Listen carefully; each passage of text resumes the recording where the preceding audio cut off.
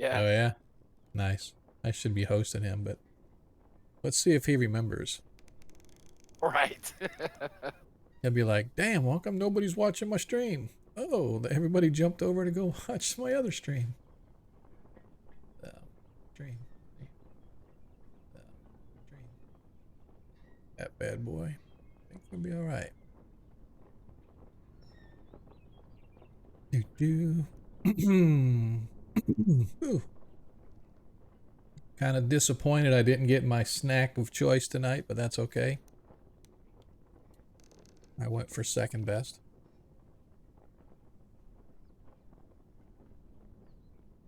Really wanted pizza tonight, Ah, and I went down to the local pizza place that I like to go to, and they were closed today for some reason. I don't know if they're going out of business because they don't do a lot of business, but I'm like, well, shit, let me go down the street to the other pizza place. They are out of business. I'm like, son of a bitch, man. And by that time, I didn't have time to go to any place else, so I had to go to my old default, hit the drive-through at McDonald's, and came back. I've been So, noticing our Kentucky Fried Chicken. It's they are open during the day, but right around 4 or 5 p.m. they close. it's all right. Yeah, Probably and because they run out of stuff. or their lack of manpower. Yeah, that's true Yeah. too. I went to Taco Bell the other day, and I just had a laugh. I was mad, but I just had a laugh because I'm in like I wanted, get my wife and I some dinner. We wanted some fast food, so yeah, let's go have some Taco Bell. Okay. So my wife wants like a big beef burrito supreme. She likes the beef and beans. I'm like, okay. And they're like, sorry, the beans aren't done yet. We ran out and we're trying to make some now. It's going to be a little bit. I'm like, all right, make it without beans. Fine. And I'm like, and I want a large Pepsi. Yeah, sorry, we're out of Pepsi. I'm like, Jesus Christ, come on, guys. It's not hard. It's not hard at all. I said, well, all right, give me a Baja Blast. Sorry, we're out of Baja Blast. I'm like, that was the last straw. I'm like, you know what? Just don't give me anything. Oh, you just don't want any drink? No, I just don't want anything. And I left and I went down the street to the other Taco Bell that had everything I wanted. So I was like, Wow. yeah, yeah, it's like, come on, man. Seriously? We do our monthly shopping at the commissary, Right? and they're having supply issues as Oh, yeah. well. Oh, yeah, Going I in there believe and it. they're out of stuff, or they've marked up prices on a lot of stuff. Yep, I believe it. Yep, yep, yep. So now's the time to get in to be a truck driver. Walmart even raised their prices, man. Is that crazy? I saw that, but they're also offering people jobs and how to be a trucker as well. Yeah. Yeah, Yeah. exactly. My brother, I grew up in a trucker family. My dad was a truck driver up until the time he went into safety and stopped actually physically driving and became more of a safety guy for the trucking company. But my brother was a truck driver and then, a plant manager. And my younger brother, once he retired from the army, um, he originally was going to do job A. That didn't pan out, so he went and now he got his CDL, and he was making good money over the road. But he's like, I can make more if I own my own truck. So Ah, he just bought his own truck because it's sort of a trade-off. Because if you work for a company, they provide the maintenance for your truck. I think they do something with the fuel as well. I guess it would have based on the company or whatever, but you got to fill out all your paperwork to get reimbursed for fuel and whatnot. But you don't get paid as much for the loads you haul. So let's say you get 20% of whatever the value of the load is or whatever, and the company gets 80%. Well, as an owner operator, it's the other way around. You get 80% of whatever it's worth or whatever that load charges, and the company gets 20%. As an example, I don't know what the real numbers are. Downside is, if your shit breaks, you got to pay for your own like yeah. maintenance and all that other stuff. But my brother wants to do that, and he says can make a lot more money doing that. But I'm like, yeah, Walmart's paying 110 for their drivers as like beginner drivers. So you go out there and work a year, put 100,000 away, go buy yourself a little shack on a beach in Costa Rica, and live the rest of your life. We almost moved to Costa Rica. I mean, Oh yeah, it was a I got close cousins call. down there. I got cousins that moved down there when they retired. They're older than me. They're in their like probably mid 70s now. But yeah, they've been in Costa Rica for a while. Their daughter, my cousin, I think she lives here in Florida now, but she was in Canada for a while and then didn't work out with her ex, so she moved out and came down to Florida to live with Wow. her. I guess she lives with the pool boy now or something. I don't know. Got her little cabana boy.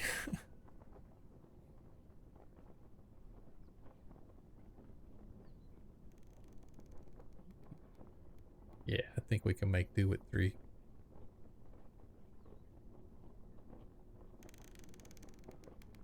Monkey still got his channel open, so. Oh yeah, he'll be here like 2 minutes before the game, and Right. then he'll forget everything during the game, and it's all right. We're good.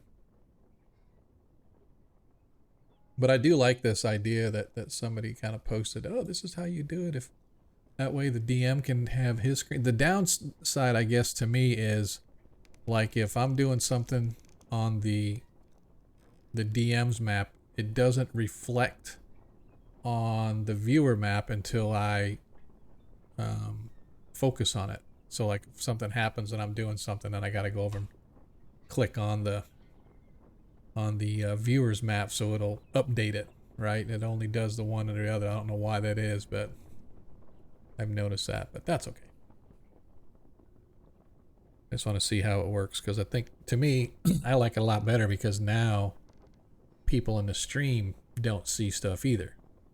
Right. Even though everybody in the world's probably gone and bought this adventure, but you know, everybody's seen it. But Yeah, I don't remember it exactly. I have it on the shelf. yeah, Probably pull it off. right. It kind of breaks away the fun, and it's kind of fun to remember stuff too. Oh Oh yeah, yeah, yeah, I remember that. yeah. It's like it's been so long since I've actually done this adventure. I'm like, I hope I don't completely screw it up because I don't remember any of it. I've had some stuff ring a bell, but it doesn't. I Right. remember that there was this huge embankment. So I don't remember Yeah. anything else. Right.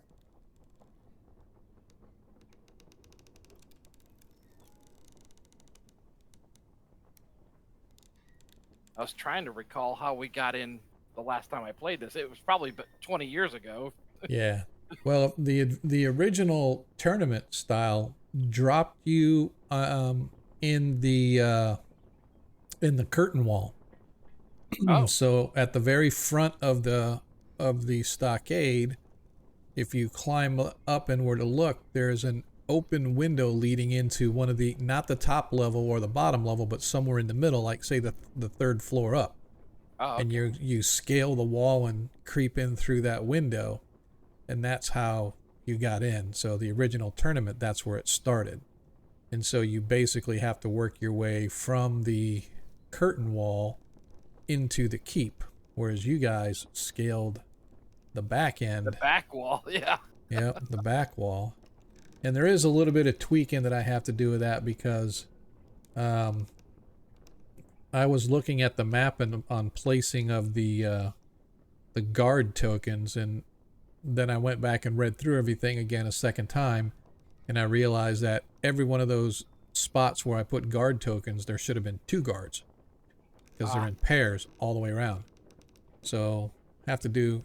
I'm not doing a retcon, but I'm just sort of going with the flow and saying here's why the guard was by himself when Yeah, the other one was in you the guys. latrine or something. Yeah, exactly, and he's on his way back. Oh shit.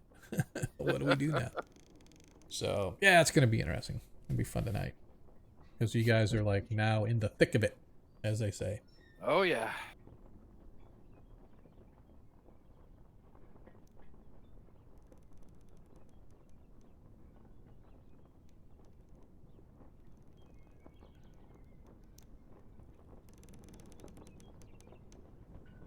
Oh, do we have anybody out there joining us? Man, I keep talking to my like getting gurgly in my throat. So yeah, there's Is the 2 of us map out black there. for you guys?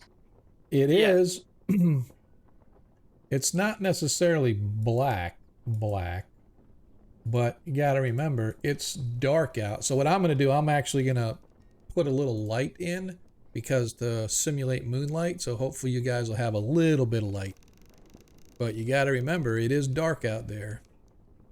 I- So I do have the calendar up for some reason. Just open. yeah, you can see. Yeah, that actually is part of my weather thing. just to keep track of, you know, what data. The time is, I don't focus on that because it's, you know, it's neat is that if they have this, so if you want to do something realistic, like you have X number of minutes to get here to there, you can turn a timer on. It'll start Ah, ticking just like a clock. right. So you can say, hey, how long have you been here? Well, you look at the clock, you've been here like an hour, you know? So, oh, okay.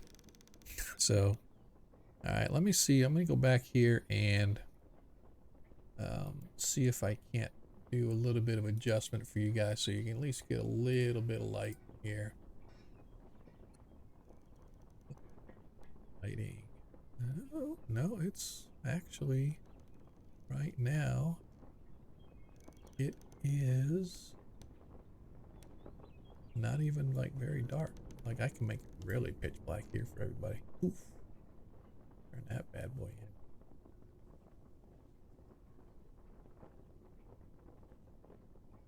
Dark as can be.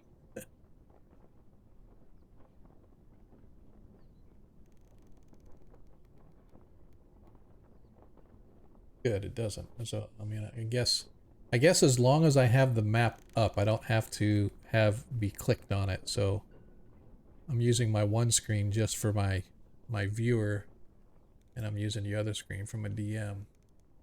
So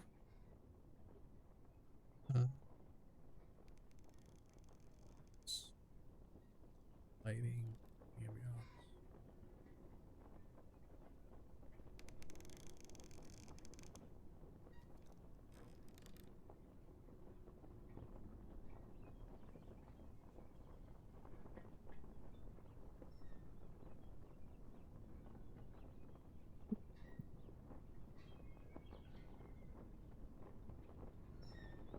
It's weird that you guys see all like black and stuff and I don't. On the on my viewer, it shows. I wonder if it's because of we have that. That's why. Turn all these off.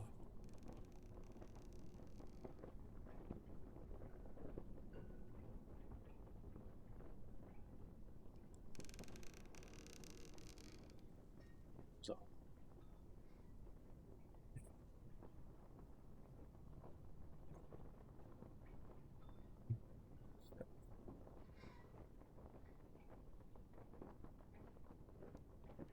yo.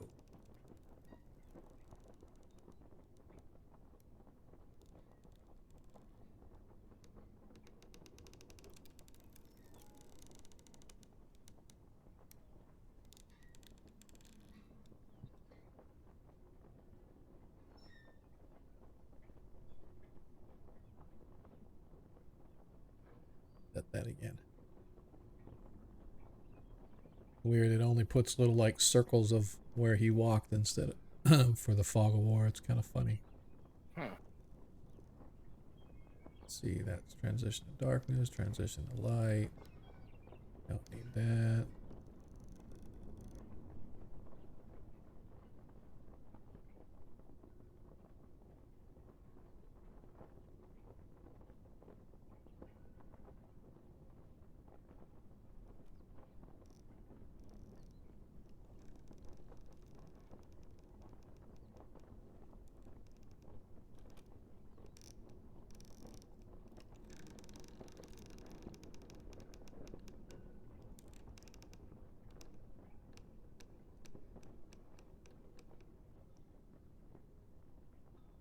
Boy, we got some people coming in yet? Probably not. Hey, we got some folks out there. Darling Creepshow's out there lurking. What a champ. Hola, darling. Good to see you guys didn't get killed at Jay's game the other day. What? Monkey's coming in with 4 folks. Look at that, look at that, look at that. You know, it's the upside of that is that we have raiders coming in. The downside is I gotta acknowledge Monkey. Hello everybody, welcome to Agora Quest. I appreciate you guys coming in. Monkey, thanks for dragging your friends along with you. I definitely appreciate that, man. Oh, and we have a follow. Thanks, man. I definitely appreciate that. So, for some reason, I guess I should have tested this earlier. Whoa! Last seen streaming, no game. Oh, did I? No, I did it right. Did I spell it? I thought maybe I spelt it wrong, but nope. I don't know what you was doing, man. Hey. I was Raiders. What's going on, dude? Look at you. You're like 15 minutes early, man. I'm kind of confused. Thanks for bringing everybody with us, man. For those of you that have not ever followed us before or seen our stream before, we appreciate you guys tagging along on the coattails of Monkey. He is one of our players in this game. And hopefully, now that he's got friends out there watching him, he'll stay awake during the game. So, no guarantees, though. What was you doing? Somebody, Iger was telling me you were streaming. Yeah. I was eating a little bit, and then I decided I'll just make some portraits before game time, and so I was making Agora, or what do they call it? Agora. There you go. Yeah. Uh-oh. Hagar got timed out. What happened? What'd Hagar do? Come on, man. Where's my mods at, man? Why do I have people getting bounced over here? Where is he? We'll get that fixed, hopefully. I'm here. I don't see nothing. No, if you look into mod actions, it shows Hagar was timed out for 30 seconds. No. Yeah, I see that. Why? I don't know. It says it's Ross told me there would be beer. Just got here. I'm here for the TPK. Not much I can do with the last name Hagar, but there it is. Ross told me there'd be beer. Oh, he said a typed all cap. Yeah, and that's weird because I literally turned off automod. Sorry, Hagar. That shouldn't matter. I turned off all the auto mods, man. I do apologize for that. But we have untimed you out. So I don't know why. I'm going to go beat up on Stream Elements again when I get a second. Because it says auto mod is off. I don't know why it's like doing that. So I don't know. No, dude, it's okay. Type away, man. It's not your fault. I blame auto mod. And I'll blame Monkey. Monkey made you do it. So there it is. Yeah, but I appreciate you stopping by for a TPK. This is, if there's ever a adventure that can bring a TPK, this one is it. But like I said, if you guys have yet to follow our stream, we're getting ready to get started here. We actually kick off about 7:30-ish. Our players are currently getting ready to assault the Slavers Stockade, a classic adventure, part 2 of the Slavers series. If you know what that is, then you are old school. If you don't know what that is, you need to find out because it is an excellent adventure. I hope I do it justice. But if you don't want like a good stream, you can come here for the shit show. We can do that too because there's always something going on here, not game related, but Dungeon Master fuck up related. So I definitely appreciate it. Hey, thank you very much, darling. I appreciate it. I got a famous person hosting my stream. Do you believe that? We have Twitch's resident creep has taken us under her wing and is hosting us. And she is hosting us. Why? Because she's pretty badass. And plus we reciprocate because I'll host her and we'll be raiding her. And don't tell her I said this, but she does a really great job of like when she's in the D&D games and stuff, and she's an amazing mini painter, even though she won't admit it. But I just go there for the D-rated movies that she puts on her stream while she's doing shit. It's stuff that I would never catch myself wanting to watch, but I just go watch it so I can hang out and watch it on her stream and feel good about the crap that I'm watching. Well, true fact. She actually is an artist. I know, dude, man. Did you see painting she painted? The what? The painting she painted? Like her first painting she did? No, I haven't seen paintings. I watch her do the minis, man. So I keep telling her I have a resin printer and I'll print out whatever mini she wants and I'll send it to her.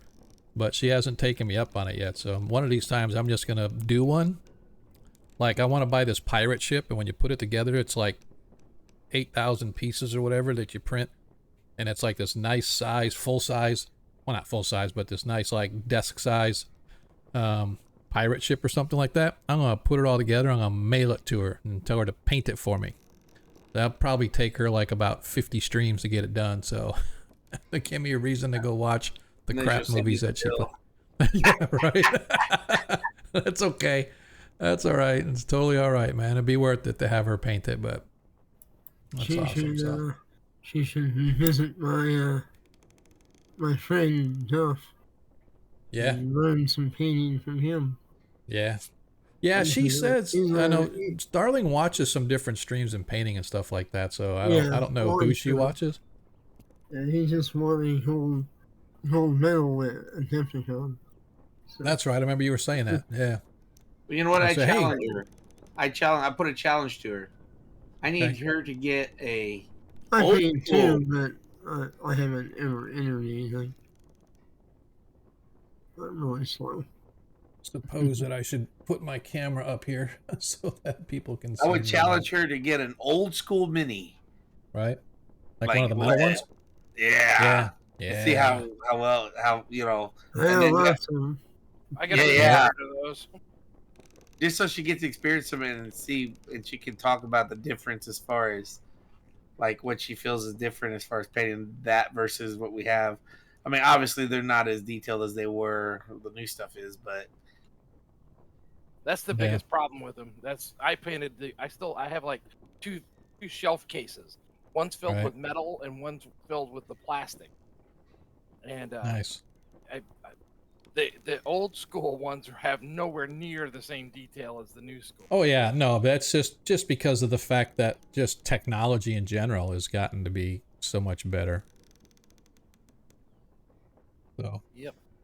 We're getting ready to be kicking off here in a few seconds, well, a few minutes anyway. So, as I have said before, grab a snack, grab your favorite beverage, come in and get a seat while the seating is good. We got a show for you tonight. See what happens to our party. They have begun to infiltrate. See how far they get before they get their asses handed to them. And if a TPK happens, y'all need to blame Hagar because he said he's here for the TPK. And I do what I can to please our audience. So if a TPK happens, it's on him. So I apologize ahead of time. No TPK today. Okay. We shall see. Well, you guys are walking around invisible, but we'll get to that. So we will be usually about, I don't know, 3 minutes before we actually start. I kick off the music. So if you got time, get yourself a bio break. As I say, get a snack and a drink. Come settle in for a long, long night. See how our party fares as they assault the slavers' stockade. I'll be right back then. I'm going to go bake a cake real quick. Okie dokie.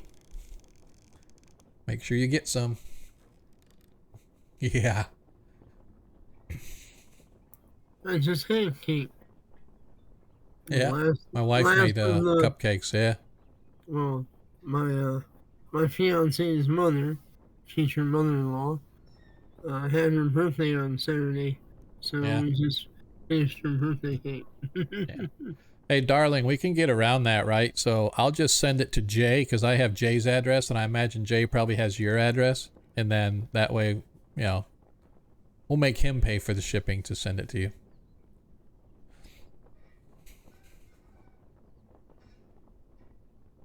I've never thought about getting a P.O. box. I agree, they are pretty expensive. Oh, I'm okay. I'm one of the good guys. My plan is working to perfection.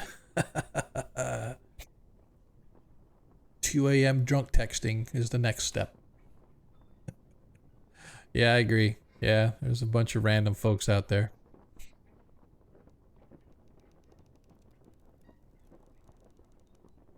Hold up now. Back off, Lando. I told you, I'm going to give her... I have a pirate ship I want to print that she has to paint first. Don't be giving out minis so it's going to take away from her time to get my pirate ship done.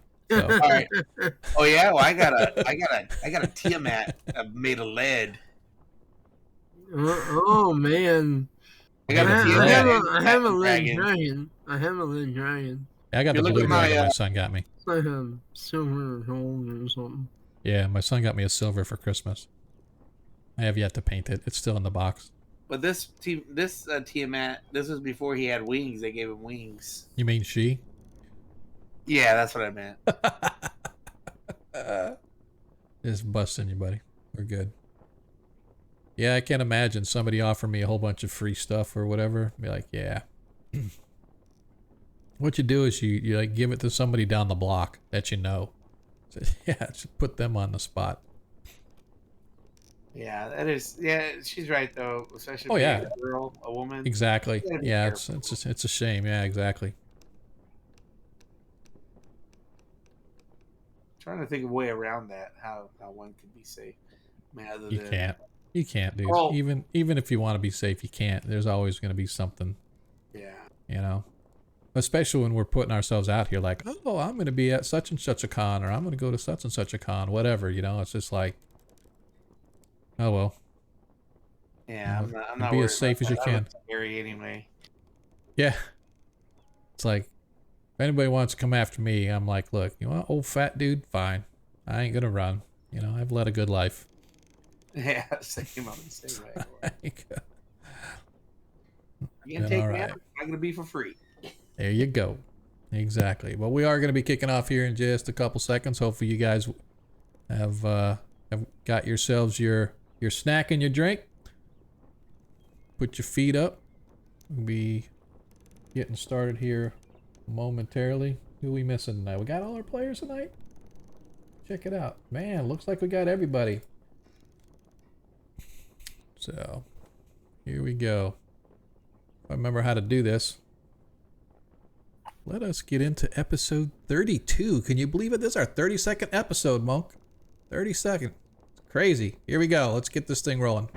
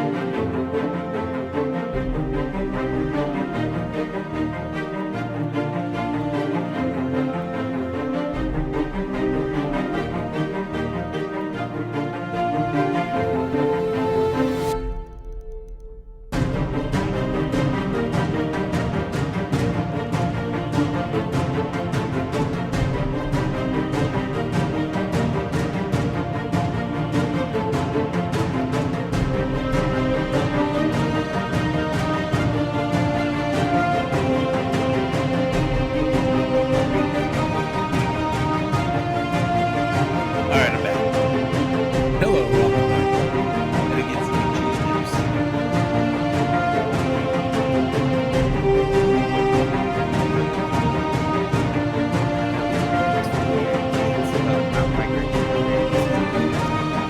Not around grapes, so. Great. You know, the Capri Sun stuff and all that.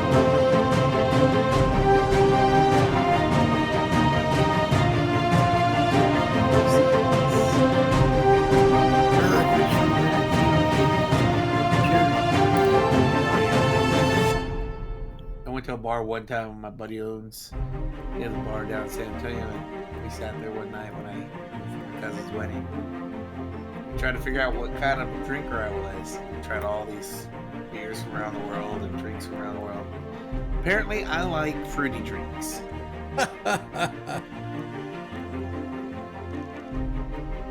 All the citrus stuff. 'Cause that's how I drink like Kool-Aid. Like, oh man, that's good.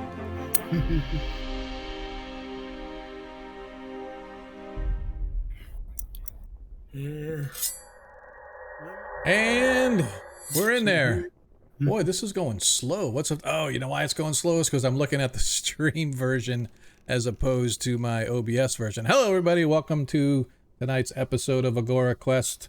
Our second episode of Agora Quest, but actually our 32nd episode of this particular stream, since, for those that did not know, we used to be called Parentland Adventures, but because of my paranoia, I've decided to switch it off of Parentland Adventures onto Agora Quest. Long story short is, Parentland is a country that is in the setting of the Greyhawk setting, and I just didn't want somebody getting wild hair up their ass coming down saying that we can't use that in our stream and make money off it or do whatever it is that we do.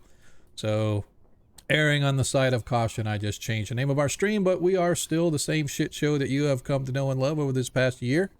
We appreciate you guys being with us tonight. We have some new viewers. I hope they remained long enough to at least see the opening of the show. If you guys have not yet clicked that follow or like button or whatever it is they've got on Twitch, please do so. Trying to get our brand out there. Also, obviously, if you want to show a lot of love, hit that subscribe button, man. What are you going to lose? Just, you know, a couple bucks. Help support the stream. Every dime we make goes right back into the stream. I don't spend anything on myself. I even got this Coke right here that I got. I made my wife pay for it. You guys didn't have to. So that's just how we roll here. I appreciate you guys being with us tonight, though. Hopefully, some of the later changes or the couple of the extra changes that I've made over the past week will be beneficial to stream watcher and DM alike. But first things first, let's talk about the show itself. We are here every Monday, 7:30 to 11:30 ish, give or take. We are here late enough so that Darling Creepshow can get her show spun up and we can raid into her. And hopefully she'll be on tonight. If not, we'll find somebody. There's always a lot of people to show love out there. But I'm just picking on her because she was in our stream and she was hosting us a second ago. We're also here on Friday nights if you like 5e games. We have a 5th edition game that we run here. That is every other Friday from 7:30 to 11:30. Same channel, just different players, different setting, or a different edition, obviously. But hopefully you can make it. But yeah, just bookmark us and come hang out with us and stuff. And like I said, I appreciate you guys showing up tonight. A couple of things that we do provide for our players, or you as our audience can provide for our players.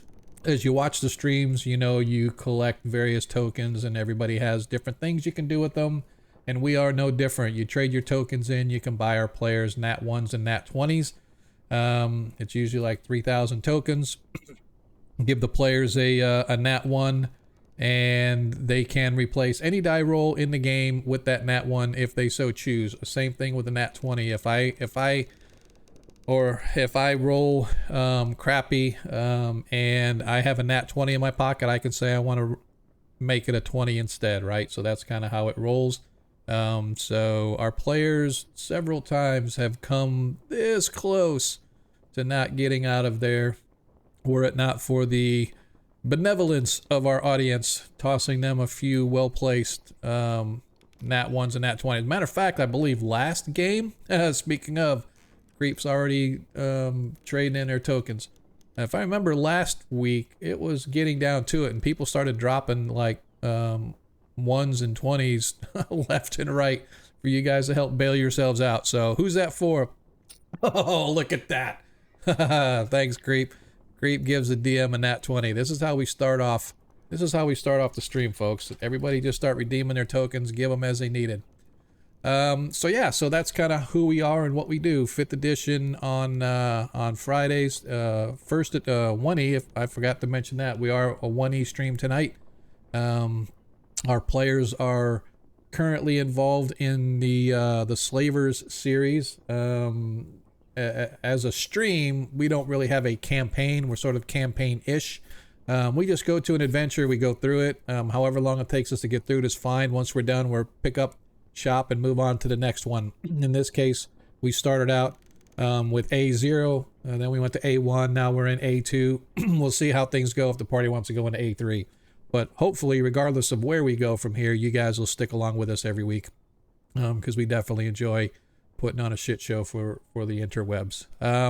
One other additional thing that I want to note, if you did not see already, I've got a little merch thing cycling through on the bottom of your stream. It's like right there somewhere.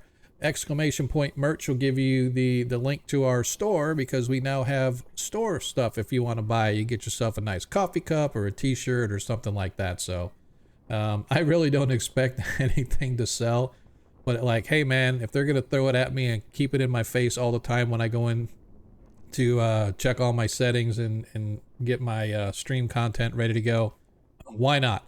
So it's no skin off my nose as far as having to buy it or do any of that stuff like that. I just have to put it out there, and you guys get the opportunity to help support the stream if that's what you want to do.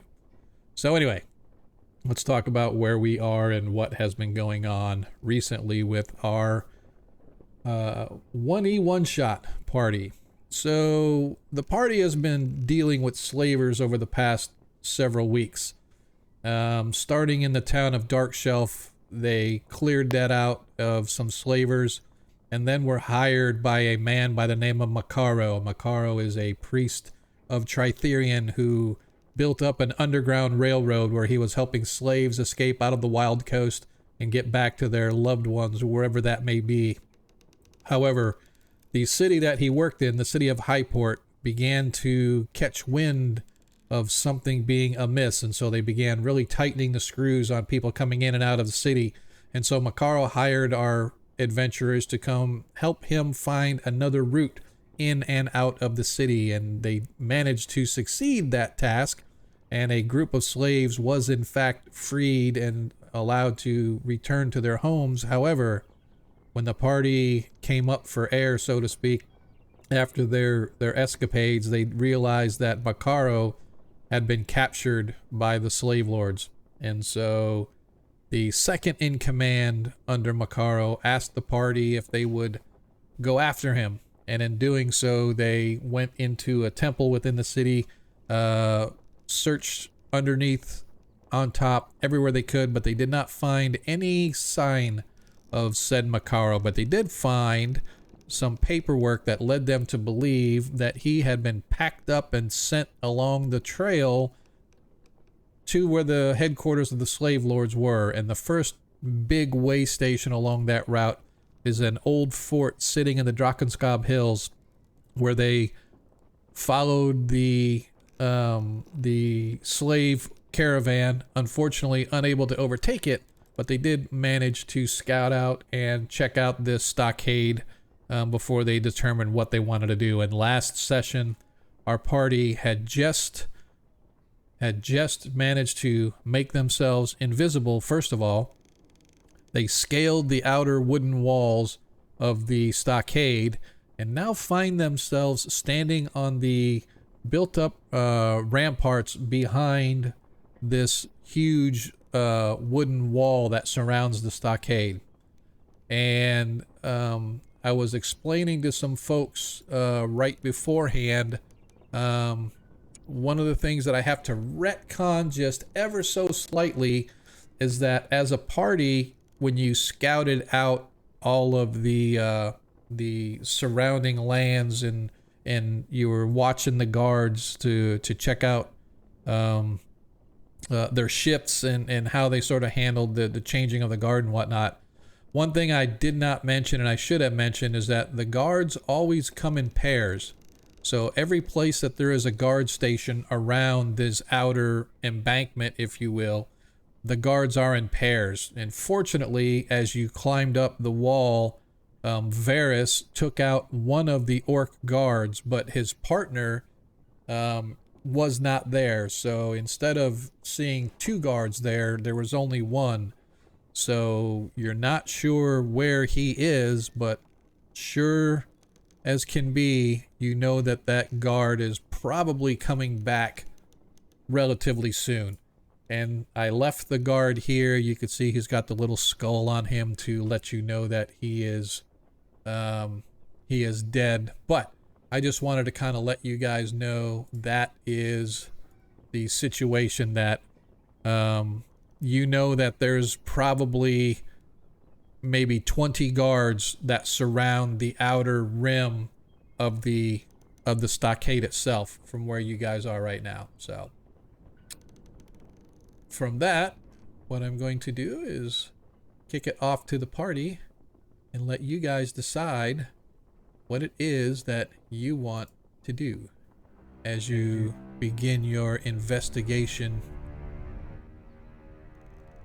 into first- the Slaver's Stockade. Oh, never mind. There it goes. What's that? I didn't see anything but black, but you did something just now, and now I can see. I did? I didn't know I did anything. Oh, So the thing I will have to say is you guys do have to remember it is dark outside, although there is a little bit of starlight and moonlight that will allow you guys to see maybe 20-30 feet around you. So if you want to, your individual tokens, you can, if you have not seen, if you double click on your token, go into the token itself, go to vision, and for vision radius for dim light, just put like 20. Except for you, Varus. Varus, you have 60-foot infravision, correct? Yep. Okay. So, as I said, you guys now find yourselves standing at the corner of this stockade. You're invisible. You have the guard, the orc that Varus assassinated, sort of standing there, kind of like a weekend at Bernie's, kind of standing up against the wall, holding him up. You can see the two guards to the east. For those of you that can see that far, there are two guards to the east about 60 feet away. To the north, there's another set of guards, perhaps 60 feet to the north. Is there any doors? From what you Windows? can see, no, there are no doors anywhere near where you guys can see. Is here, there a stairwell? There is anything? not. There is not. There is nothing but sheer wall where you guys are standing. So in order to...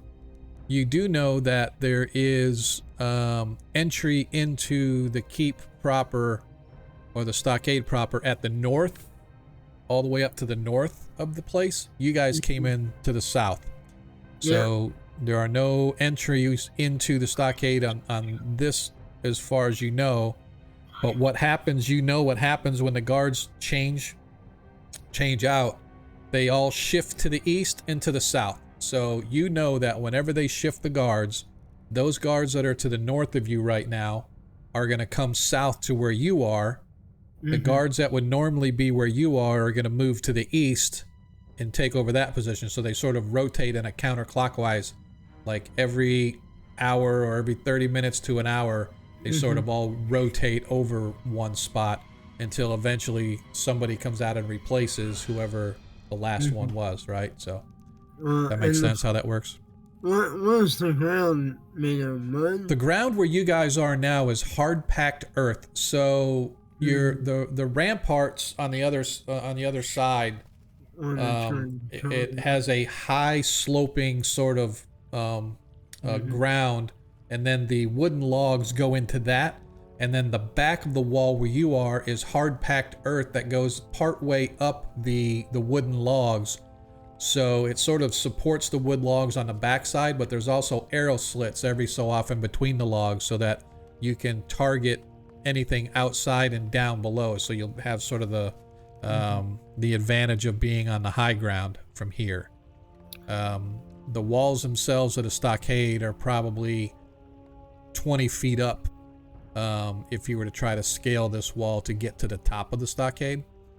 Yeah, I wanted to. I was trying to think of how I want to assassinate all these guys. I think. Do we still have a silence spell on us? Yeah, we need to. I collected my grapple and rope, right?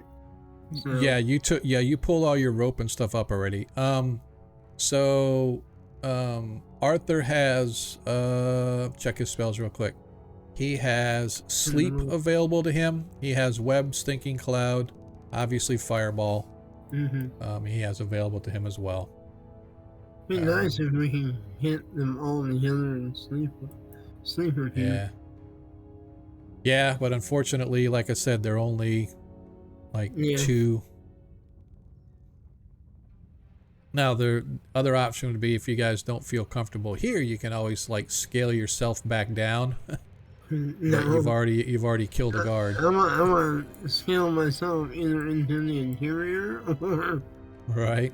or see about slaying a few more and then going in. Well, like I said, you know that the guards are going to be coming toward you, so Yeah. you've only got maybe, well, at least 20 minutes or so, maybe a half hour before the changing of the guard happens. The only thing you may have to worry about is where is the partner of the guard that you assassinated, right? Where did that guard go? Like I said, as you I'm invisible now anyway. that is correct. You guys all are invisible. So as you step across, Varys, you look up and you see actually 3 guards to the north. You can see a third one comes into view, and you can see they're all sort of talking, and they appear to be having some kind of a conversation of jokes of some kind, because they're kind of laughing, look like they're laughing and slapping on each other, whatever the case may be. So obviously a little bit lackadaisical in their guard duties, from what you can tell. However, as I said, you guys are invisible, so if you wanted to try, you could sort of sneak your way past. As I said, though, having the dead guard there is going to be problematic because it'll probably raise the alarm. Well, we could just lower him right over the wall, DM. Yeah. This is true. I got a can we see what's just to the north? Is there a wall to the north of us? Is there a courtyard? Is there a roof? No. So, where you guys are standing, right, is literally the corner of the stockade. It's all stone. The stockade walls, the outer walls of the stockade, of the building, I should say, are anywhere from like maybe 15 to 20 feet up, right? So you would have to try to climb the wall to get to the roof. So yes, there is a roof, but you guys would have to all scale that up to get up onto the roof.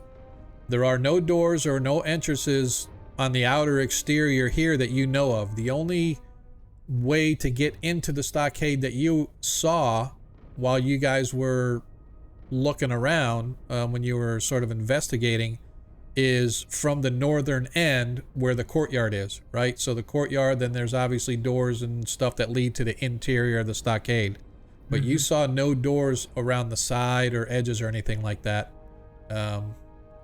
when you guys were doing your recon. Do we have a bag of holding? You do. Is it full of anything? It's got stuff in it, but I don't know about full. I'm thinking out of character. So maybe we can chop up the orc and put him in the bag of holding. The problem is you're going to become visible when you start chopping things. What if we just tied a rope around its torso and lowered him over the wall? Well, why isn't he invisible? How heavy is the orc? Probably about 150, 160 pounds, maybe a little more with his armor.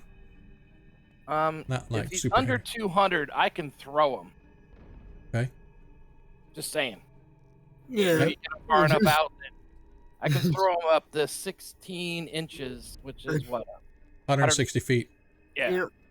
I think you become visible though once you do that, right? No. That's true. No, I don't consider that an attack. You're not attacking or okay. anything like Okay. that. So no, I would allow that. Cool. The chopping up of a body would be problematic, I think, but just tossing a body, I would say no. Well, Do any of us speak orc? I'm sorry, say that again? Do any of us speak orc? I do. Yeah, the elf does. So why don't we, since we're all invisible, why don't we pick up the orc and puppet master him and move him like he's moving, Yeah. and you can be talking for him behind him.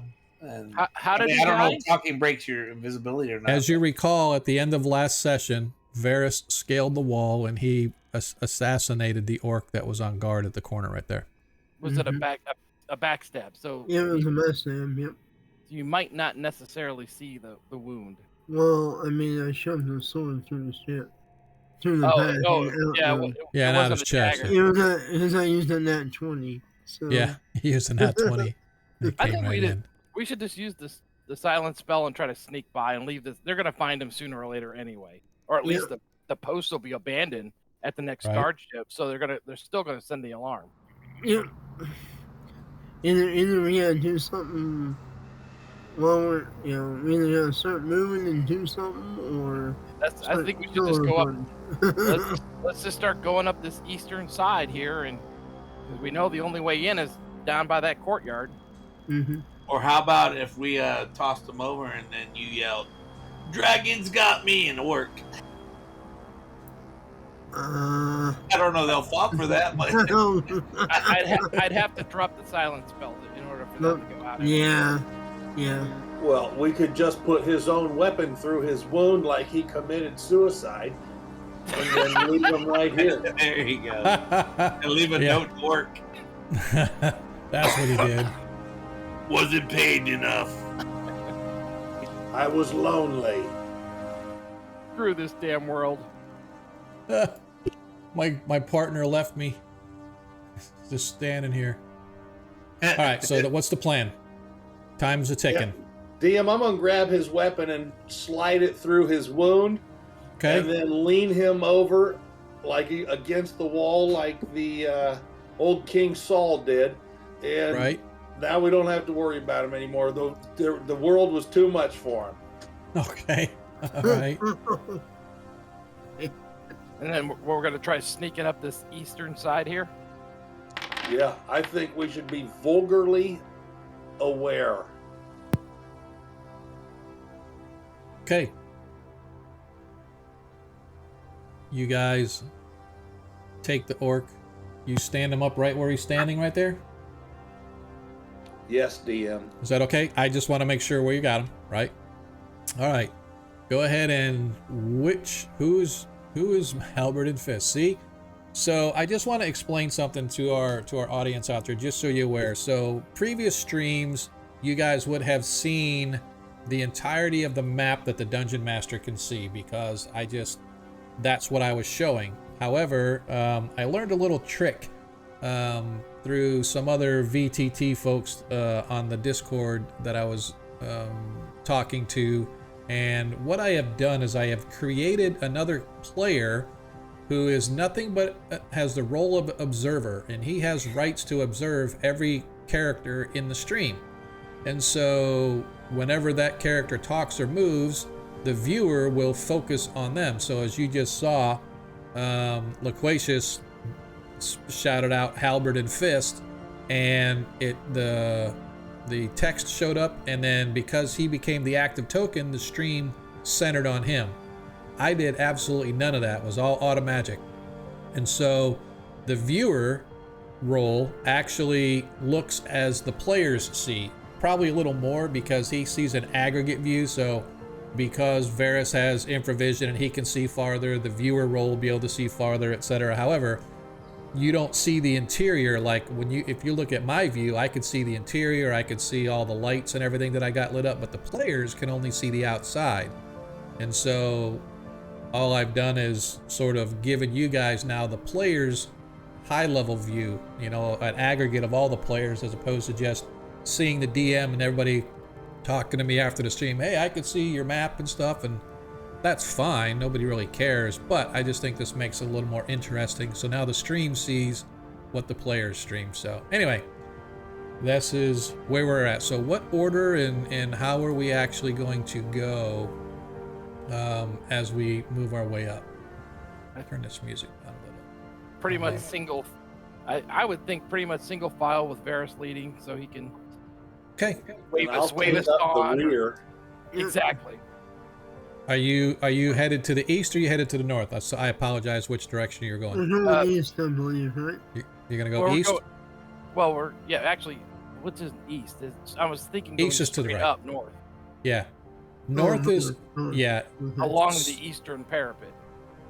Actually, that's the western parapet, but that's fine. Yeah. I don't know which way we're facing. Yeah, right now it's just like cardinal: north, south, east, west. North is up, south is down, west is left, east is right. So. Right. Yeah, you're right. Okay, cool. Yep. Yeah, we're good. So if Varys is going to lead the way, so I'll move him over. Who's going after Varys? I'll do it, I guess. Okay. I can get around. You should be able to. You should just be able to go walk right through them. It wouldn't let me go past the wall. Wah, wah, wah. There you go. Okay. And then Arthur's going to get in the middle.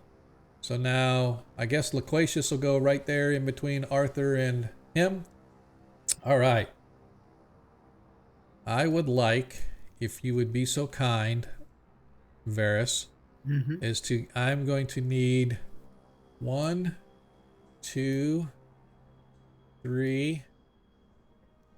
I'm going to need a total of 4 move silent checks. And the reason is there are 4 groups of orcs that you're going to have to pass on your way as you guys slowly move your way invisibly past these orcs. Alright, well, here goes.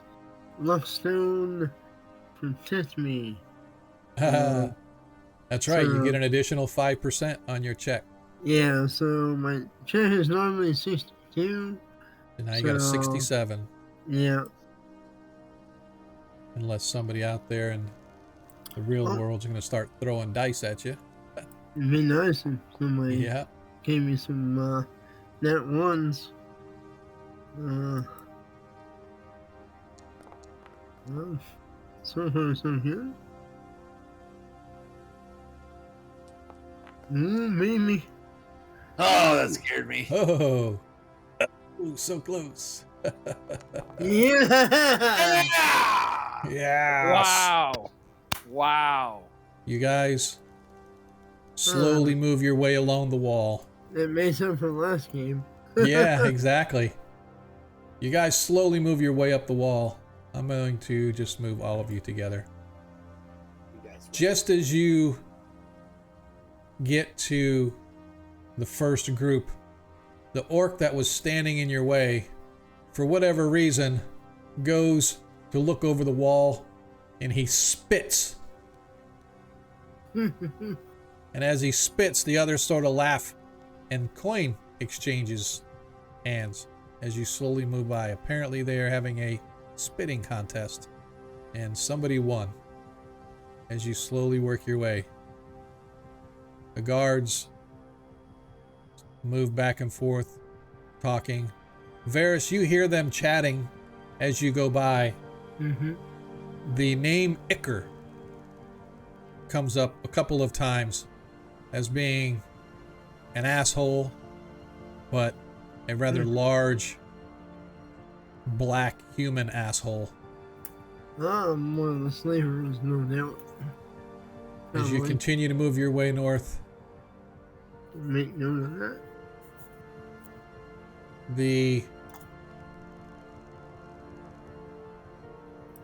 You don't know how you do it. Oh, no. You don't know how you do it, particularly with the paladin trailing behind you with his heavy armor.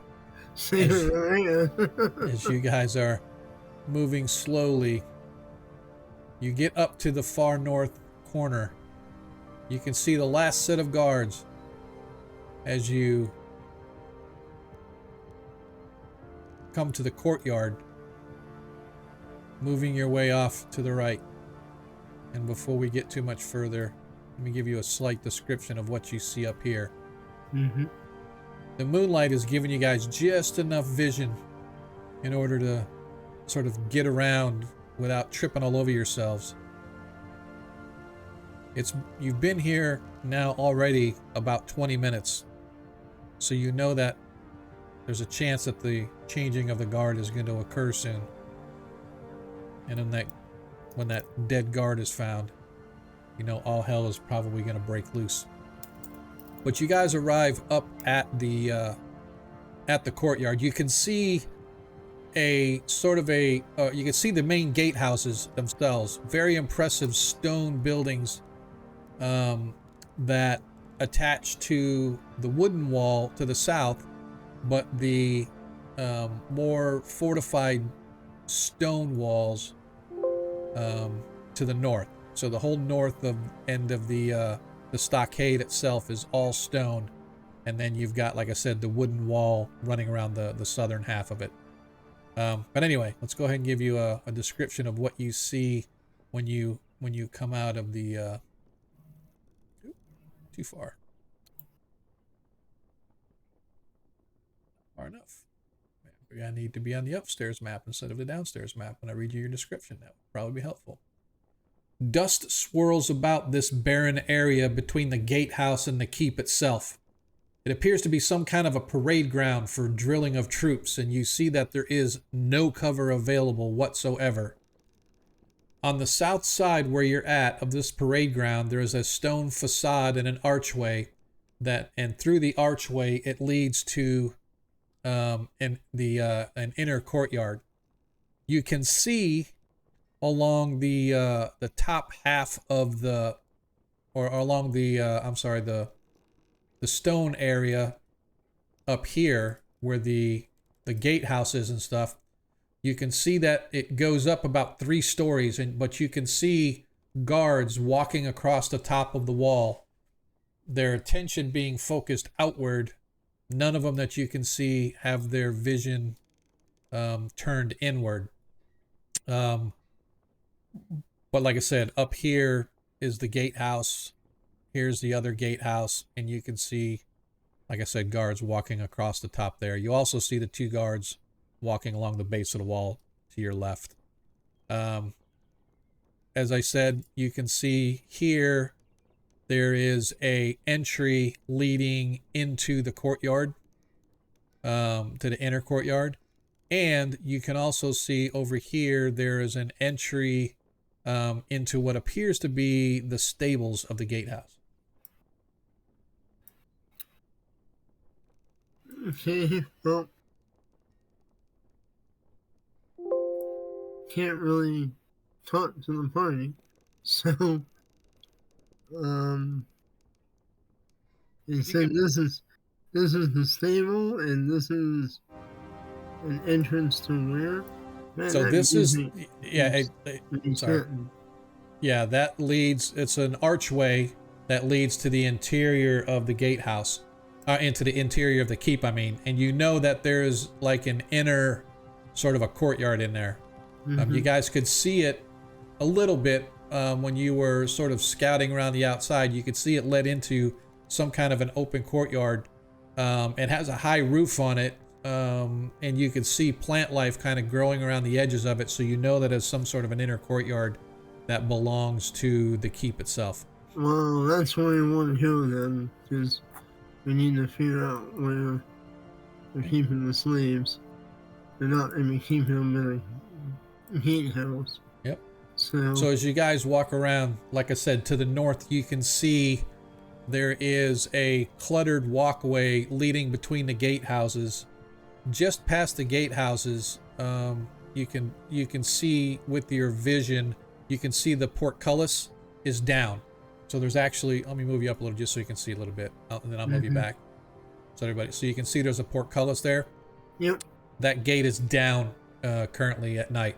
And you can see that as there's also sort of a bunch of crates and barrels and stuff sort of staged in the area. It doesn't look like they're taking very good care of this place. The grounds are overrun, not much upkeep. Apparently it suffices to do whatever they need to do. They don't care. Yeah, as you look to the south, as I said, you can see the inner courtyard. And beyond this archway stone facade, you can see, as I said, it's an enclosed courtyard wooded with small trees, shrubs, bushes, and vines. In the center of the courtyard is a circular stone fountain, while along either side and at the south end is a roofed walkway 10 feet high, 10 feet wide, supported by wooden pillars and trellises overgrown with ivy. There are 2 small trees growing to either side at the south end of this courtyard. The air here is cool and still, and the cold fire of lightning bugs performs a fairy dance throughout the shrubbery. So as you can see in this courtyard, there are these wooden pillars. They actually support a walkway above. So 10 feet, these pillars are all 10 feet high, and from the pillars all the way to the outer walls is a walkway. It's about a 10-foot wide walkway. So all the way down here, there's a walkway overhead, right? So you can see it's kind of discolored to kind of show you like a shadow, if you will, of a 10-foot wide walkway. Again, supported by the pillars and whatnot. Is there doors? You don't not here? from what's visible to your eyes right now. Possibly there are, but again, it's you're too far. Your vision doesn't quite show that far. Well, I guess we're gonna have to see if we can get further in here. Give me a hear noise, please, Varys. Yeah. There we go. Success. So just as you start to step in, you hear like a scuttling sound coming from high overhead. Sort of like if somebody was slipping on a rooftop, let's say. And as you sort of glance up, you notice that there are guards walking around the top of the roof. Not the walkway itself, but they're actually on the roof because it's partially glass up there, as I explained last week. It's sort of a glass roof there. And you can see in the moonlight that there are probably a dozen or so guards patrolling the top of this roof, and that it could give a potential issue should you guys be seen or heard, because you would be like right in the middle of a fishbowl. Because you see, they not only do they have swords, but all of them are bearing bows of some kind, whether crossbow, short bow, etc. Well, quick count, you saw at least a dozen. Yeah, well, it's not like. All right, well, I mean.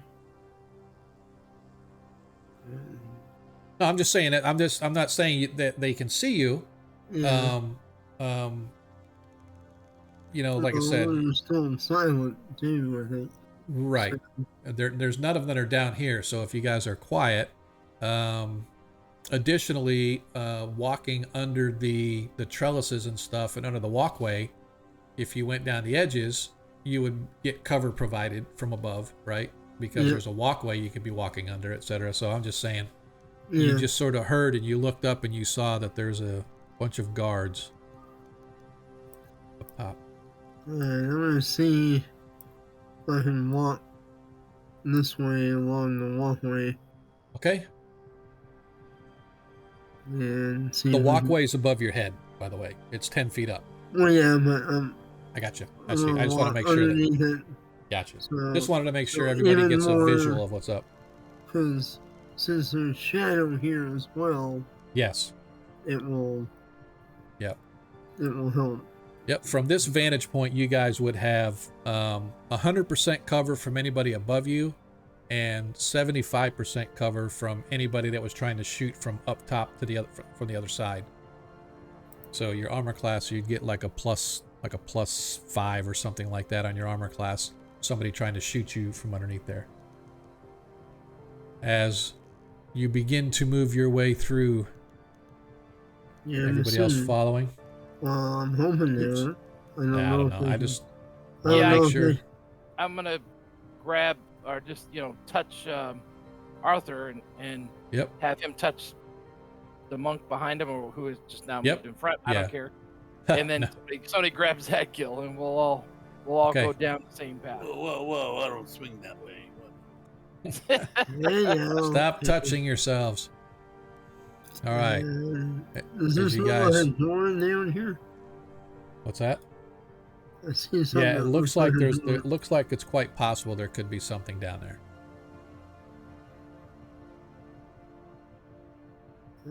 What's that door? Go ahead and give me another move silently check, please.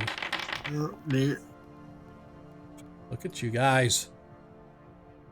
You make it all the way around.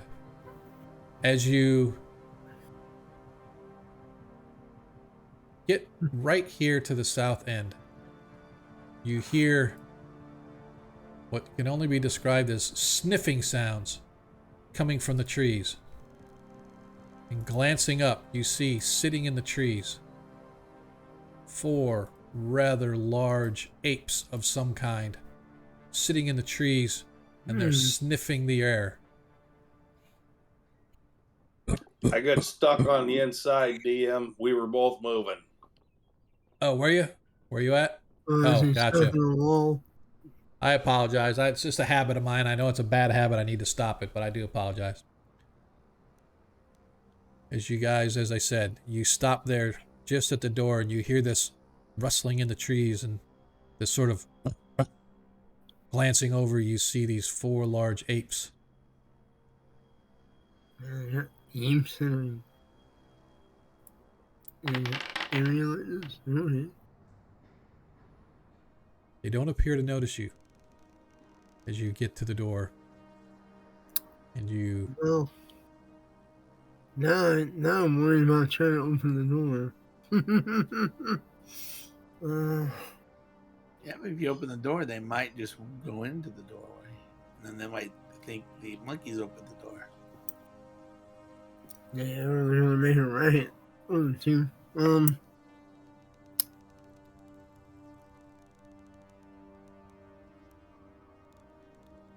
I would like to. I'm gonna try and open the door, I guess. Okay. Well, give me open I don't know. I'm talking about trying to throw some food or something, but that might not go well. Lines. Alright. Oh. It takes you a second. Your first attempt fails. I'll give you one more attempt. I think you have to silence. It's only slightly past where I needed. What do you need to succeed? With the left on at 62. Okay. You just barely managed to untick the lock. Suddenly one of the apes is... He jumps down and he starts... Everybody get in the door. Yeah. You moving through the door? Yeah. Okay. To the side and... You're not able to get in? It's not letting us in. There we go. That's weird. Yeah, you have to go right to the door and go in. It's funky.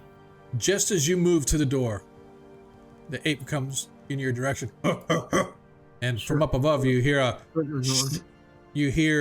shouted down in goblin speak, "Shut down there!" And you hear the twang of an arrow and the shatter of the twang of a bow and the shatter of an arrow on the rocky ground right near where the apes were, and both of them go. You don't know what they do, but apparently they move back to their location. Mm-hmm. I'm not gonna have the dice fail you on that. That was a good roll. You guys find yourselves in this hallway running to the east and to the west. The Bearstone corridor has torch brackets set along the south wall at 10-foot intervals, although there are no torches in the brackets. The air itself is chilly. The passage runs east to west. The floor is completely covered in dust.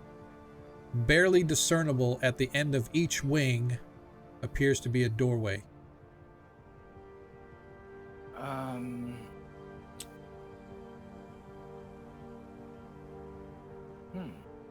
Is there any indications? And you said the floor was dirt? Yeah, it's all like dusty and dirty and whatnot. Doesn't look like anybody has traveled in here in a while or been in here in a while. Oh, so there's no foot traffic or anything? Nothing that you can see. Well, that's concerning. Which way do you want to go? I'd say just go to the east. Yeah, let's just go this way. Toyon, Taylin, and... Oh, that's west. This is east. Yep, This east is to the west. right. Oh, why am I West. keep thinking we're facing north? We're actually No, facing you're south. facing south. That is correct. Yep. It's all right, dude. Totally get it. Welcome to Mapping is hard. Mapping is hard. Engineering 101. Yeah, at least you have a map to look at. In my day, we had to draw the map ourselves. I still do sometimes. Yeah. Theater of the mind, man. All right. You guys slowly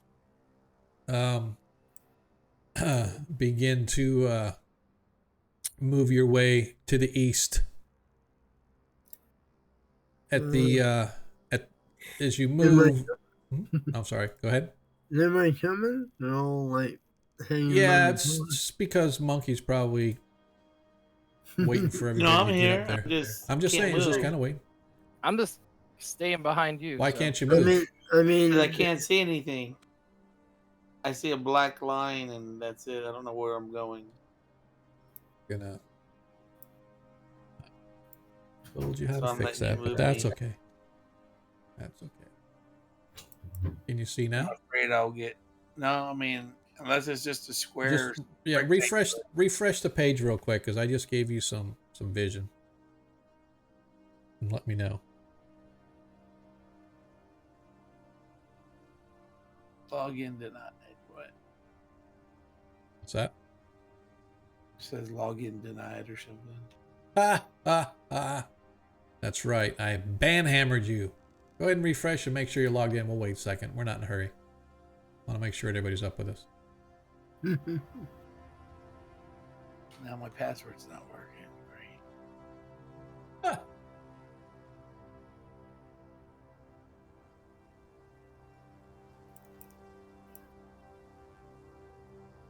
Damn, I can't.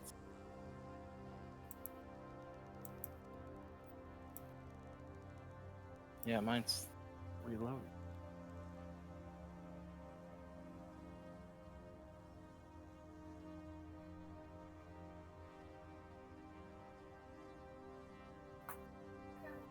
There we go. Everybody good? Yep. You all right there, monkeyfied? Don't know. Can you not see now? You can still not see? I can't even log in now. Oh, you're kidding me. Can you see on the stream, at least? Kind of, yeah. Yeah, I mean, I can see the stream, but I mean, yeah. May work on this. Just move Single me. file here. So you guys get up. Varys, you come to a door. It is a wooden door. No sound can be heard coming from the other side. It opens outward toward you. Is it locked? It does not appear to be locked. Check for traps. Okay. Can you give me a check?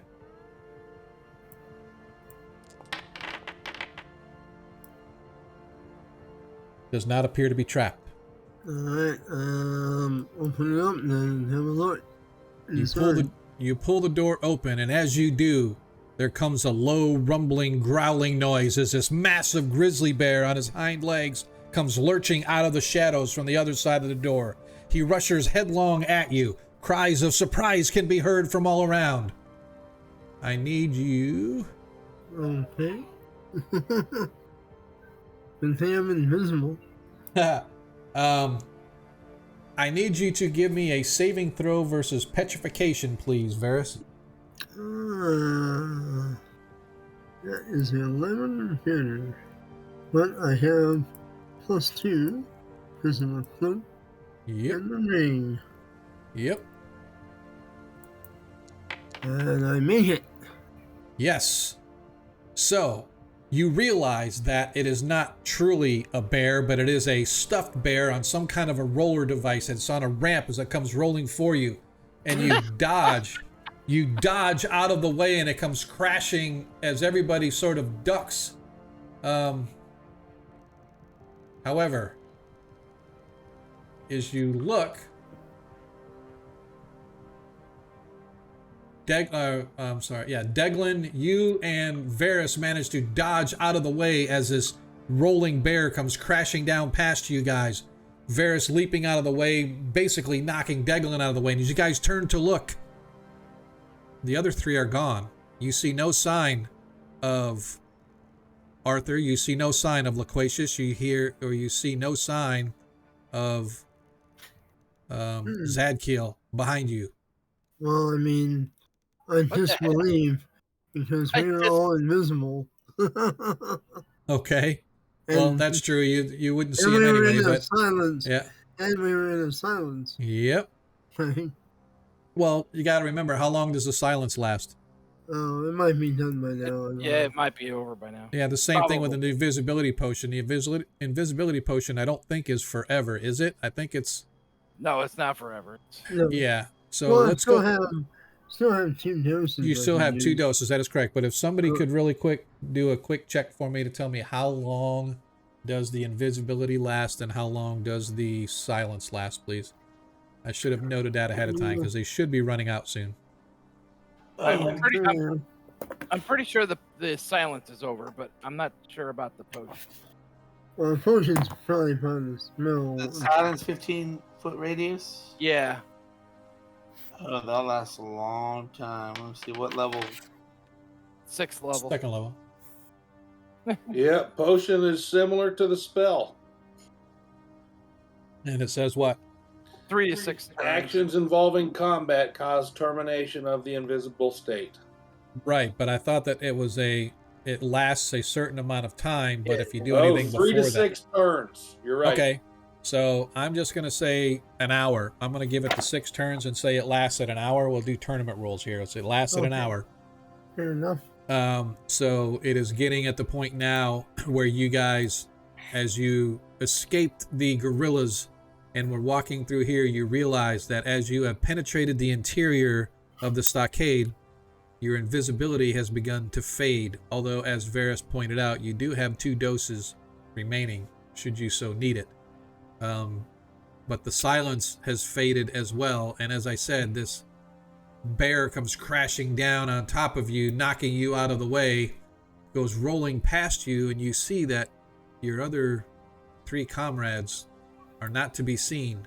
So either they're still invisible or they are not there right now. Well, I'm going to disbelieve. Okay, go ahead and give me a saving throw versus spells. That is a 13.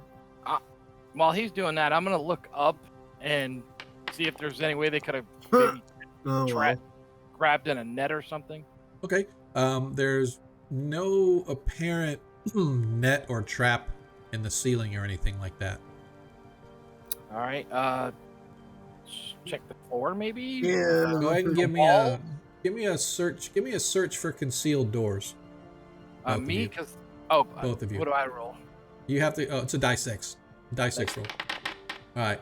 That finds it for me. Yep. So Varys, you don't find any concealed or secret doors, but what you do find is you note that there's this whole section about 10 feet long by almost as wide as the hallway that is dust-free. Everything else around it is completely full of dust, but you don't see any seams or cracks to indicate that there's a trap door or anything like that in the floor, but it's very interesting that it is completely devoid of any kind of dust. Maybe use your pole and... Yep, okay. I'm gonna pull that with my 10-foot pole. Okay, so you poke on the floor. From down below the floor, you can hear poking or a thud come in response to you tapping on the floor. Alright, time to look for a trigger or a lever. Okay, go ahead and give me a find remove traps.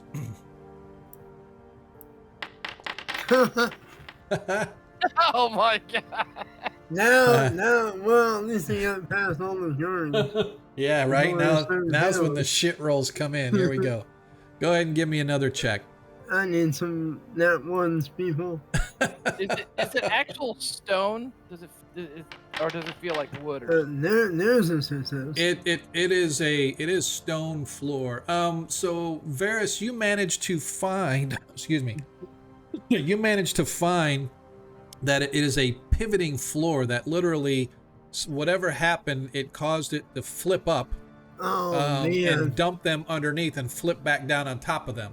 Oh, So wow. now that you've found the trap, you realize that the only way to do it is to some kind of force is going to have to be strong enough to press on this to sort of flip it back enough where you can jam a dagger or a sword or something in there to hold it open while whoever's below manages to crawl out.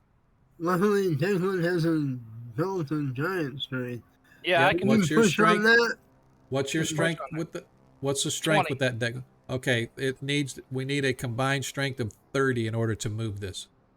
What is your strength with that? Yeah, if we both push on it, then it'll Yeah, work. what is your strength? Mine's 20. 20, mine's 14. Okay, So so that's 30. combining the both of you working together, straining as you begin to push down, you can feel the magical energy once again coursing through you, causing your arms to bulge slightly, Deglin, as you grip a hold of exactly as Varys tells you, and you shove downward, and with just enough force for it to start, you see it creaking, and then it begins to break free more easily, and eventually you get a crack wide enough that Varys can jam a blade in there or a python in there to python. stick it open. For And sure. down below you can see in a 10-foot pit, not undamaged, but not the worse for wear, as Arthur, Loquacious, and Zadkiel all suffer 3 hit points of damage as they fall into this 10-foot pit. But they manage to clamber their way back out, and you are able to release the floor. So apparently the weight of the bear coming down combined with the weight of their standing on it caused it to flip. And so the bear was the trigger, but you managed to get it back down where you can walk across it. And of course the door is open to the other side. Monks are capable of falling without taking damage. You are correct. So if you have that ability at your level, then you did not suffer any damage as you fell. You managed to break your fall, tumble and roll, and come to your feet, although you were still trapped below. So Zadkiel suffered 3. Walk in the darkness. Yeah. So Zadkiel took 3 and Arthur takes 3, but our halberd and fist swinging monk suffered no damage from the fall, fortunately. Check. On the other side, you can see a large chamber of some kind. Let me get back to where I was. It looks to have once been a study of some kind. The room beyond this door appears to have once been wow, this is weird. That's like I went to read the description. It's like, looks like they missed a bunch of words. Once been a study of some kind. In front of the door is a wooden ramp. A crude wooden table and box have been placed near the center of the room to serve as a desk. Several casks stand about the room, as does an old leather chest. There's a fireplace on the east side of the room with wood piled beside it. The door to the north is closed, and the door to the south has light shining from beneath it. Hey, how heavy is that bear? Probably. Oh yeah, you would be able to pick it up. It's not so. So I'm gonna wheel it back into the room and shut the door again. Okay. And then, as you look at the bear, you can see that it's an old, dusty, musty one that was stuffed long ago. In fact, and it's not a very good job because a taxidermy job, because the bear's eyes are cross-eyed. Move it back into place. As you move it back into place, the eye falls out. Oh shit! And inside the socket, you can see that there is something has been hidden behind the bear's eye. Okay. Hey, thief. Yeah, I don't want to get my finger chopped off. Yeah. Poke at it with a dagger. You pull it out, and it is a periapt of some kind. Oh, a gem or something. Alright. What is a pair? Oh, is it like a scroll? No, it's like a amulet with a gem or something. Right, Oh, okay. exactly. Some sort of it's just like a steel chain, but it has this gem encrusted sort of amulet that hangs at the end of it. Okay. Oops. Hang on a second. I did it again. I don't know how many times I tell myself I'm going to get my my headset working, but I always don't, and now I unplug myself. So watch me while I disappear for a second. Okay. I'm gonna step away for a minute myself. Restroom break.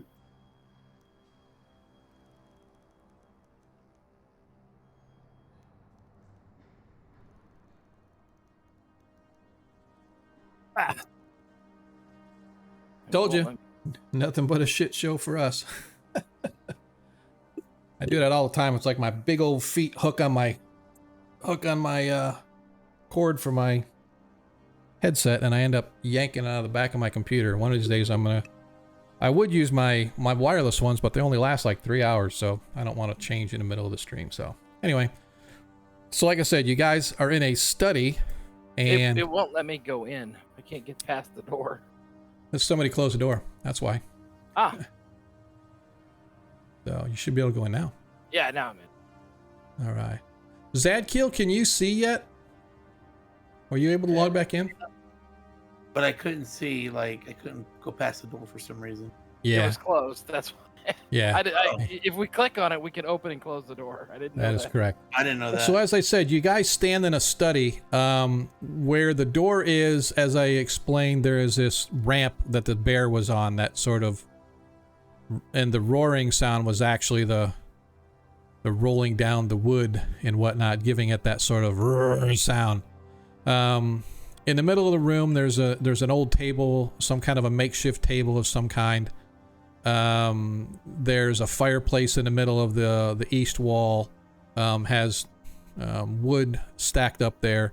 There are two doors, besides the one you came in, there are two doors leading out of this room.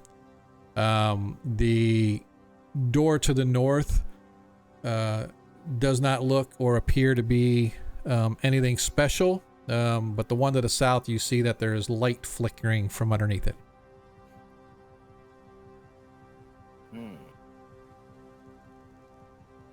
And I apologize greatly for ignoring our stream out there. I appreciate everybody that's hanging out with us. Hopefully, if you have not already done so, please click the follow button.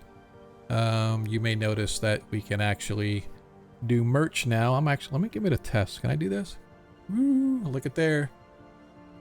I have a merch button that I can push now. Woo! So we actually have merch if you want to buy some merch. It's kind of cool. I'm gonna buy myself a coffee cup because you never have too many coffee cups. At least that's what they taught me in the Navy.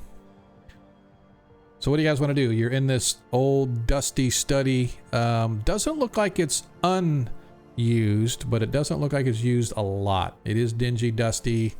Looks like things are sort of makeshift, haphazardly, etc., etc. Can I check out that fireplace, DM, in case somebody has hidden anything in it? Sure, absolutely. Let's see. Let me give the description here again. Crude wooden table and box have been placed near the center of the room to serve as a desk. Several casks stand about the room, as does an old leather chest. There's a fireplace on the east side with wood piled beside it, and a door to the north and one to the south, the one to the south having light. And looking at the fireplace, you can see that next to it is the wood pile, and in the wood pile there is what looks to be a blackened knife, a butter knife of some kind. You can see that looks like somebody uses it to sort of scrape ashes out of the fireplace. It's not really big. It's just like an oversized butter knife with a nice handle. Silver in color, but blackened because of the soot. Well, I'm going to grab it, DM, just in case it is more valuable than it looks. Okie doke. You now have a silver butter knife. Look at you. And you would guesstimate that if you were to clean this up, it could probably fetch some gold because it appears to be made of solid silver. Very ornate butter knife. All right, Excellent. So when you say leather chest, Yes. That's exactly that. well, I It's guess I'll look for traps. like stiffened leather. It's not made of wood or iron, anything. It's just like stiff leather, and it's got bindings around it to sort of help add support to it and stuff like that. All right, I'll give a quick look-see for traps. Okay. You go, Trap Master. Oh, that's successful. Nicely done. But unfortunately, there are no traps. However, you see that the chest itself sits on top of a bag, and sort of moving it, you see that the bag beneath it is full of coin. Oh, well, I notify my partners and say there is a pile of filthy lucre here. And then I step away. Because we all know that Halberd and Fist has no need for coin. As inside, the party finds a bag of 50 gold coins. And just for the hell of it, I'm going to let you know, Loquacious, that butter knife that you took a hankering to is valued at 25 gold. Ooh, I just earned 10 years' salary. There you go. You can build your own temple by then. Or with that, I should say.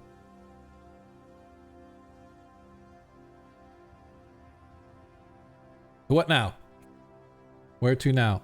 The chest itself does not appear to have anything in it. It was just sort of thrown down on there, and apparently it's sitting down on top of those coins or whatever the case may be. It looks like in the picture, like there's some documents on top of the table. Is that? So yeah, there's actually, if you sort of take a look, you can see there's some scribblings. It looks like somebody was doing math of some kind, because math is hard. But as you look at it, you realize that it's some kind of bookkeeping. So this is probably some kind of a payroll, because it looks like it's got a list of numbers and stuff like that on there, along with scribbles of perhaps names or maybe groups of people or something, like maybe, I don't know, or whatever. So apparently whoever utilizes this space keeps track of money for somebody for something. Well, just grab it and throw it in the bag of holding, just so we have it, and we can research it later, I guess. Okay. Unless I see Makaro's name on there anywhere. No, you don't see any. This is literally almost all numbers and stuff like that, right? So a lot of that is even foreign to you. Just you have a basic knowledge of stuff like that, but it looks like somebody was an accounting of some kind, keeping track of who gets what coin and stuff like that. It could be useful. Who knows? Oh yeah, absolutely. So which way are we going, guys? North or south? I'm thinking south, since we're already at that side of the room. Although we do see there's light there, which makes us that there might be somebody there. Possibly. Maybe can you peer underneath the door and see if we see any movement or anything? Yeah, so you can there's enough to know that there's light being given off from that side.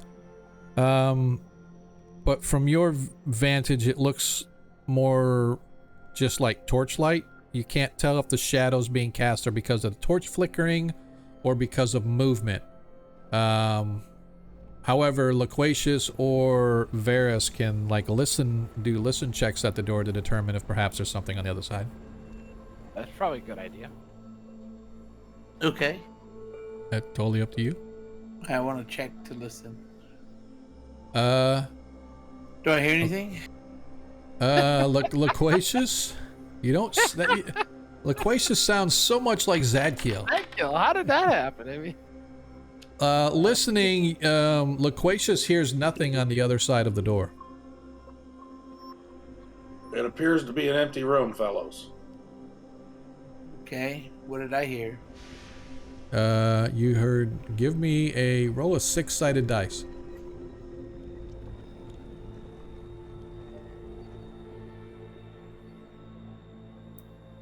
I'm not. Ah! You hear nothing on the other side. Okay, I'm gonna attempt to detect any evil beyond Okay. the door. Okay. No, you detect no evil emanating from that side of the door.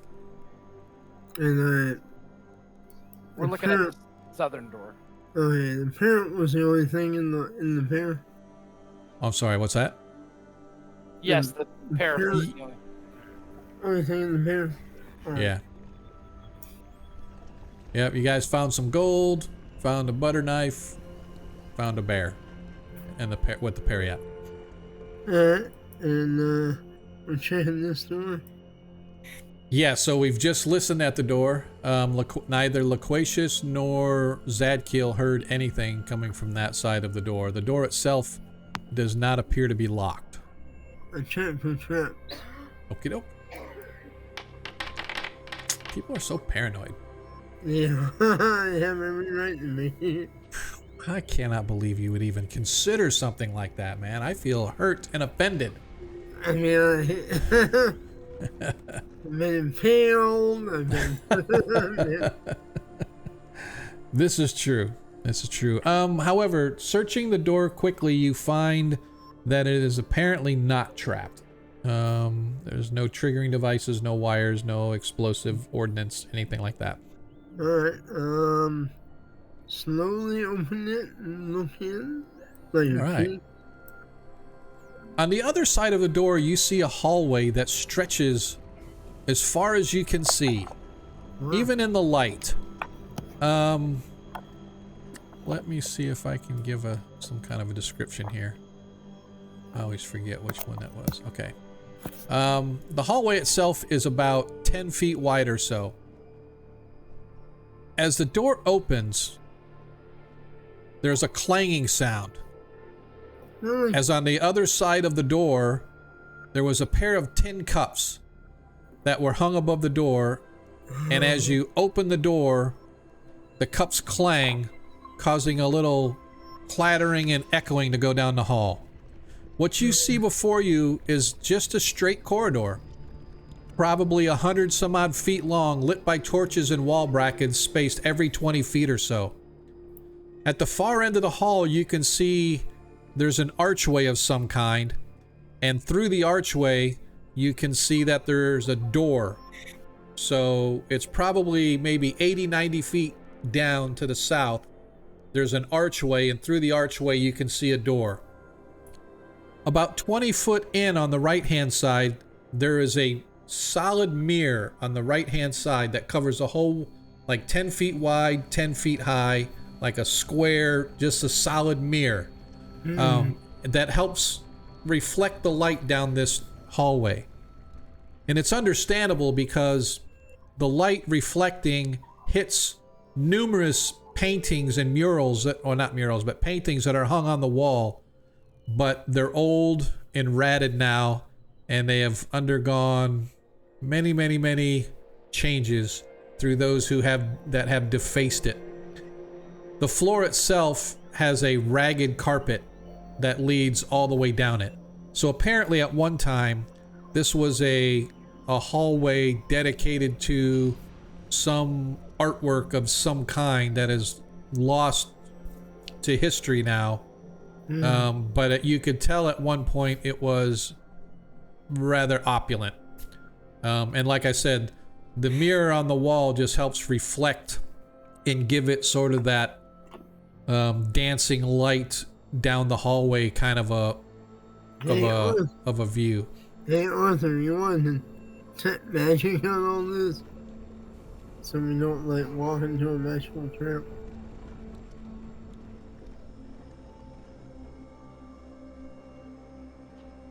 Alright, let me get his... And do it on this parrot too, wait a minute. Yep. As he casts his detect magic, I detect no magic on anything in this hallway, at least for 60 feet or so, but this periapt is... This is a magical device of some kind. It is a magical amulet. I would not lose that. We can identify it later. Yep. Alright. Well, and you said the mirror's like over here? It's actually, let me see, go 5, 10, 15. It's like right here. Okay. So To it's right not here. magical? Yeah, and no, the Alright. mirror itself is not magical either. It's about 20 feet in. It's a covers up a 10-foot section of the wall. I'm gonna use my 10-foot pole and Okay. poke around as I go, since Okay. I already rang some minor alarm. Okay. Hopefully nobody heard that, but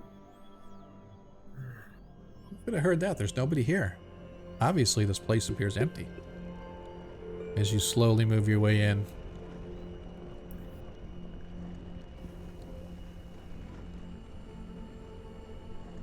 You've gone 15 feet in, 20 feet in. yeah, checking with the 10-foot pole. Okay. Thank you. Yep. I'll go ahead and move you, Zadkiel, since if you're having issues, but if you're not anymore, then you can. DM, I'm gonna have my crossbow trained down the hallway on this side of the guys. Okay, gotcha. All right, so as you get about 30 to 40 feet in, suddenly, at the far end of the hallway, go ahead and stop. I just want you to stop right there. At the far end of the hallway, you see, appearing almost as if by magic, 3 creatures. They're wrapped in some kind of wrappings, like you wrap the dead, Oh, shit. and they begin shambling toward you. I'm gonna discharge my crossbow. I take out a bottle of holy water. I need somebody. I need somebody to please to give me roll for surprise, please. Oh, no. What's that said?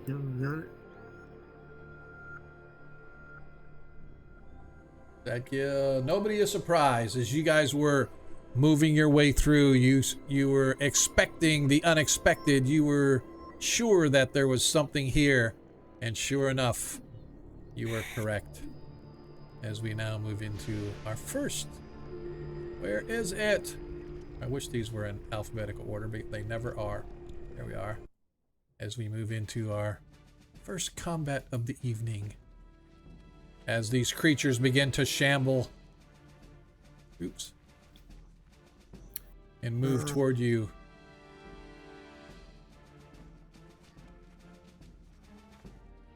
You got dark. Uh-huh. Everything went dark. Yep.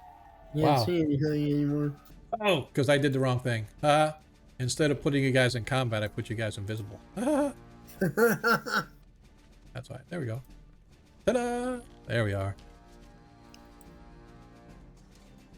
All right. As we enter into combat, actions, please. I'm gonna try to turn undead mummy. Okay. I'm gonna draw my magic sword and a magic dagger. All right. Or actually, no. Let's do holy water and a magic sword.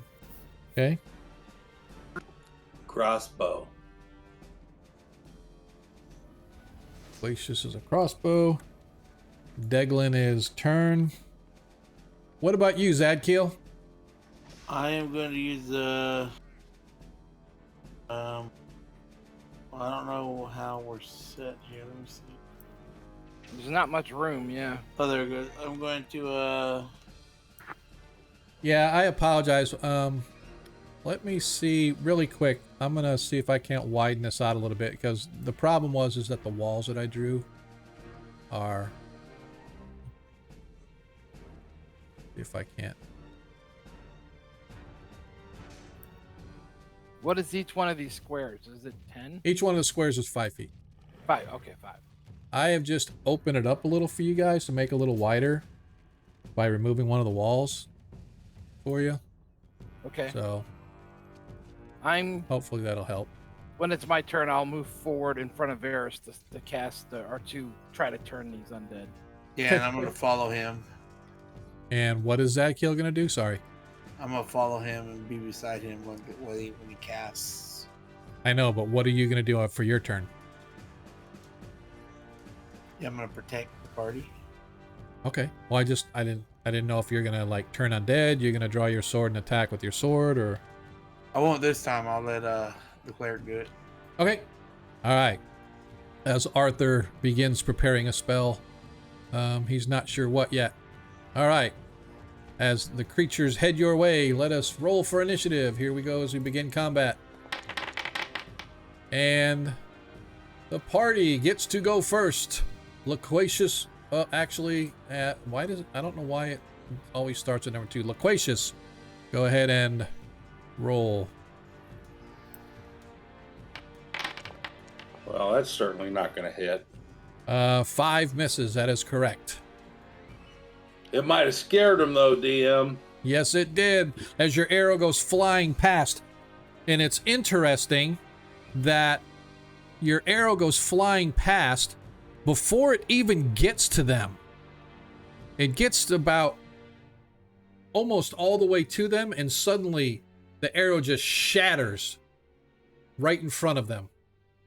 It's almost as if there's a protective force field around them. The hell?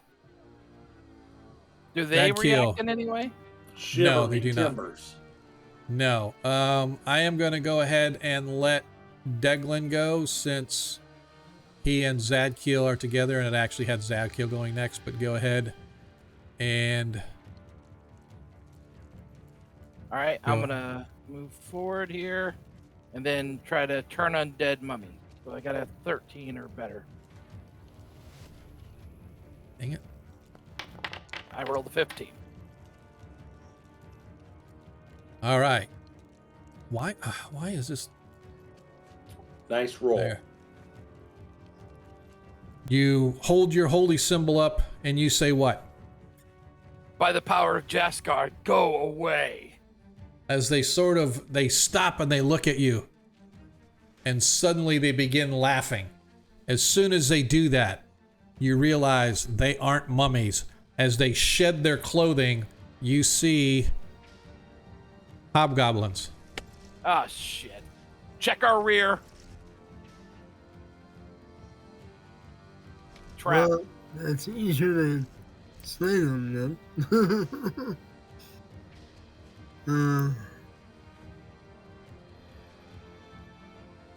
As they throw off their clothing and they rush to attack you guys. However, Zadkiel, that still leaves you.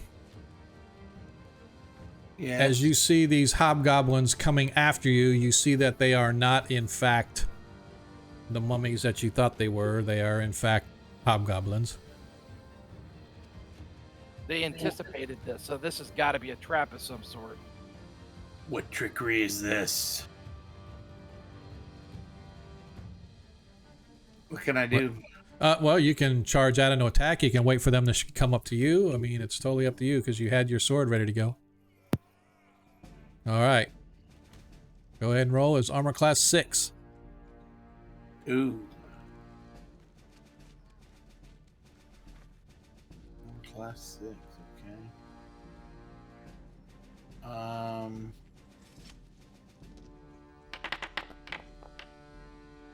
4, miss. 11 misses. Actually, I think that might hit. Sorry, I forgot you had all your bonuses. Where's my chart? Where's my chart?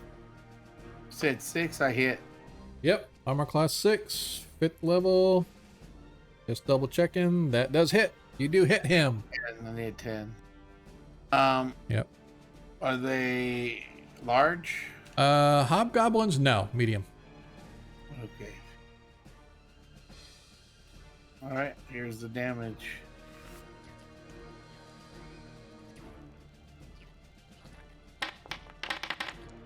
Nicely done. As the hobgoblin is completely surprised at how quickly you can move in armor, you charge on him. You bring your blade down. He tries to deflect, but all that happens is you cleave through his defenses, dropping him where he stands. As Arthur, moves over, gets a good view, launches a magic missile. Oops.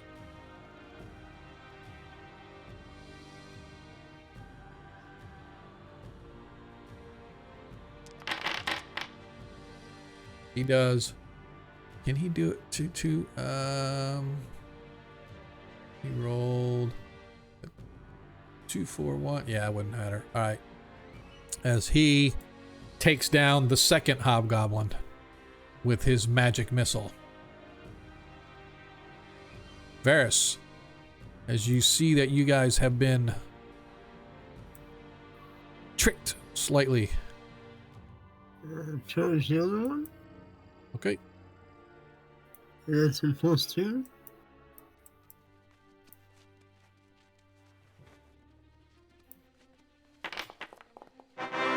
Whoa, nat 20! As you charge down upon him, completely eviscerating him. You don't even have to roll damage. Just go ahead and roll, because you might roll a 1. Yeah, I figured not. As you impale him. Yeah, as you impale him with your blade, dropping him where he stands. No sooner than that happens, than suddenly, back up behind you, right across from Loquacious, suddenly the mirror comes flying open, and hobgoblins come pouring out from the other side. I knew it. I freaking knew it. Oh, well. It is what it is. I'm gonna have to fight everybody now. I am going to give Deglin 1 free attack on the one that just ran past him. Go ahead and roll to hit armor class 5 as he rushes past you. Okay. 3, Warhammer regular. Roll. 4 7. miss. No. Well, 7 miss total.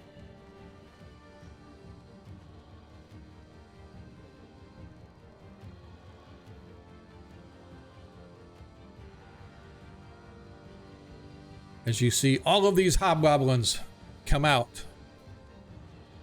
And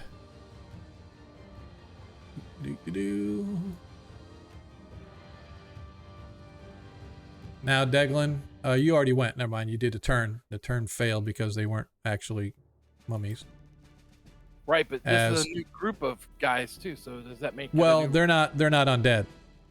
But you know, you only get to turn. But your attack. These guys all were in the initiative at the same time as the other hobgoblins. Oh, okay. Yep. So they came out while those 3 attacked. The other 3 or the other 7 or 8 or whatever it is came out the other side. So this one targets Zadkiel, bringing his weapon. I think I'm going to say they all have short swords as he attacks Zadkiel with his short sword. As he pitifully rolls a 6. I don't want to play with that one anymore. Give me a new hobgoblin. As this one targets Varys.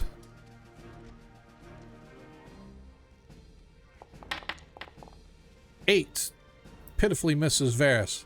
This is going to be embarrassing if I don't get any hits at all. Especially. And this one is actually going to be targeting the Paladin, because that's one we can reach. Ooh, 16. What's your armor class?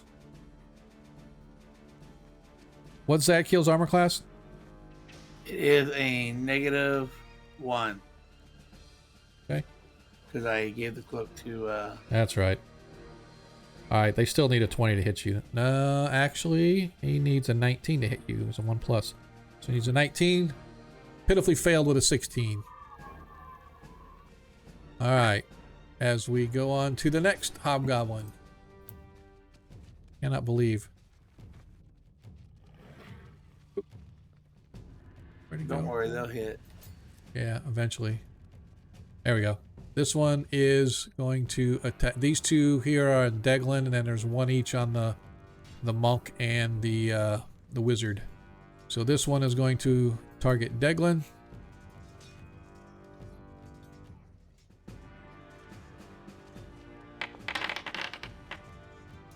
15. What's Daglin's armor class? -2. Yeah, of course. They need a 20 to hit you. Alright. And this one.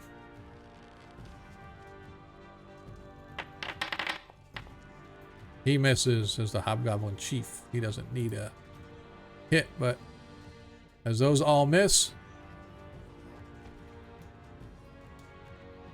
Hobgoblin Chief. What do you mean by that? Well, he's the leader. I call him the chief, but he's a Hobgoblin Chief. He's the leader. So he needs, he's a 3-hit die monster, so he doesn't need a 20 to hit you. He only needs like a 16 or 17 to hit you. So as this Hobgoblin comes out and attacks the monk, 18 hits the monk, suffers 6 hit points of damage. Loquacious does.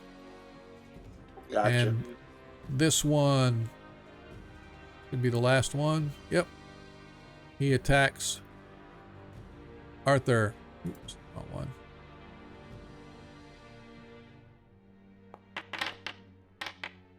$18 hits for 6 hit points of damage to Arthur as well. What'd I miss? What'd I miss? Hey, thanks Corvus. How you doing, man? Thanks for showing up. I appreciate that, brother. For those that don't know, Corvus is one of our players in our 5e game. So if you want to see how to play a barbarian, come watch him play. I've lost my... There I am. All right, so that brings us to the end of round 1. We are back down to the determination of actions. Arthur is going to... He doesn't want to do sleep. He's going to cast a spell, but he doesn't know what spell yet. He may just do another magic missile. Deglin, actions? Can I identify which one is the chief? Yes, you can see that he is dressed differently with different armor. He's the one right behind you. Okay. He's dressed differently, and you can see he wears some kind of a belt, indicating with a buckle that indicates his station. All right, I'm gonna be hitting him. Okay, using your hammer? Yeah. Okay. And what about Loquacious? All right, DM, I am going to give the old halberd to this fella right behind me. Right in the face? Oh, yes. Halberd with fist? Okay. All right, what about you, Varys? Longsword to the back or I like to it. the pit. Either way. Okay. Gotcha. Zadkiel, anything different using your +2 blade? Nope. Okay. Attacking. All right. As we roll for initiative once again. And the party once again gains the initiative. Loquacious Loot, you are up, sir. Excellent.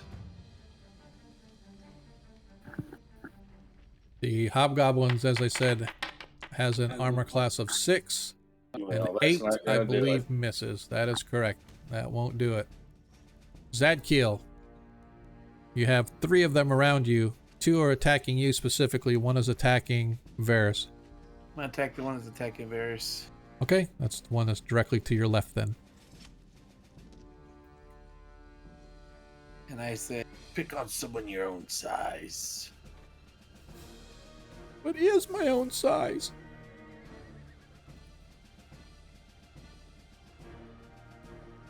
Then I kill him. Okay. Can't kill him without rolling the dice.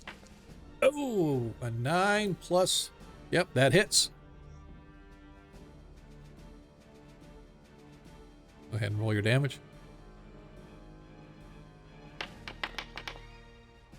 3, 8 total.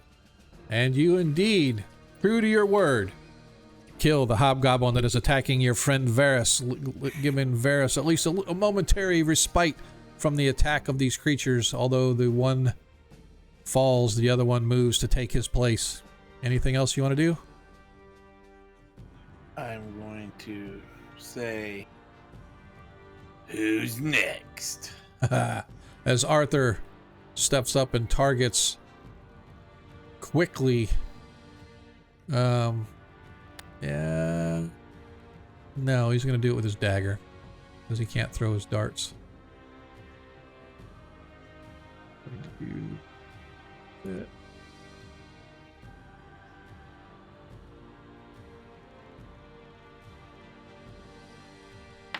Hold this bad boy. 18 as he hits for a whopping 1 hit point of damage. That'll work. Slowly but surely whittle him down. Varys, you're up. Well, I can't pass the him, right? Because they're facing Correct. Zanjo. Alright, well, I'm just gonna stab him then. Okay. And that will hit. 17 hits.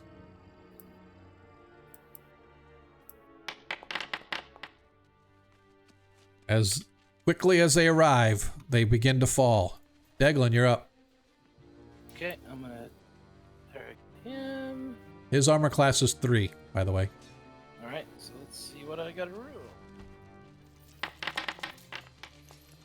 That doesn't hit. That doesn't hit. Now, to hit armor class 3, you need a 15 total with all your modifiers. Okay. As the one hobgoblin targets Zadkiel. Marquesa is going to feed you to her wolves. 11. Miss. And I'll feed you my sword. I don't want to eat your sword. I want a no-metal diet. As this hobgoblin targets Deglin.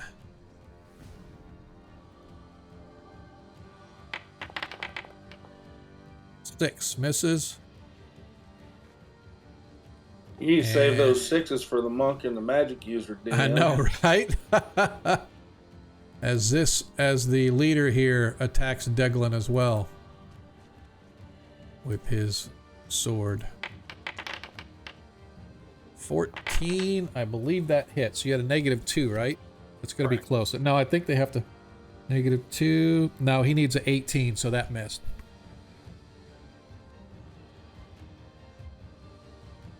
All right.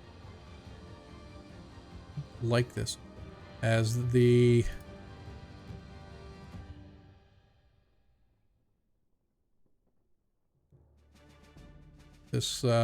hobgoblin now attacks Loquacious, moving up, bringing his blade back, bringing in the killing blow. Natural 20. Oh boy. 16 hit points of damage. Loquacious goes down -5. As Loquacious, you guys hear a cry of pain and suffering as Loquacious drops to the floor. Took it for the team. You might want to start drawing up your druid. Yeah, no kidding.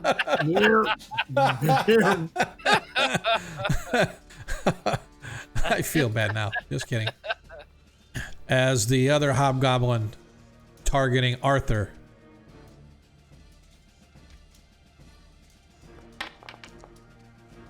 Eight. Let me double check because he's a hit die 1 and Arthur's got like armor class 9. It's not like he's got much armor class. Actually, yeah, armor class 9.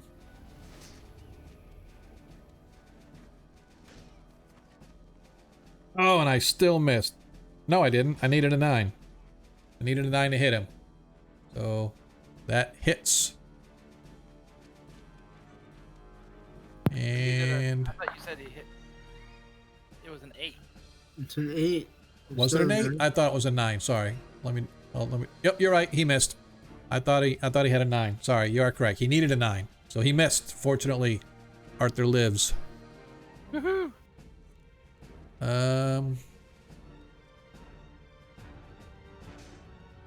As we, I believe, come back to the top of the order. Yep. As we are back to the top of the order for the round. I need actions.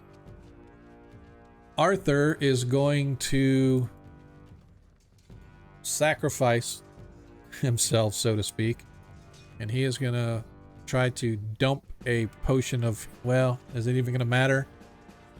He wants to dump the potion of healing into Loquacious, even though Loquacious won't be able to fight. Will it matter? No. He's gonna have. We're gonna have to save ourselves and try to deal with Loquacious next. All right. So Arthur is getting a spell ready. He ain't taking no more crap. Yeah, he's just gonna fireball the whole hallway. Oh yeah, no. Just kidding. Daglin, what are you gonna do? I'm kidding. Be attacking. I tumble. Okay. Loquacious, you're just gonna bleed out. Is that what you're gonna do this round? I'm just gonna lay here and bleed. Okay. Varys. I'm going to either stab this one or Okay. charge up here and attack this one, depending on how this goes. And Zadkiel's going to introduce this last one to his blade, right? Yep. Alrighty. So let's roll for a nit. Oh. Is it a tie? It is a tie. We re-roll. As the hobgoblins gain the initiative this round, as this hobgoblin targets the paladin, bringing his blade to bear once again. 7 wildly misses, killing me. As these two attack the priest of Jeskar. Once again, you hear him. Marquessa's gonna feed you to her dogs. 11 miss. Would that be you? I'm not a dog. Bow wow. Yippee yay, motherfucker. Yow, yippee yow, yippee yow. 17 as you get struck by the hobgoblin chief. Ah. And he does 1d8 plus 2. Let me double check that. What did he roll? 17? Again, I think... said 18 before, but... Yeah, I know. That's why I'm always like one number off on here. -2. Yep, you're right. He needed an 18. He missed. Damn it. Glad I double checked myself. We're good. I want to make sure that I don't inadvertently kill somebody. I want to kill you when you need to be killed. All right. Ooh.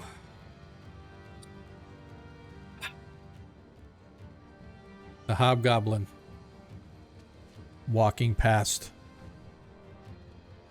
starts to head over to go after the mage.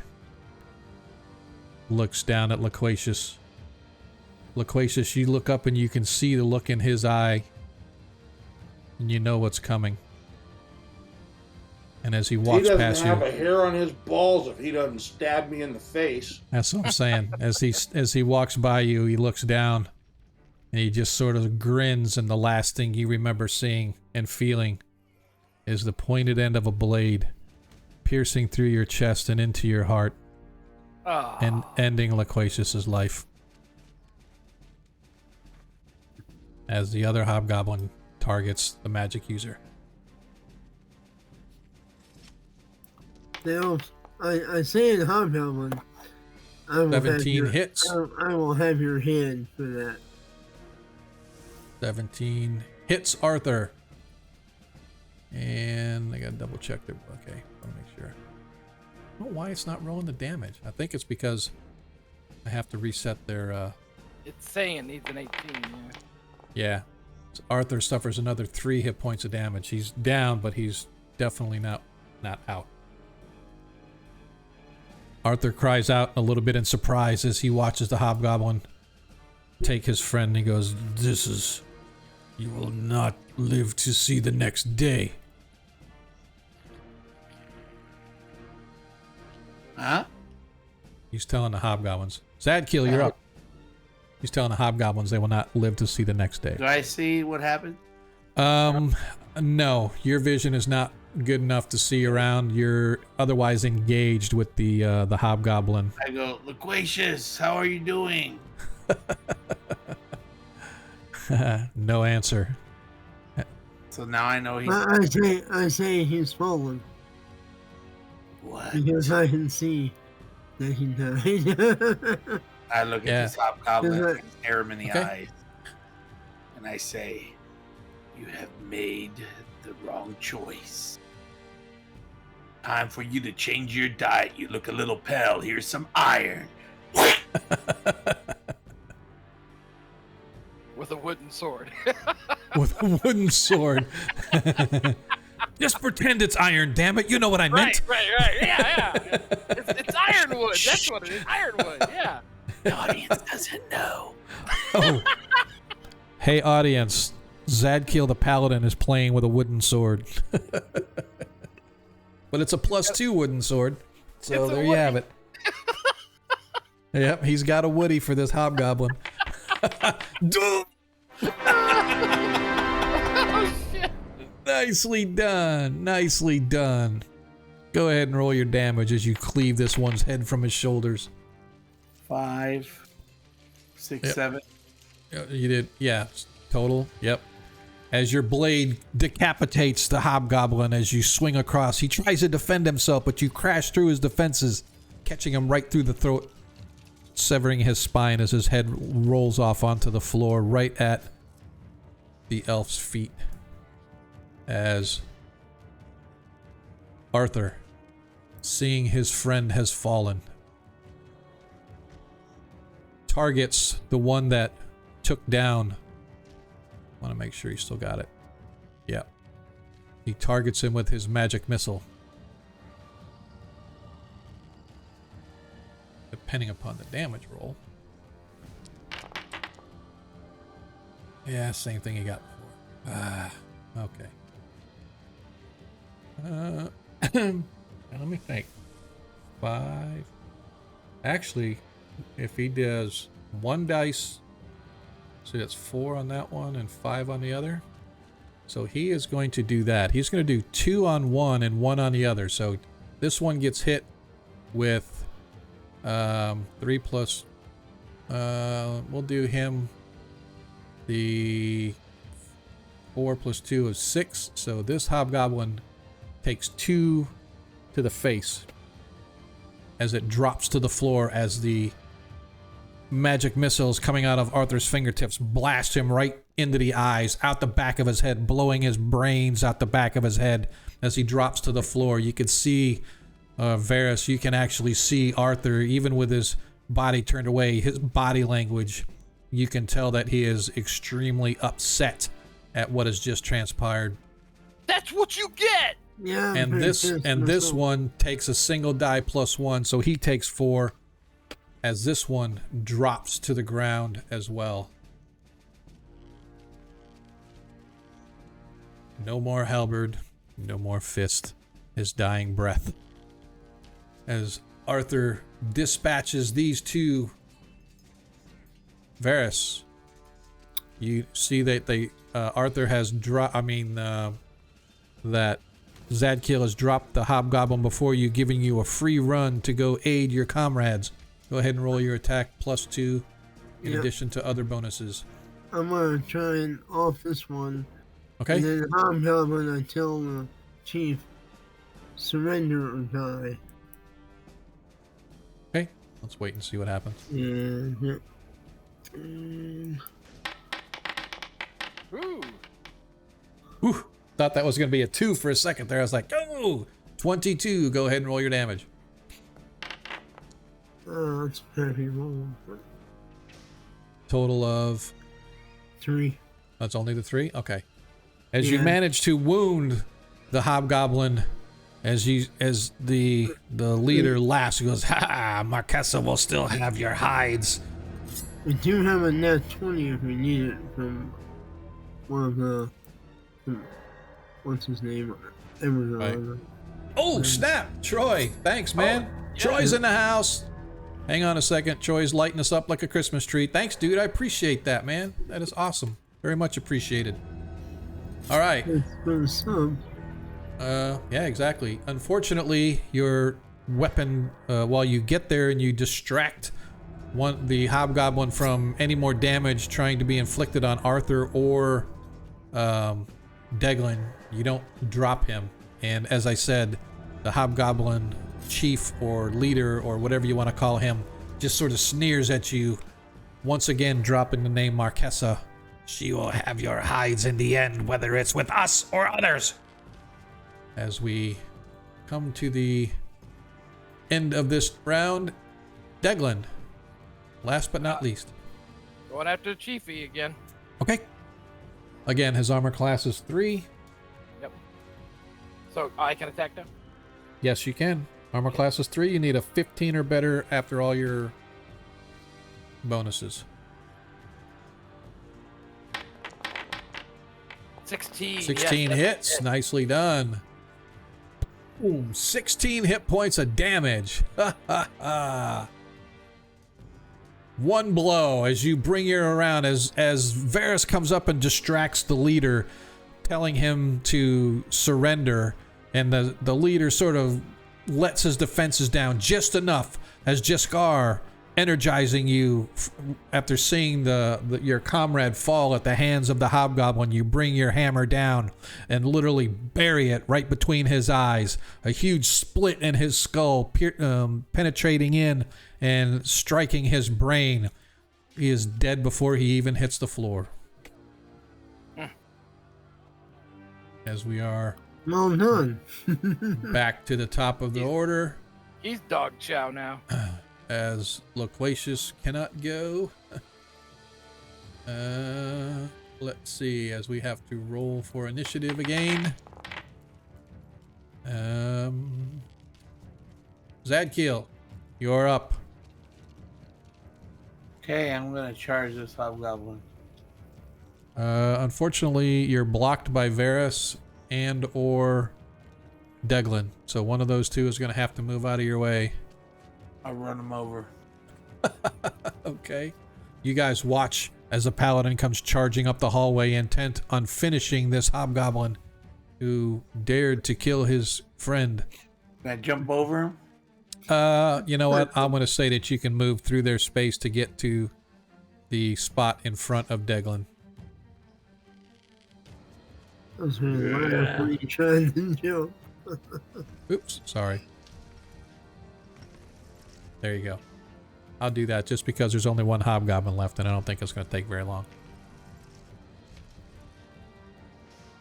I go, my wood is stiff for you. Such a paladin thing to say. My wooden sword, that is. Yeah, sure. That's what you meant. Monkey has a nat 20 from Troy. Thanks, Cannonball. Appreciate that, boss. 14 hits. Man. 14 hits anyway, so nicely done. Go ahead and roll your damage.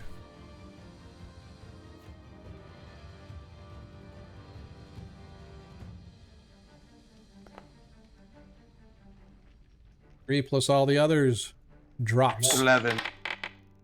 Drops the final hobgoblin as Zadkiel, breathing heavy as he rushes up, sees the hobgoblin there, brings his blade, and as he charges past between Deglin and Varys, the blade catches the hobgoblin in the throat, coming out the back of its neck, dropping it in a gurgling of blood, bringing us to an end of our combat.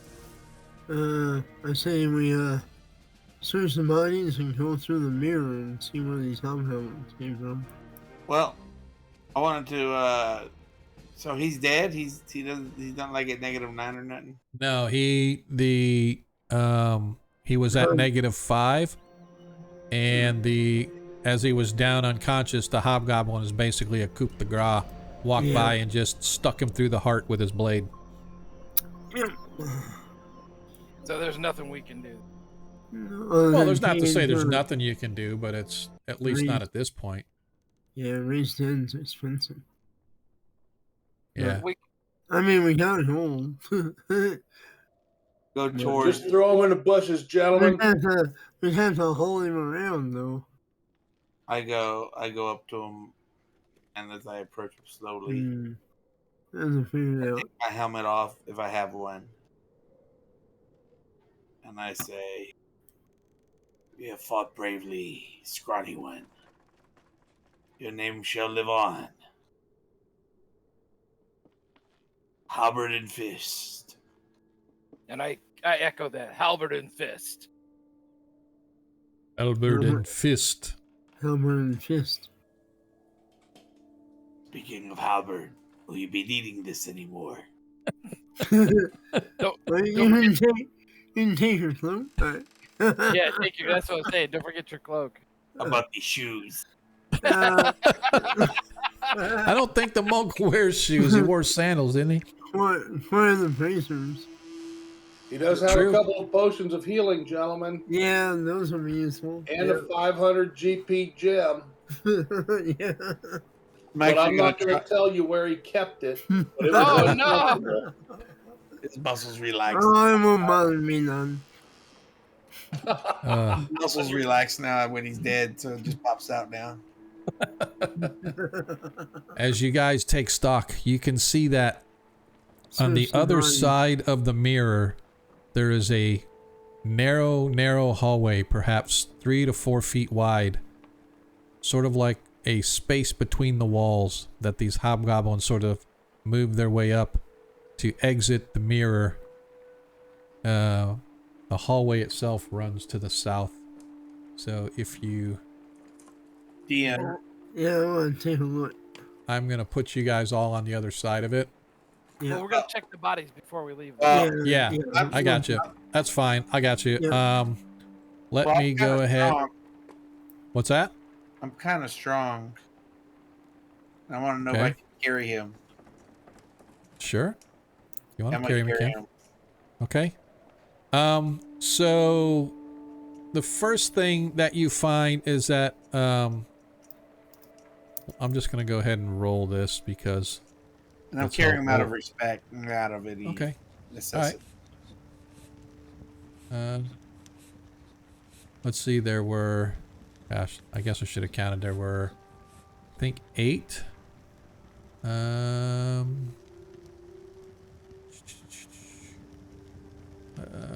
6, 7, 8, 9. Oh wait, I'm sorry.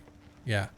We So killed there were 3. 7. There were 10 Mhm. hobgoblins altogether, Yep. and then there was a hobgoblin chief. So there's actually 11. But Yep. so that's 1, 2, 3, 4, 5, 6, 7, 8, 9, 10. Oops. You find 73 silver pieces. Okay. That's on the hobgoblins. You Yep. find that the chief is he has a nice sword, but it's nowhere near as nice as all of the perfectly shaped metal bullets that he's got with the sling that is made of fine black leather with a silver chain attached to it, and it has arcane markings on it as well. Okay. By the way, I'm So- going to retrieve my cloak back from, Okay. and I'm sad. And so you said there was metal sling bullets? Yeah, he has metal bullets. There's How sling many, 20 of like them. 20. 20? 20. Alright. 20 bullets and a high quality black leather with a silver chain Yep. sling, and Yep. it has arcane etchings on it. Okay. In addition to that, the leader had 10 gold coins. Alright. Got it noted in the loot channel. Yep.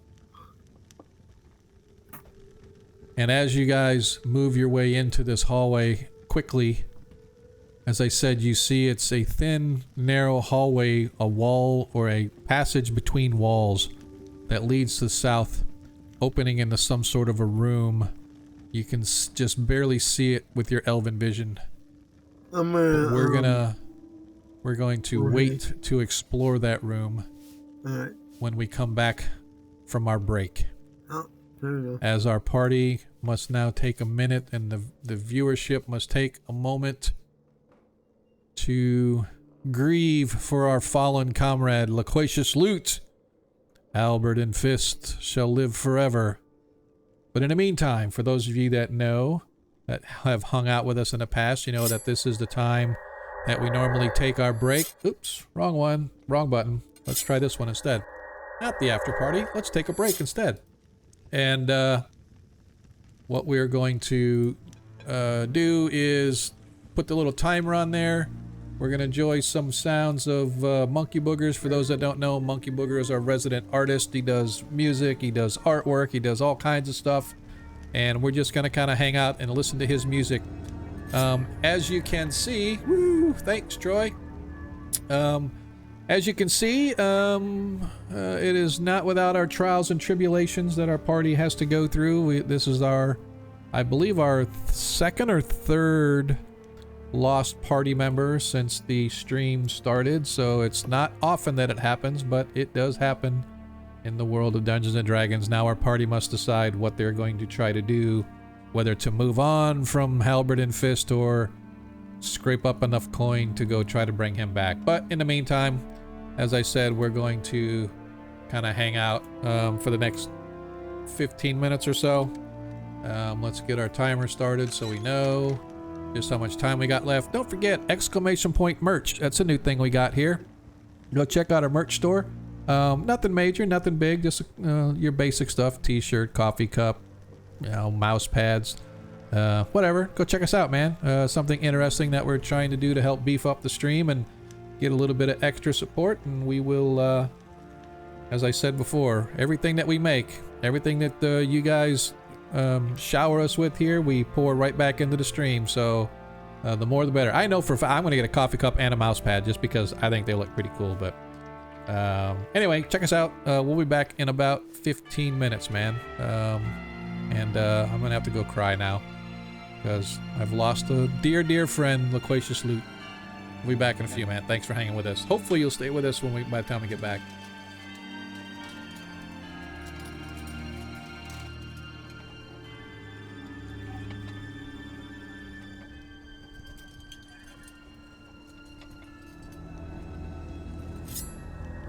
Hey, thanks, Agamran. I appreciate the love, boss. I really do.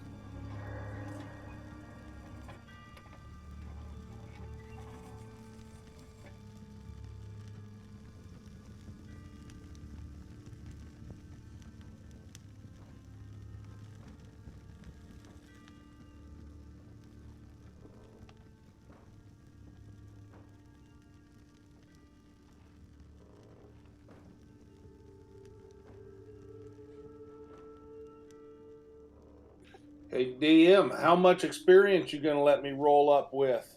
I am going to let you have the exact number of experience that you had. Actually, no. Whatever. It depends on your class, right? Druid. So basically, you will have enough experience to be 5th level. The exact number of experience into 5th level that Loquacious had. So if Loquacious had 100 experience over what he needed to be 5th level, you'll have 100 experience over what you need to be 5th level druid. Does that make sense?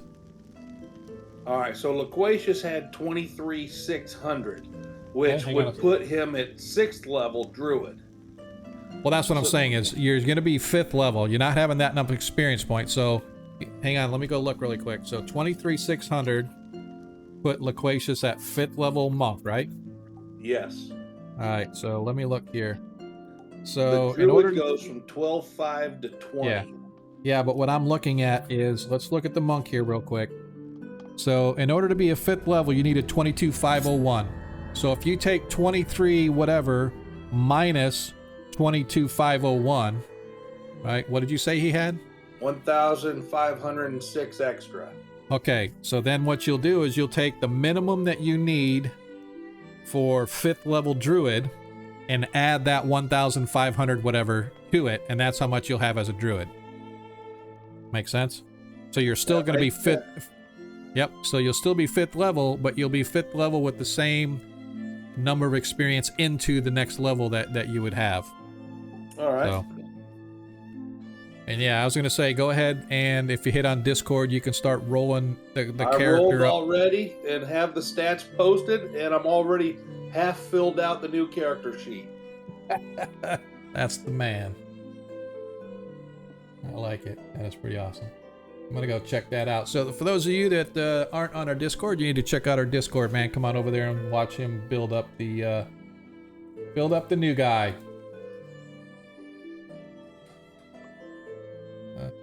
Nice, man.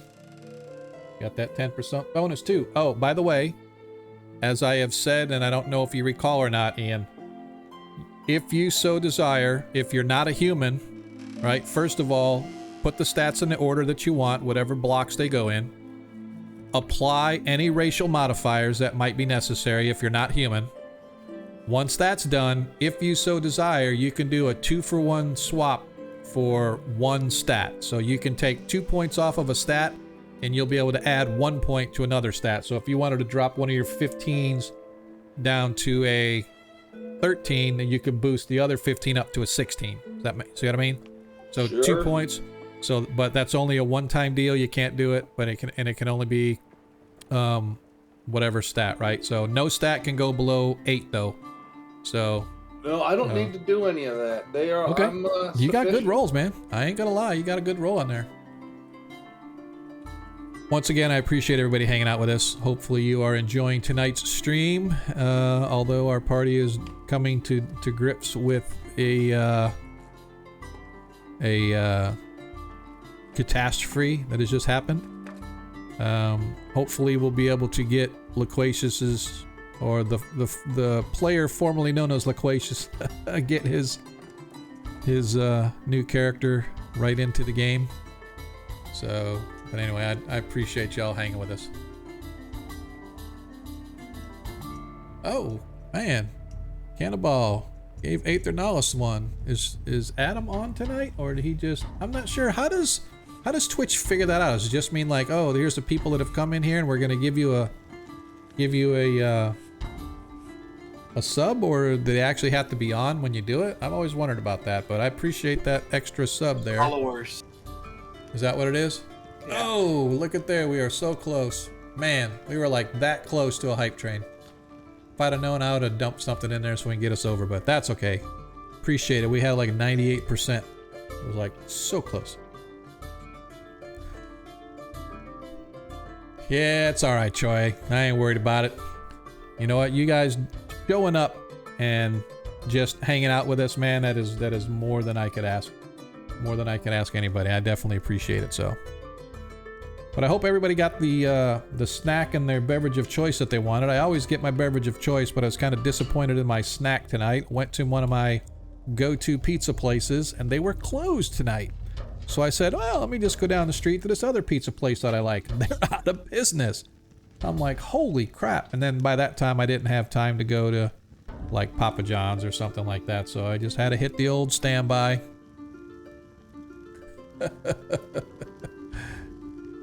You're not a baddie, Troy. You're all right, dude.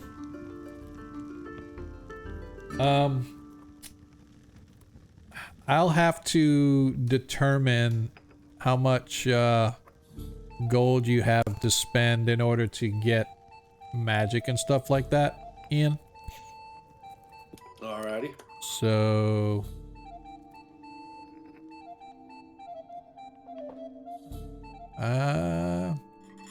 let me take a look at my book here real quick. Just to see. Don't feel bad. I know how you feel. I lost one of my characters too.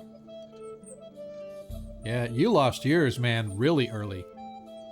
I was really surprised that those ghouls were able to take him down like that, but that was...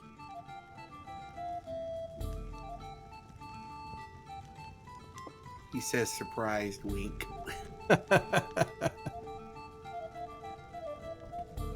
I do have to say though, I was debating whether the Hobgoblin was more worried about Loquacious getting up or the magic user, but I just couldn't. It was just, you know, too easy. I had to call it right there.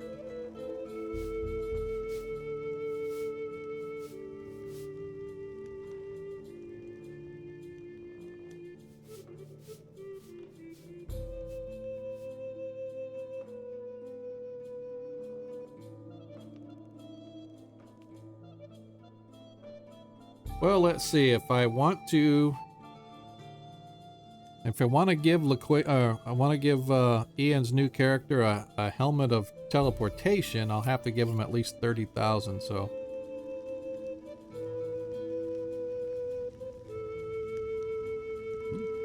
That's a good selling price. That parry app you guys got is pretty good selling price.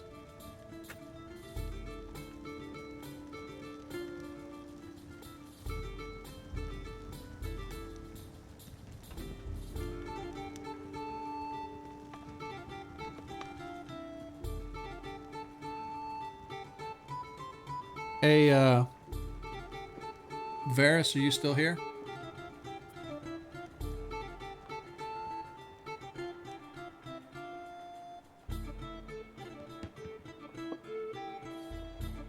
Yeah, no, I was just kidding, Troy. I was just saying I was looking and said, oh, maybe I want him to be able to buy a helmet of teleportation. I'll have to give him at least 30,000. That's like, no. Yeah, no, that is way high. Yeah. Varys, are you here or did you step away? Who grabbed the parry app, by the way? Who took that? Did anybody actually say? Yeah, I thought I think the cleric grabbed it. Deglin did? Oh, that's right. I think yeah. So. Deglin, you here?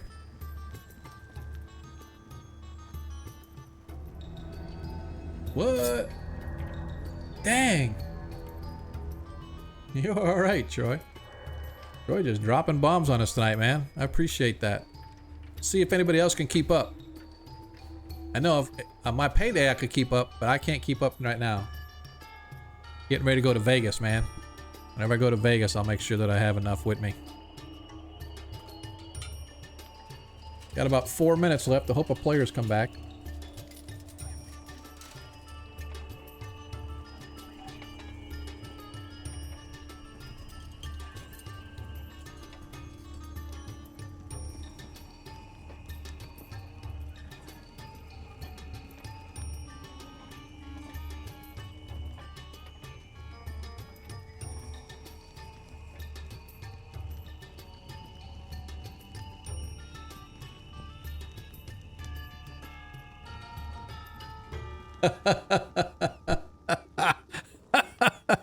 That's awesome, Troy. Playing hide the urn. We're gonna dump him in a fire, burn his ashes up, and then we're gonna go carry it around with us wherever we go. We're gonna put him in a little locket. That's awesome.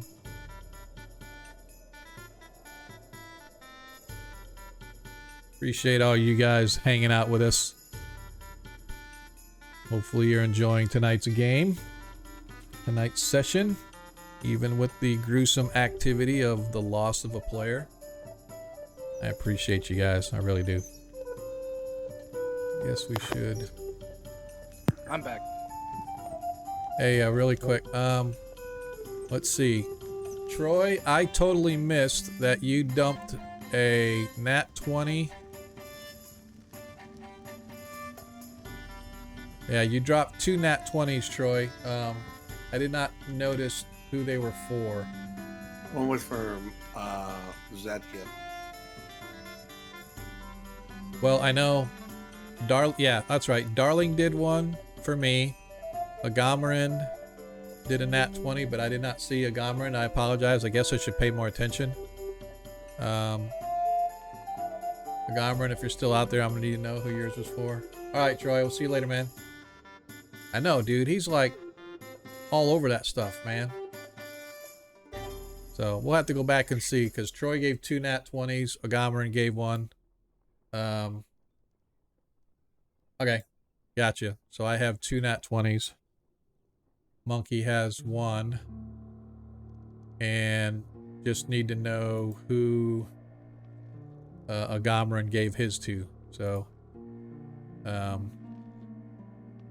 if he doesn't answer up here shortly, then I will assign it to the party. Let the party have a nat 20. So cool. So now that you're back, Deglin, Deglin, I need you to roll a 20-sided dice for me, please.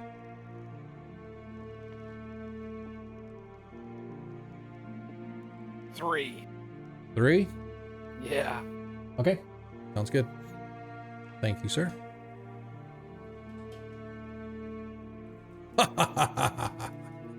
Just kidding. Yeah, I'm wondering. That was a horrible roll. What did I lose? Low can sometimes be good.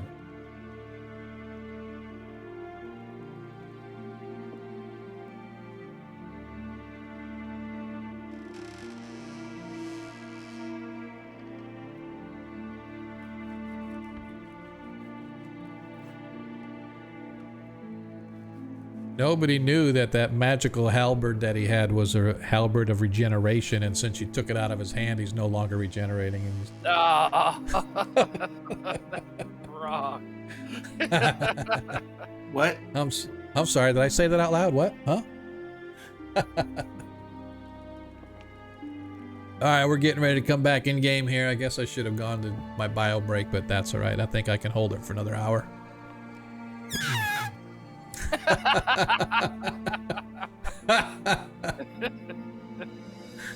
I know, Troy, right? Here we go.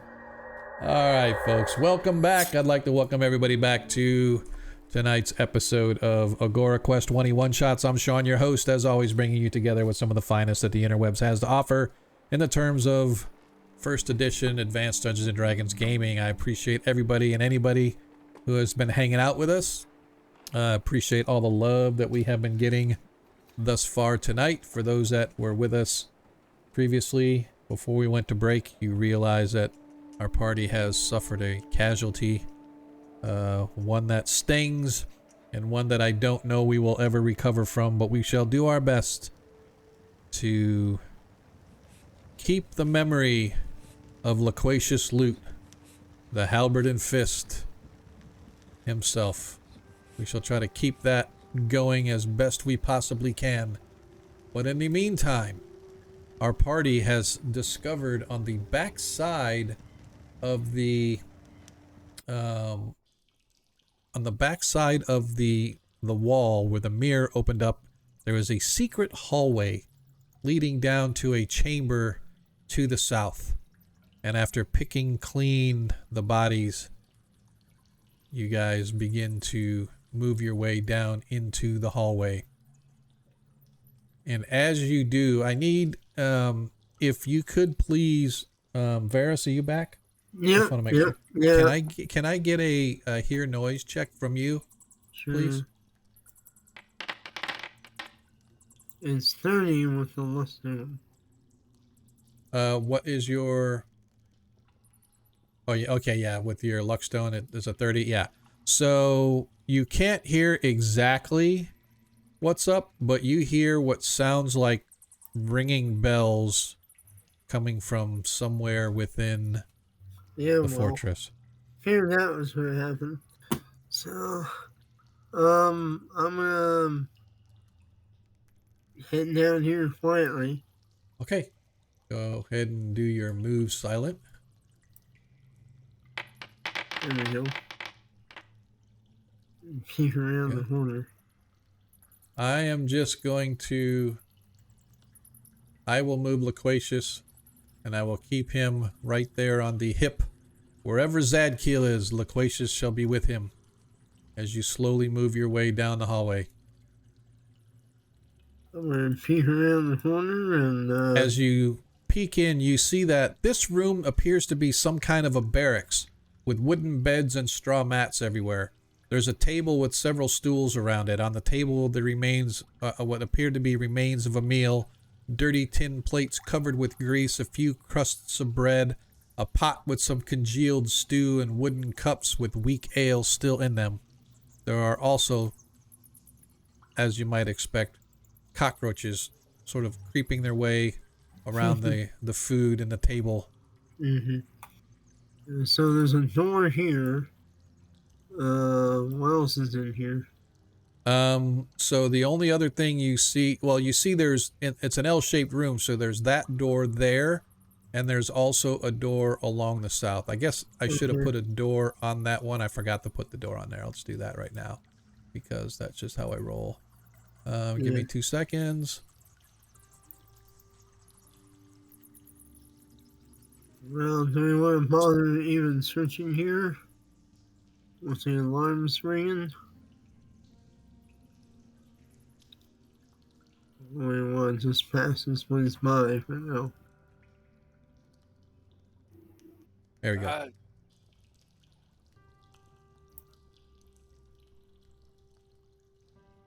Because we probably want to go deeper in before they start amassing. I think so. Do we want to go south or north? You said there was a door south and this door north. Yeah, I think north probably leads back out, but I mean, we could try it, or we can try this door down here. I would get out of that hallway in case they try coming in. Because that hallway is not very tactical. Right. I mean, it's great if we have to retreat into it, but they can come from 2 sides. So,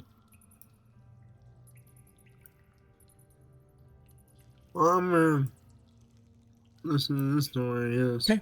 Go ahead and give me a listen check. Since nobody's saying anything. Yeah. I don't know what to say. You hear nothing. The door itself is not locked, however. There's not a lock on this side, is there? There is not. It is not locked. That's what I mean. That's what I said. Is there a lock on this There is side? not. There is not. Okay. Alright, Not well, either door. checking for traps. Okay. Look for any wires and any more alarms. Okay.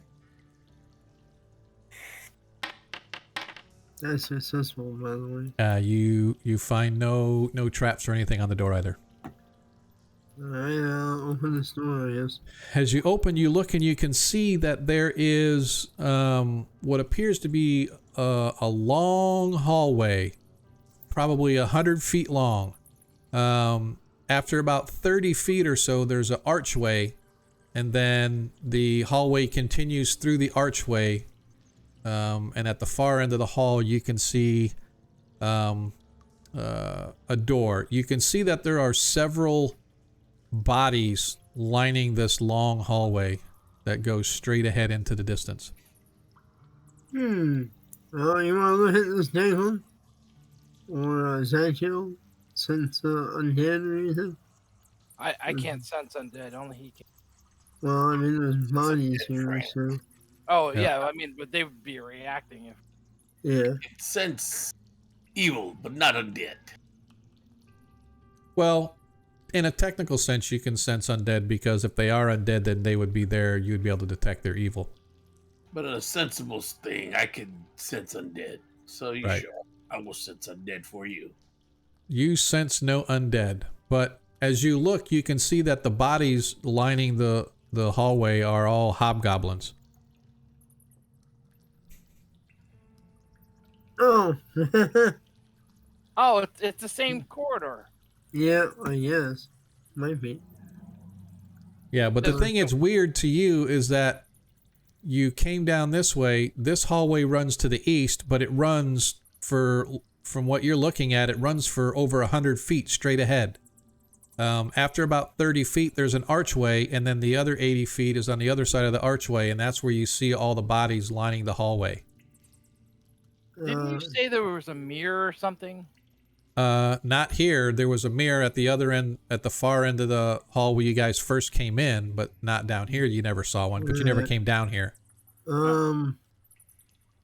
As you get up there, Varys, you realize that it's an illusion created by a mirror that is set at a 45-degree angle. So as you look at it, it gives the appearance that the hallway runs straight, when in fact it turns. It's an L. So is there a door You see nothing here on this from this side of the mirror that you can tell. I'll look for secret doors. Okay. Go ahead and give me Since there's not another way deeper in. Right.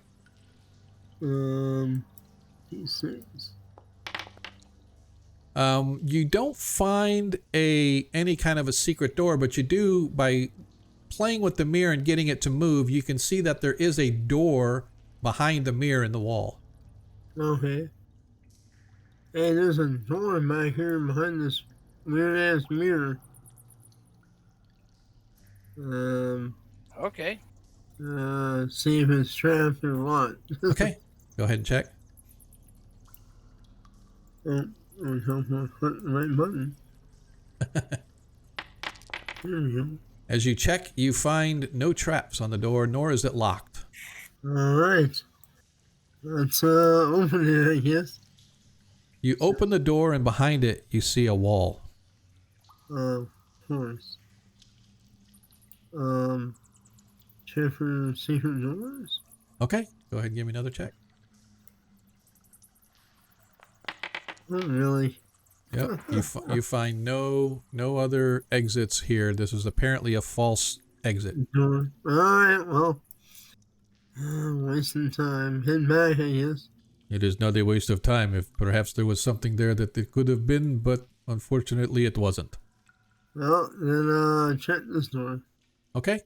It is not locked.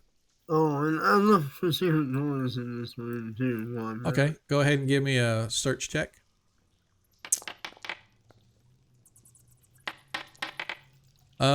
You find no secret doors. However, in your search, you find that this apparent bunk room does hold some treasure. Between one of the beds and the wall, you actually find a gold ring with a piece of amethyst. The amethyst itself is damaged, but it is a ring nonetheless, a gold ring with a chipped amethyst on it, worth 150 gold. Nice.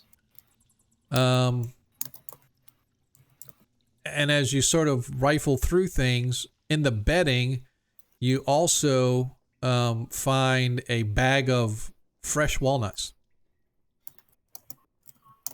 Okay. And lastly, you find a lockbox under one of the beds. Oh. But this one is locked. It has a padlock on it. Well, try and pick it. Okay. I'll give a pick. There we go. Now open it. As you pick it, you feel a sharp sting as a needle sticks your finger. Oh, you didn't check for traps. Yeah, The one time you don't. The one time you don't, they get. As the fear wells up in you as you see the stain, you realize that any poison that may have once coated this has long since dried up, as the needle itself is rusty. So worst case, you're probably going to get a bad bout of tetanus. However, inside, you find that there are 80 gold pieces and a silver chalice that's kind of tarnished looking, but looks like it cleans up nice. You could probably get some good gold for it. Silver chalice? Okay. A silver chalice. So there's 80 gold coins and a silver chalice worth 480 gold. Oh, wow. If it's cleaned up. Yeah.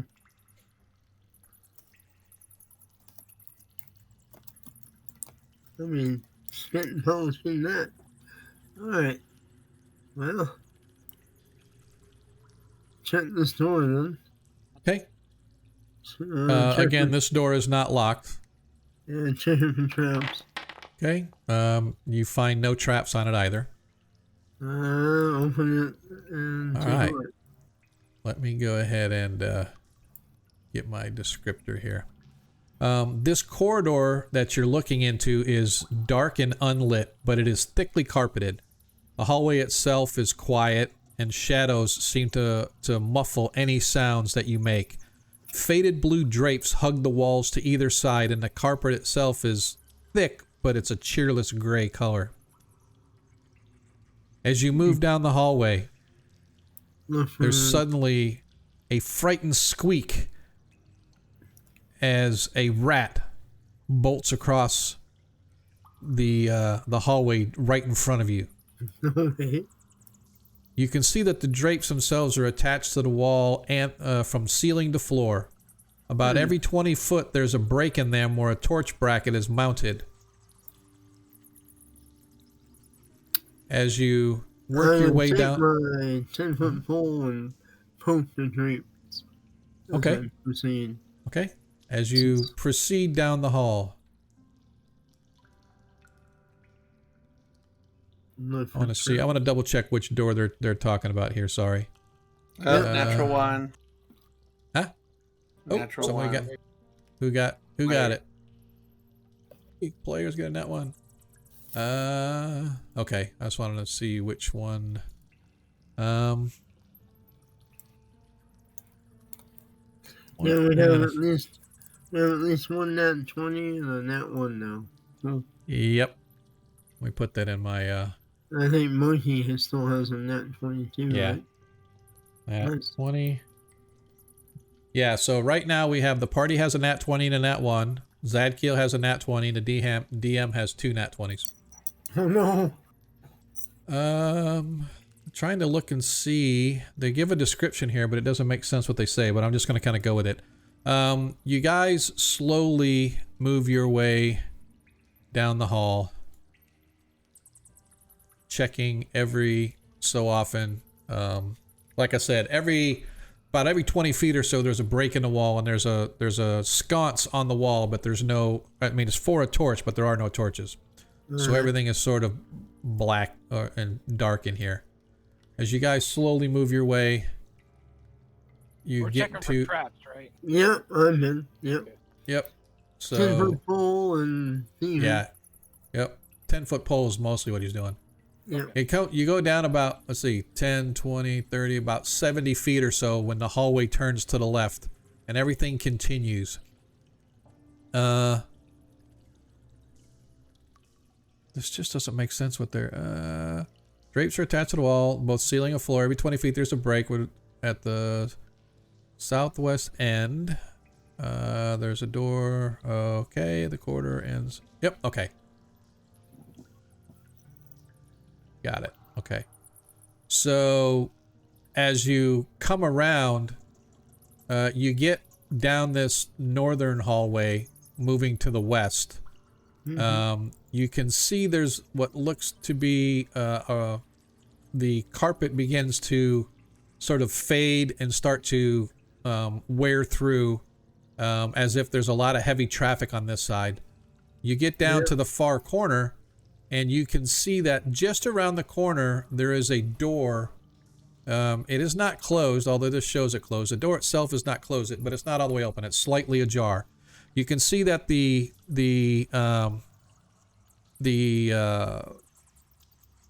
tapestried walls and curtained walls continue for about another 20 feet past that before they just end, as if they either ran out of drapes or whatever the case may be. But so this whole area is thickly padded carpet. No real sound is made as you're walking through, so it's eerily silent as you're moving your way down through here.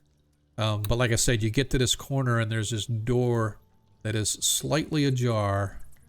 I would like to sneak up on it and try to like check it out, listen in before proceeding. Okay. As I said, it's slightly ajar, and as you approach, it actually creaks open slightly more. Oh. As you, I'm sorry. Yeah, you can see inside. Yeah, you can see inside. As you come around, the door sort of like creaks open slightly more, and you can see inside what looks to be a room full of old barrels, old leather chests, pieces of board, twine. Directly across in the corner of the room, you can see there's actually a fireplace. What this room used to be, you have no idea, but what it looks now is like storing old chests and barrels and all that other stuff. Well, do we want to bother looting there or moving on? keep moving on. Yeah, I think so. Yeah. Okay. Keep checking. Okay. I will continue to move with you, and I will move Zadkiel, and the gods above shall move halberd and fist along with us. As you continue to move your way down, eventually the carpeting ends, and it becomes once again a stone tile or a dirty stone floor, basically. You can see that there are well-worn paths in it, but it's heavily covered in dust, so it's hard to tell when the last time anybody came through here. You want to continue your way down? Okay. I'm gonna let Zadkiel move, and then not Zadkiel, but I'm gonna let Varys move whenever he moves. I'm just going to move. Yeah, I was just checking everything with the 10-foot pole. All right. You can see that the hallway goes down and it makes a little dog leg before it continues. As you get down to the corner. Yet, right? Nope, you don't. It's still sort of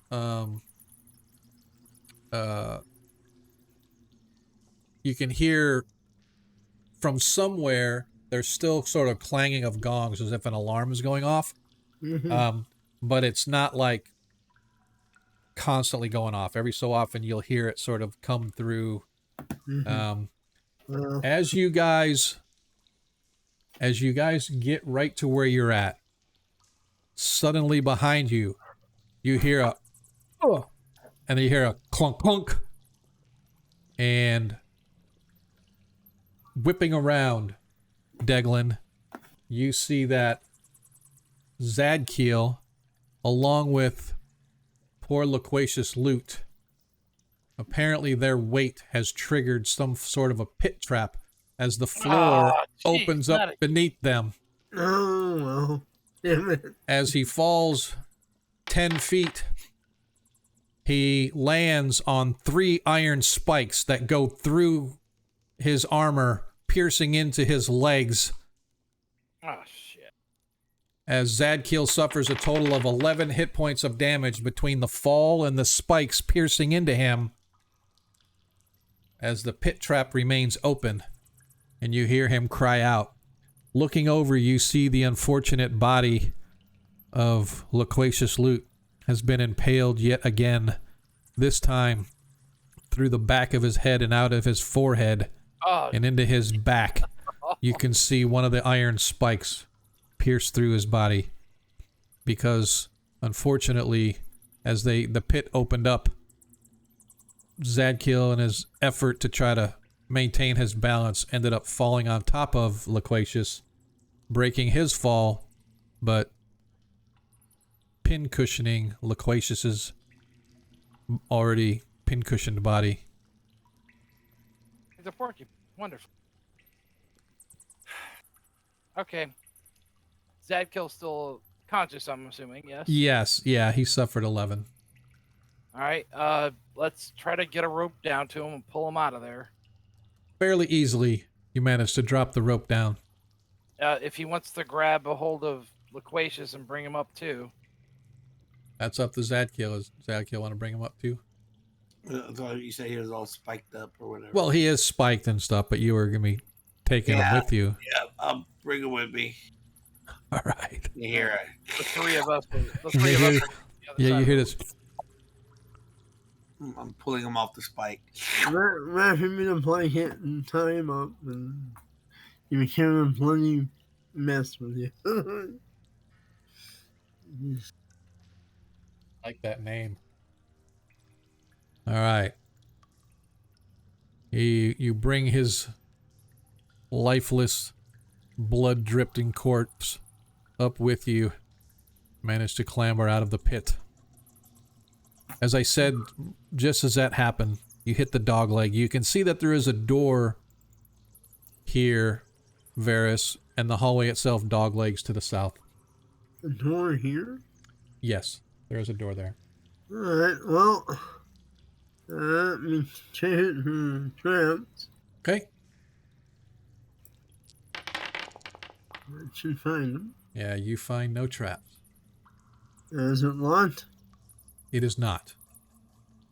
Oh, I take it back. It is locked. I take it back. It is locked. My bad. Trying to unlock it. Okay. Unsuccessful. I have a 62%. Okay, I'm not sure what's your percentage to get the in 62 with oh, perfect. with a mushroom, so I made it. Yep, perfect. So you manage to sit down there for a few minutes. You're like, click. The latch releases. Inside, you can see that it's some form of a storeroom. It contains shelves filled with trade goods as well as bales and chests of trade goods stacked on the floor. Most of the trade goods you can see look to be like bolts of cloth, iron pots, miscellaneous utensils, cheap glass jewelry, etc. Actually, to your trained eye, you guys would estimate that you could get a lot of money if you were to be able to take that entire storeroom worth of stuff and sell it. But unfortunately, it's all heavy bulk items, and the only way you're going to get it out of there is if you have a horse and cart. Yeah, that's where I have to wait. Yeah. I'm just gonna ignore it for now. Okay. Check for pit traps and Yeah. keep going. All right. Where? As you move your way down, you continue to find no traps. Hang on just a second. I lost my place on my I apologize. Where am I? Yeah, we don't want that one. We want this one. There we go.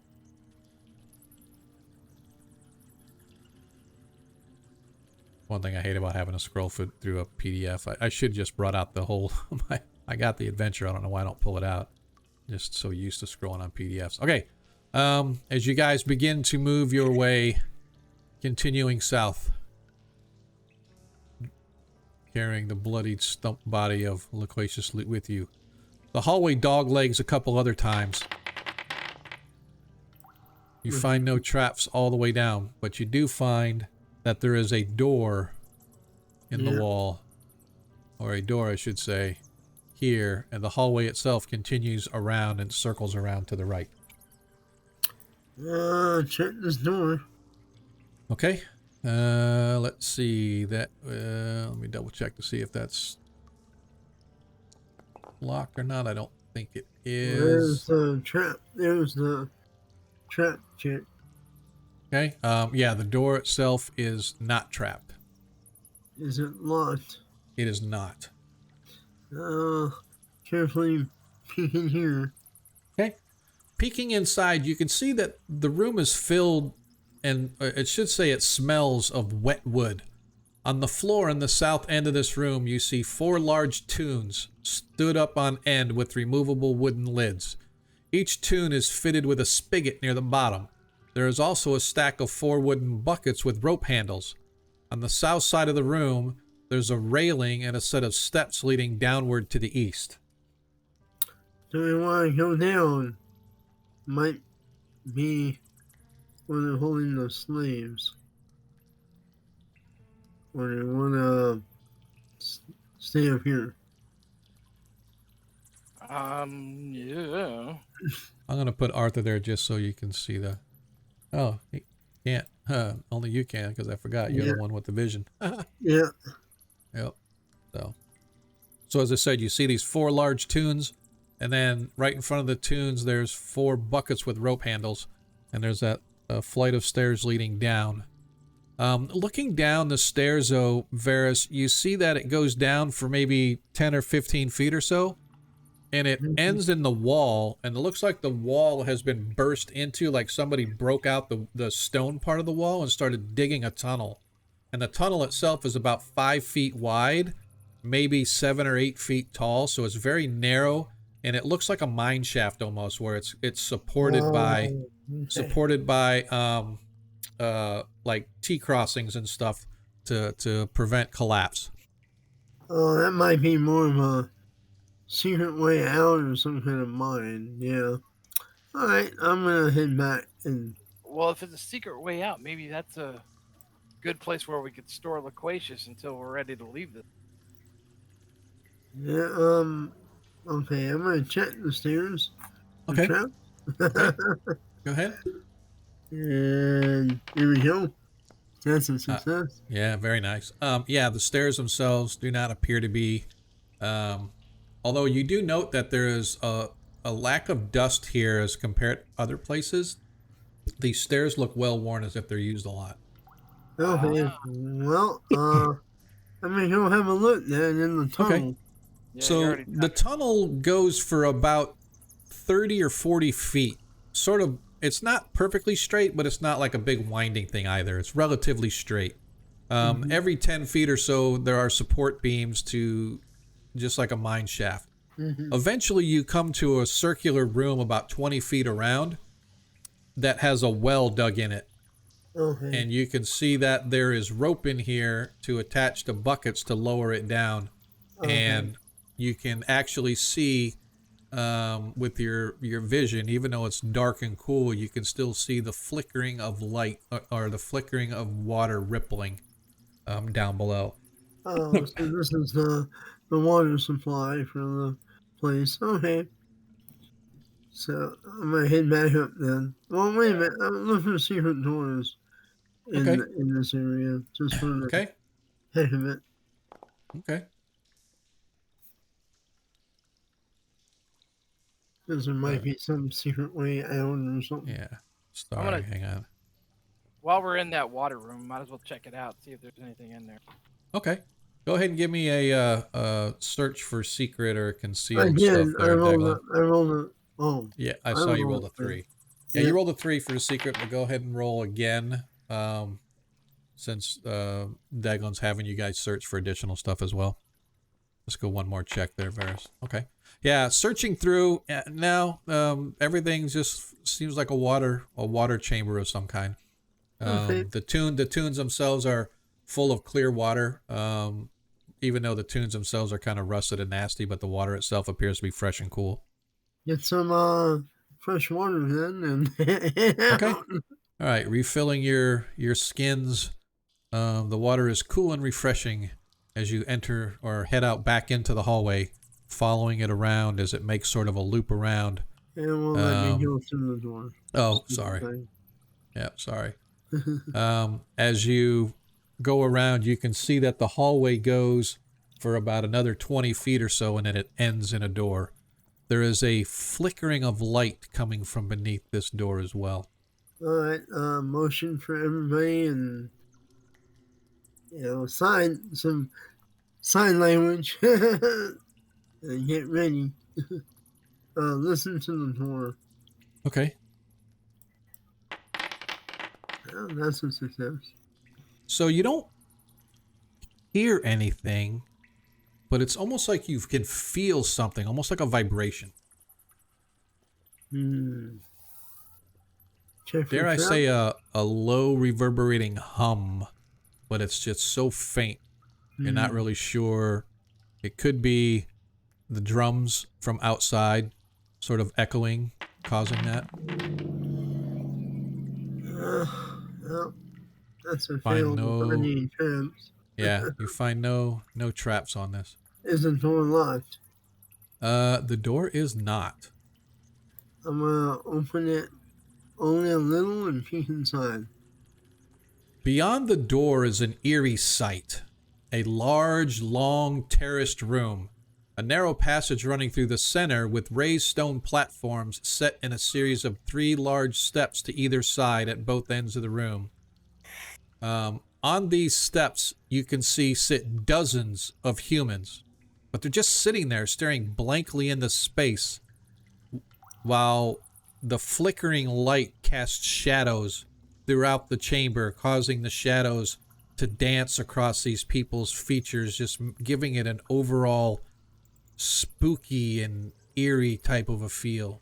These creatures, both human and other races, appear to be bound to their stations with neck chains, but they don't appear to be struggling at all. They don't even seem to notice that the door is creaked open as it opens up.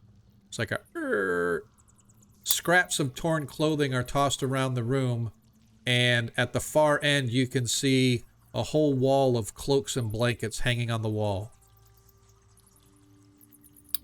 So are they all like naked, chains? They're more like loincloth, right? Loincloth, But the okay. women are topless with the exception of bottom loincloths. Yeah. But all of them have chains about their necks, and the chains themselves are Well, do I see Macaro or whatever his name is? no, you do not. Although I will say, what is your infravision? Well, no, actually, you know what? I'm not even going to say that. What's most interesting is that all the way across the room, first of all, there's 4 pillars in this room, sort of going all the way up, and they support this arched roof about 20 feet up.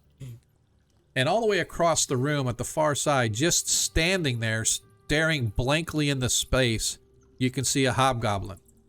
He's just sort of standing there. He has what looks to be a whip in his hand. He has a sword at his side, but he's just standing there, just sort of staring blankly.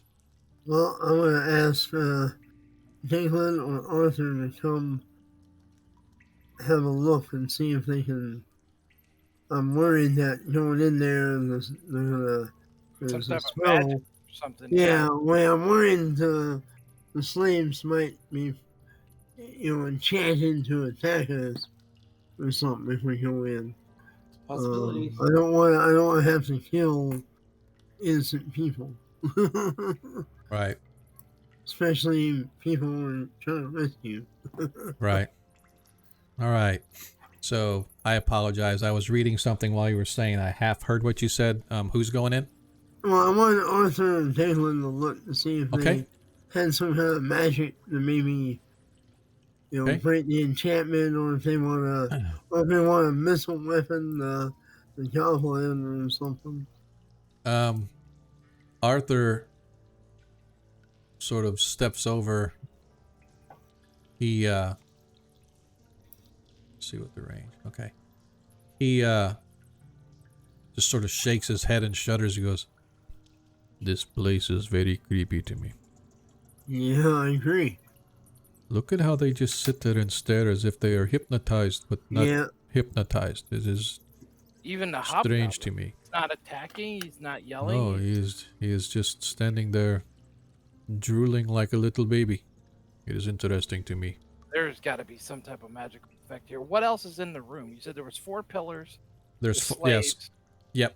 So if you kind of look at this, it looks almost like a pool. Yeah, yeah, I got you. So it looks almost like, I say it looks like a pool the way they designed it, but basically it's the floor is sunken in the middle, and it's got like the stone steps sitting up. So it's, imagine, if you will, the old Greek societies where the parliament guys would sit around the sides, and then the guy down in the middle would be the one talking and stuff like that, kind of looking down on them. But that's kind of what it's like. But the thing is there's chains everywhere.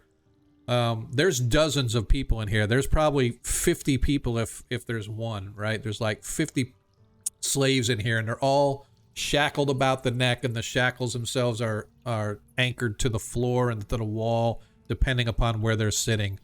None of them are any closer than there's a 5-foot space between where somebody would be and these pillars and whatnot.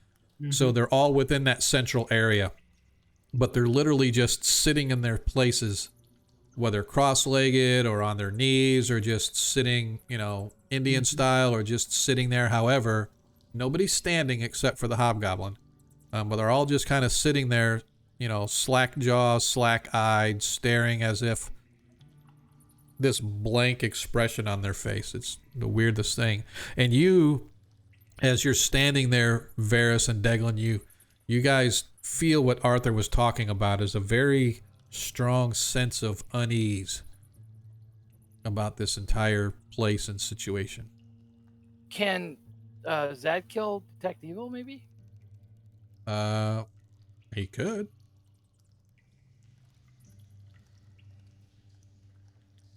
I don't know if he wants to. That would be up to Zadkill. Did Zadkill step away?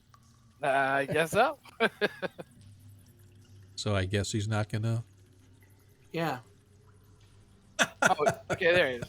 Hey, he is back. Hey. You didn't hear Senate me? Hall. Thank you, Excel. I appreciate that, man. That's like my brain. I get to going 100 miles an hour and then I forget.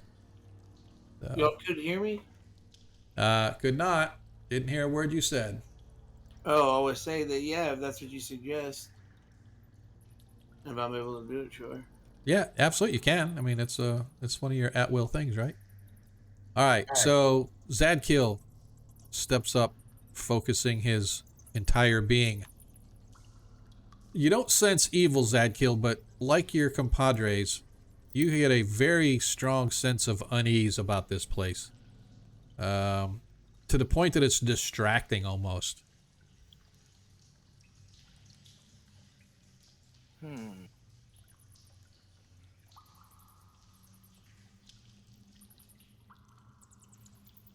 What do I gotta do? I don't know. Well, you just that's- detected evil and you detected nothing. So that's all they really wanted you to do is for detecting evil and stuff. Okay. Do you want to try and go in? Do you want to missile weapon the goblin? I see a door on the other side. There is an exit door. I mean, we really got no other choice. Is going back would be a It waste looks like of that. time. Yeah, it looks like that hobgoblin though is affected by whatever is in this room. Yeah, but I don't know if he's gonna react if we walk into the room. He might suddenly not be hypnotized anymore. It's just one hobgoblin. I'm not so worried. Yeah, about that. well, they already know. Yeah, the alarm's already been rung, so we won't do. I don't think we have a choice. We just go in, I guess, or Yeah. try Okay. to. There's or have always a at least- choice. What do you mean you don't have a choice? Yeah. You have a choice to live or have a choice to die. It's totally up to you. Yeah. But I don't want to be mobbed by 15 mindless innocent people. either. Okay, You know what? I get that. You know what? I have dispel magic, so Oh you know, yeah. I'll get that on the ready. And if we see anything that's magic that might be causing people to act like that, I'll cast it. All right. Okay. I'm gonna keep my hand on my sword hilt and step up to the pillar then and see what happens. All right. And we're just watching him. And if he starts acting funky, we'll pull him out of there. We're or just whatever. going to shoot him with an arrow and just put him out of his misery. No, you're not. Luke, you guys the one that had watch. the crossbow. Right? Oh no. Halberd and fist. As you step in, Deglin stepping behind you to keep a close eye. 10 feet in, you reach the pillar. You continue to feel this sense of unease.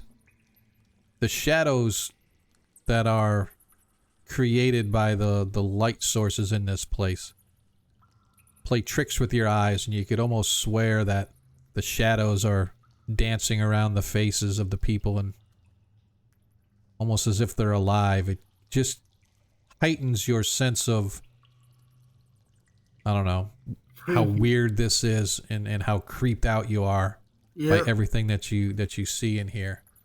And it just persists even more. And the door won't let me go through, so I'm just trying to get in. The hobgoblin doesn't move, right? That is correct. He is still stationary, doesn't even seem to... You step up to the first group of people where you're at right now. Nothing happens.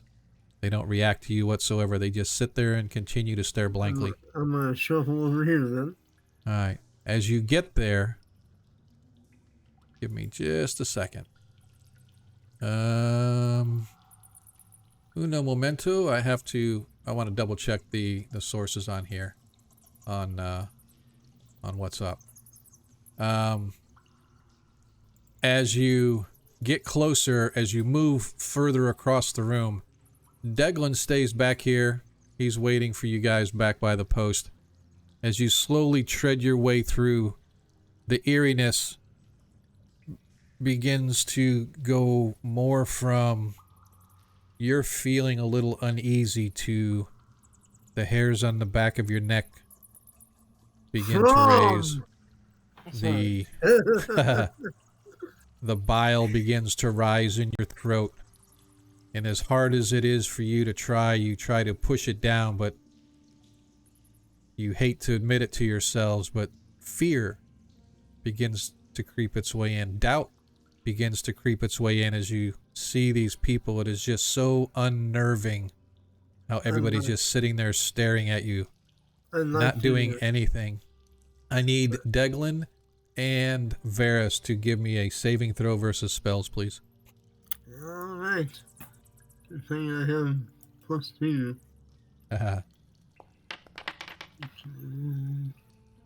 Yep. Is that successful for you, Deglin? Well, Right. For spells, yes, it's exactly success. Actually, Okay. I got +1 too. it's not for me, though. No. You get, as you get to right where you're at, you can no longer contain yourself, Varys, as you're like, fuck this shit, I'm out of here. And you turn around and you bolt as fast as you possibly can. You can't even control your own feet. That's how fast you want to get out of there, as you are now succumbing to, for all intents and purposes, the effects of a fear spell as you work to get as fast as away from this place as you possibly can to get out of this room. Should I bolt past the goblin, or am I going back the way? In whichever direction you want to go. Totally up to you. Let's go this way. As soon as you get there, suddenly shadows begin to leap out at your face, almost as if they're trying to rake at your face. Deglin, you watch as Varys bolts across and he runs right past the goblin that's just standing there like, what the hell is going on? And as soon as he gets back toward the door, before you can even get the door open, Deglin, you're actually like right about here. Just as you're getting ready to pass the goblin, all of these shadows begin to dance across your face. You swore that you saw it on the faces of the slaves, but you couldn't be sure, but now you're sure. It's almost as if these shadows are alive, and suddenly the cloaks across that you are going past, one of them comes alive, leaps out, and wraps itself around you. Goddamn cloaker. I hate these things. I can't carry 2 bodies. Oh, I'm not going down without a fight now. Hang on just a second. Let me get us into this. I'm going to have to get a button that I can just push that'll get this going and stuff as we go for initiative. Let me go. I'm just going to go ahead and put everybody in it. I need your help, England. I'm going to do what I can. I'm not even sure how to fight one of these things. Stab it. If I stab it, well, if it's on top of you, if I stab it, all right. So first of all, Deglin, you saved, but you are still at a -2 because of the uneasiness. The cloaker is giving off a subsonic moaning that's causing you the unease and whatnot, and that is what caused the fear because it has different levels of this subsonic attack, and so the base is just sort of uneasiness and that, but as you got closer, it now becomes something that is fear. So now we are going to go and all of your any saving throws and whatnot are, let me double check if it's just attack, but I think it's any saving throws as well. Moaning, nervousness, unease eventually does this, but so you're at a -2 on your attacks and saving throws. You, however, Varys, are under the effects of a fear spell. So let's see. I want to double check. The fear spell lasts for two turns. So for the next 20 minutes, you're underneath the of a fear spell. And so I don't know if somebody wants to look up fear for me and what the effect is. At a minimum, you're at a -2 on your attacks and rolls. Not initiative, of course, but on your attacks and any saving throws that may be needed. But fear spell might affect you. You know what level spell that is? I think fear is a level 2 spell. Might be a level 1, but I think it's a level. Might be a level 2. Let's see right here. If it's even in the book. So, but anyway, we are going to do initiative right now, and the cloaker gets initiative first. So I'm just gonna wait for her to see what the fear is. As it is, what is Varys's armor class? 2. Class 2. Okay. Yeah, fear is not first or second level. All right. So it might, it might be the an opposite of remove fear or something. It's like, you know how they used to have remove fear, now there's another cause fear. So we'll find it, but right now. Well, yeah. I'm not heard of wizard spells. Too. Yeah. All right. So this is, it needs an 11 or better to hit you. Let me see. Double check its attack. All right. So cloakers attack by flying at their victim and enveloping the character in the folds on a successful to hit roll. An enveloped character cannot fight as his arms are pinned to his side. The cloaker then attacks any characters trying to rescue their friend with its tail, etc., etc. I can't attack? No, you cannot attack it while you are wrapped up. If it hits you, it envelops you, and you cannot attack it from inside. So it will have to be. So as you're watching, Deglin, you watch as Varys just bolts and says, "I gotta get out of here!" And right about where he's at, suddenly you watch one of the cloaks literally fly off the wall and swarm at him. So as I said, it is going to target you. Oops.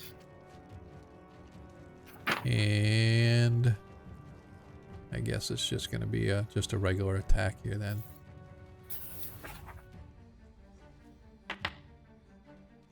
And as it hits, because it's the +2, so it hits, and it didn't do any damage, but for this round, or for this action right now, Varys is completely engulfed by this thing as it pins your arms to your side. Yeah, you're completely unable to move. What's that? Yeah. I'm like grappled and restrained. Right. And stuff. Yeah. Yep. That's nice. Yep. So, for this now, and again, even if you were able to, you'd still be at a -2. So I'm not going to do anything with the fear. The fear to me is just you're running. So I'm just going to go with what the rule says here, and it just says a -2. So anything that you're going to do as far as save or attack or anything like that that you might be able to do, is I don't even. But I can't find the spell cause fear. Yeah, that's fine. That's cause fear. Yeah, remove fear. But if you read remove fear, it says the reverse of the spell is cause fear. Yeah. So which is fine. I'm not going to worry about it. I'm just going to say that, you know, as the rule said, you're just trying to get out of there. So right now you're grappled and restrained. However, I am not up to snuff at all. I've never actually did grappling in 1E. So if there are rules to grappling that you're aware of, contested strength. Yeah, that would probably be it. That's what I was wondering, but I don't think they ever had anything in. But I'm gonna look and see if they even provide what. Yeah. DMG or or something later on. Yep. If somebody out in our stream is much more savvy than I on the those particulars, I'd appreciate it. Yeah, because this doesn't even give it strength. It's strength anyway, so I don't know how I would be able to do a contested. But anyway, let's go ahead and go. And so Varys is going to be unable to go. The crafting table is on DMG page 73. I opened right to it, surprisingly. Kind of funny. Look at you. All right. So let's see what it says. It's on Grappling. 72 and page 72 and 73. Yeah. All right. So multiply the attacker's armor class by 10, ignoring magical. Blah, blah, blah, blah, blah, blah.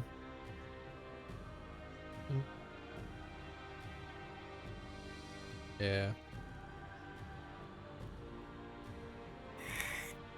Yeah, this is a little complex.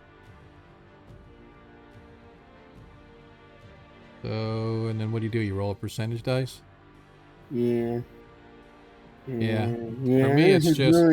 This is really complicated. Yep, exactly. For me, it's just a matter of being able to get free and whatnot. So yeah, do you want to do like bed bars with hands? Yeah, let's. Yeah, you know what? Let's.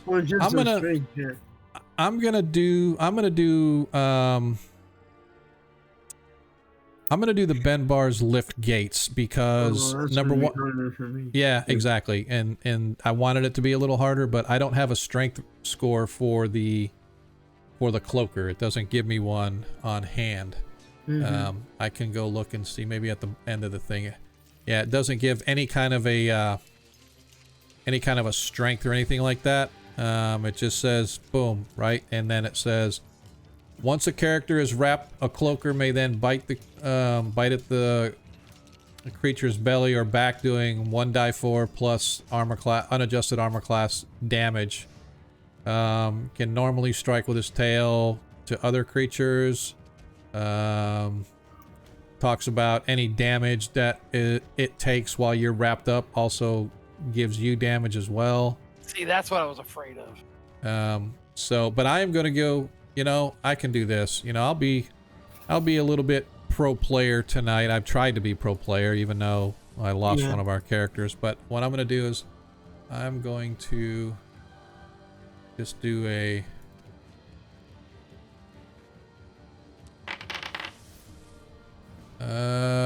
he has a strength of 16. So we will do a... we can do... again, I'm not really 100% sure how we can do a contested strength here. Is it we just both roll? Or is it like your strength against my strength? Or, you know what I mean? Yeah, that's fine if we want to both roll and see. So, yep, so we will... Yep, this is your turn. So we're going to do that now. We're just going to roll a... and oh, you know what? Here's this. He has a strength of 16. You have a strength of 14, right?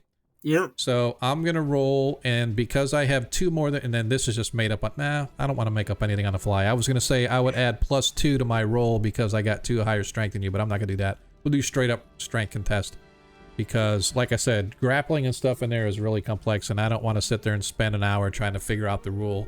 So for now, we'll just do a straight contested roll to see if you can break free to prevent him from biting you. Otherwise, it's going to be next turn. He's going to get at least 1 bite attack on you before you're able to try to get free again. So let's go ahead and roll 3d6. You got a 10. Oh, you got oh, sorry. You rolled twice. Oh, you rolled a d20. That's why. Yeah. That's all right. No, you're right. Oh, you know what? I accidentally. That's okay. So that was my fault. Somehow I had Varus selected on my map, and when I rolled, it rolls as you because I'm the DM. Yeah. All right, so let's do it your way. We'll do a 1d20 again. So unless you want to stick with your 10, and I'll just roll the d20.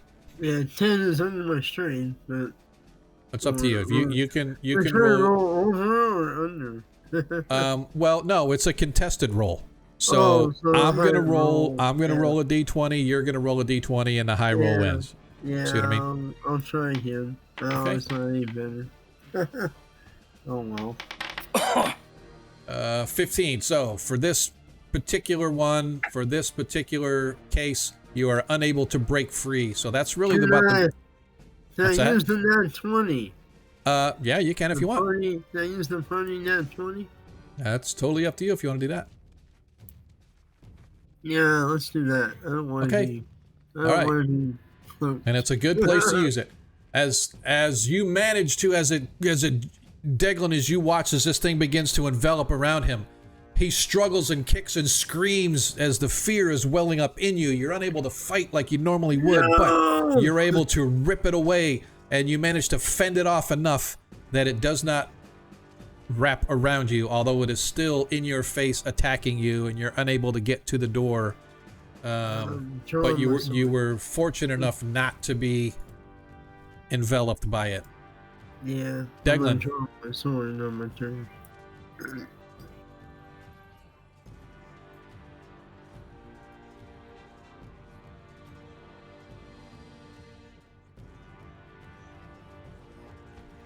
As you get up close, Deglin,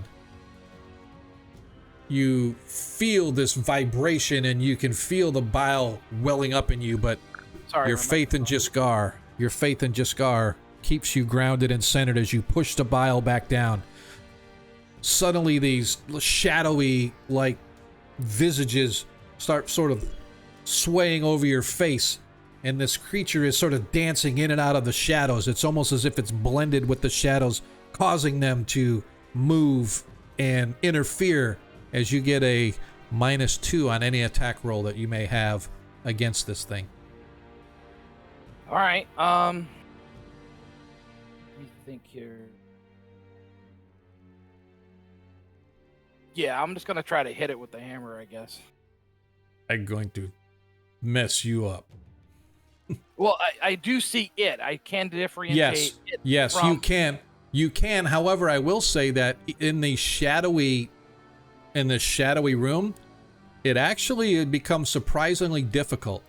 The cloaker has the ability to manipulate shadow, and it's such a precise manipulation, it can actually make shadows look like itself. So it's almost like a mirror image spell.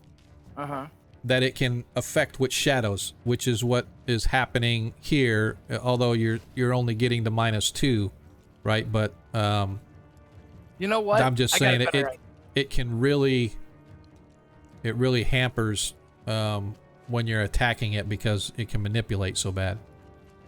I'm gonna try this, and it's been known to work before, and I don't know if it's gonna work now. Okay. There's the Ring of Shooting Stars has this function called Fairy Fire. Yep. And it outlines a creature in green, blue, or purple. Okay. And I think whatever color is most contrasting in this room is what I'll hit it with. Okay, probably yellowish. Okay. So I believe you have to score an attack hit on that. I'm not sure. That's what I was let's look. gonna ask. Yep. We'll look. I believe it's an attack roll, just like a spell attack.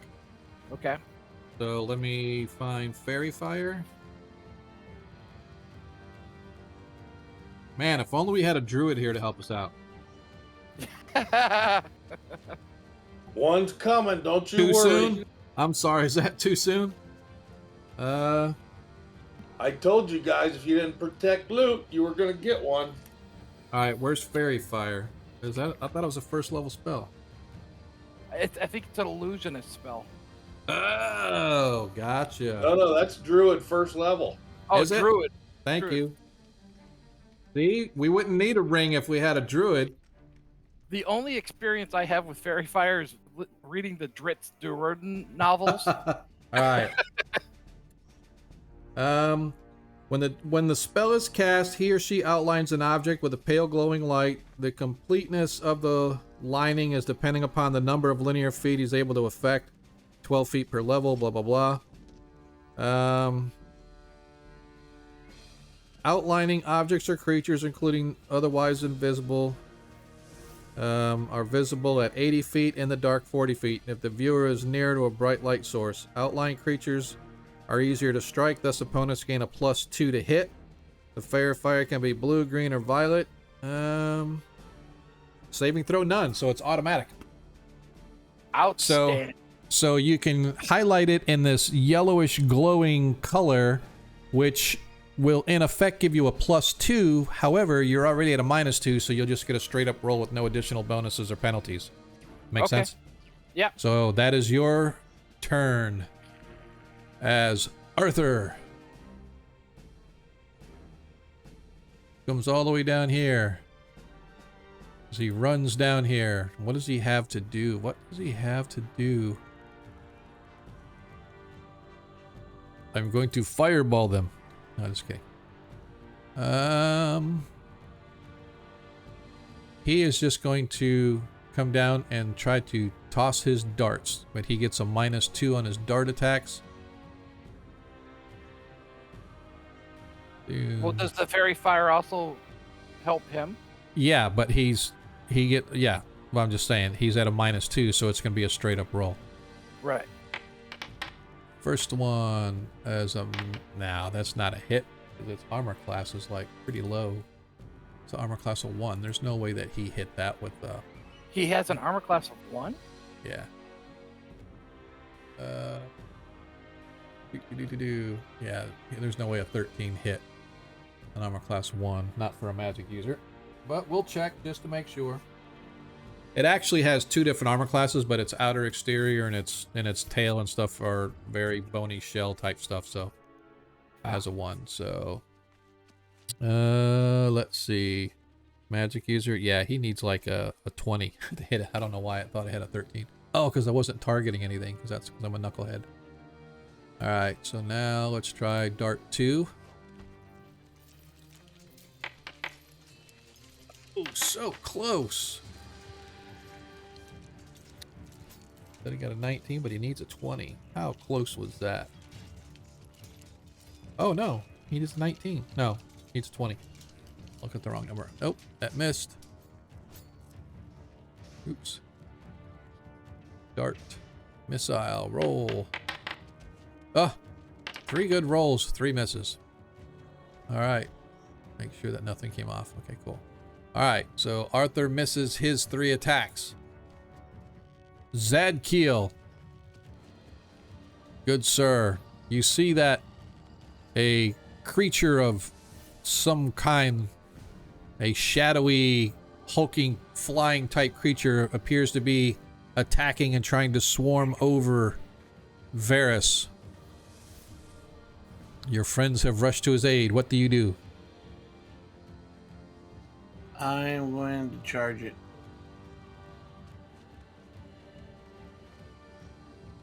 Okay. Can you hear me? I can. You charged it. So, you get a +2 because of the charge, a -2 because of the effect the creature has, and I need you, first of all, to roll a saving throw versus magic. I have a -2 because of a thing he has. Okay. Yes, the creature gives off a sonic sound that causes apprehension and unease, which gives you a -2. But this is before you can even attack it. I need you to give me a saving throw versus spells. As you fail your saving throw versus spells, you are overcome with fear. I'll use my and you are... Huh? Oh, you're going to use your 20? Okay. Zadkiel uses... You had 2, right? No, you used 1. No, I had one. one. The party... Yeah, you had 1. Yeah, okay, that's right. You use your nat 20 as you make your saving throw versus spells. Okay. That being said, you are no longer... Or you are not... You are able to overcome your fear and attack this creature. Your charge would normally give you a bonus of +2. However, the creature offsets that with a -2. Therefore, you're a straight up roll with whatever bonuses you get against armor class 1. And so that means you need a 15 or better after all your modifications in order to hit it. Oh my... A natural 1. Critical failure as you fail to hit the creature. Alright, we are back to the top of the order as we roll initiative. Party gets to go first. Varys, you are up. You are completely petrified with fear, so you have a choice. You can run to the door or you can run to the other door. Oh, I can't stab him? No, you're overcome with fear. There is no attacking. There's just fleeing. Alright, I'll flee to the store. Okay. And as you go to flee, it is going to get its opportunity attack on you.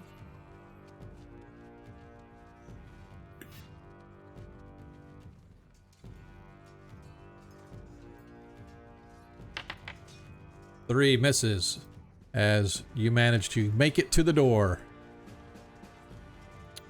And your movement is 90, so you need to run as far as 90 feet will take you.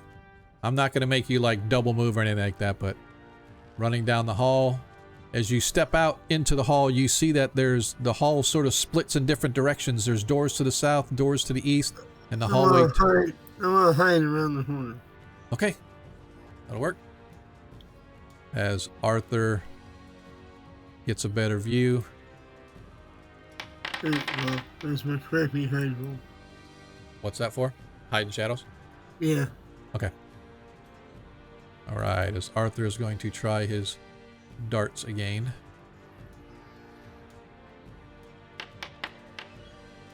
Miss. Oh, so close. Miss.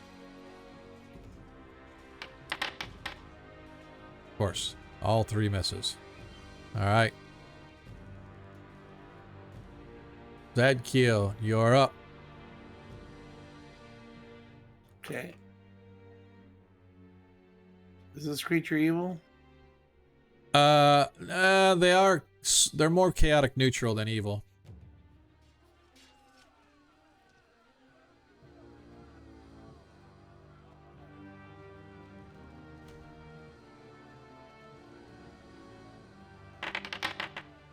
Four miss. Doo-doo-doo. That would And be 6, but yeah, sorry. Let's. Deglin, you didn't get to go. Why did it skip over you? I Weird. don't know. That was weird. Deglin, you're up.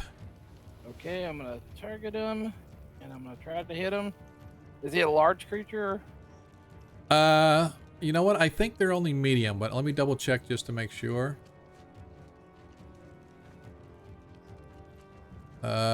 No, they are large. Good call. Cool. Nope, that's not the hit. I think I need to get like a 17 to hit a 1. Oh.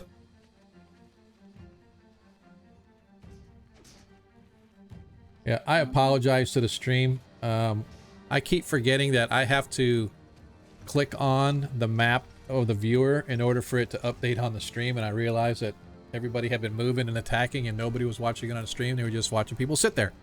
So I apologize. One of these days I'll learn how this shit works. Alright, so missed. That means it is the cloakers. This time it flies and it tries to target Zadkiel the Righteous as he goes to swoop. flies? Yeah, this is a flying creature. I mean, does it fly where I get an opportunity to attack? Or does It's it... not flying away, it's flying right into your face. Oh, gotcha.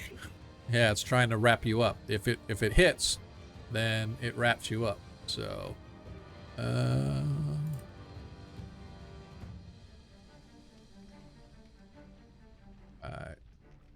Oh, what? Oh, why did it move there? Oh well. What is your armor class? -2 now, right? Yeah. Oh, it needed a 15. 14. I'm gonna double check to make sure it's not missing any bonuses on its attacks. Do you use your natural 20? Yeah, that's what it is. I should use my natural 20. You know what? I'm gonna do that. Thanks for reminding me. I'm gonna use my natural 20 because I have 2 of them. So I'm gonna use a nat 20, and the creature manages to close around Zadkiel. And oops, untarget him.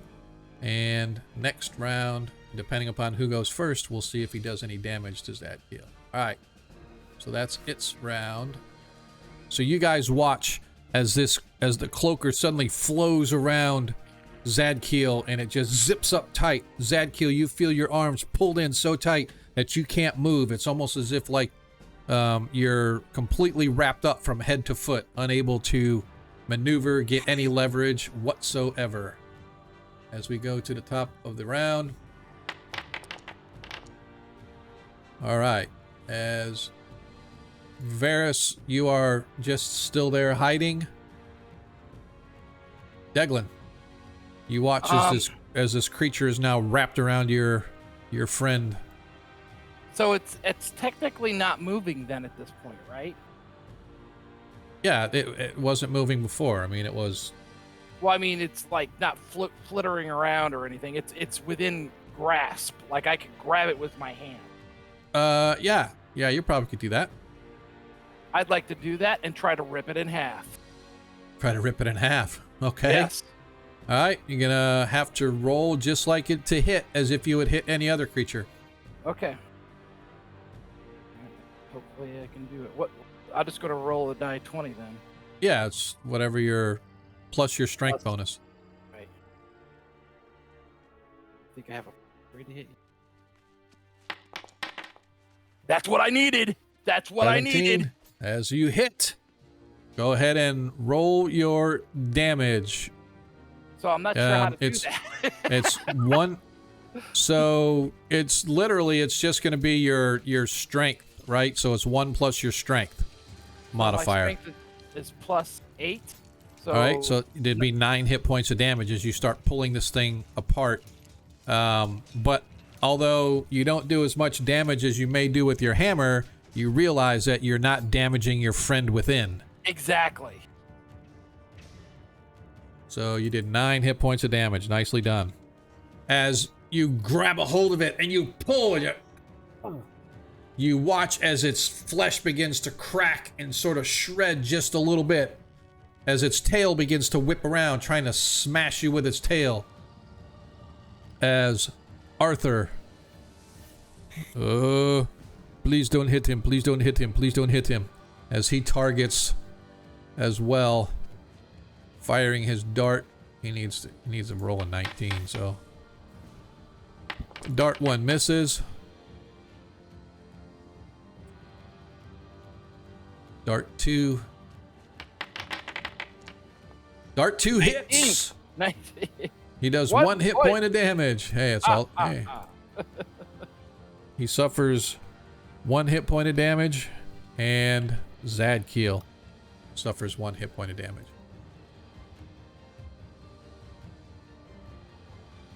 So. And then, last but not least, the last dart. I know technically it was only a half a point, but and the second one, the third dart misses. As the cloaker, Zadkiel. Zadkiel, roll a 20-sided dice, please. Just a straight up 20-sided dice.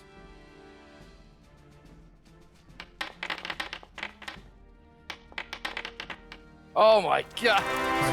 Zip roll a 20. As it maintains its hold on you, and now it bites down. So what is your armor class? -2? Alright, so first of all, I have to go by your base armor class. So your naked armor class is 7. Let's see. Is your armor magical? Is that what it is? Alright, so you have plate armor then. So the only thing that counts is the plate armor, so your base armor class is 4. So without all of the other stuff added in, your armor class is 4. So it's going to do 1d4 plus 4 hit points of my stuff without my armor, or no, just with your armor. Your shield doesn't count. Your dexterity doesn't count. The only thing that counts is the armor that you're wearing, and it's the plate armor. Okay, yeah. So, well, and so armor. Cloak. The cloak doesn't. Well, okay, I'll count the cloak. So, all right, so it'll be a 3 then. Good call. So the damage is going to be 1d4 plus 3 as it bites down onto you. You suffer 7 hit points of damage as this thing squeezes down and begins to bite down onto you.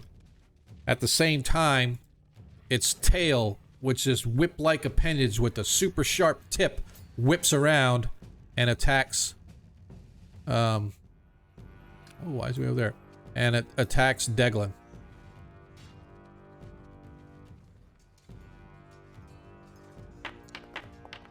That one completely whiffs.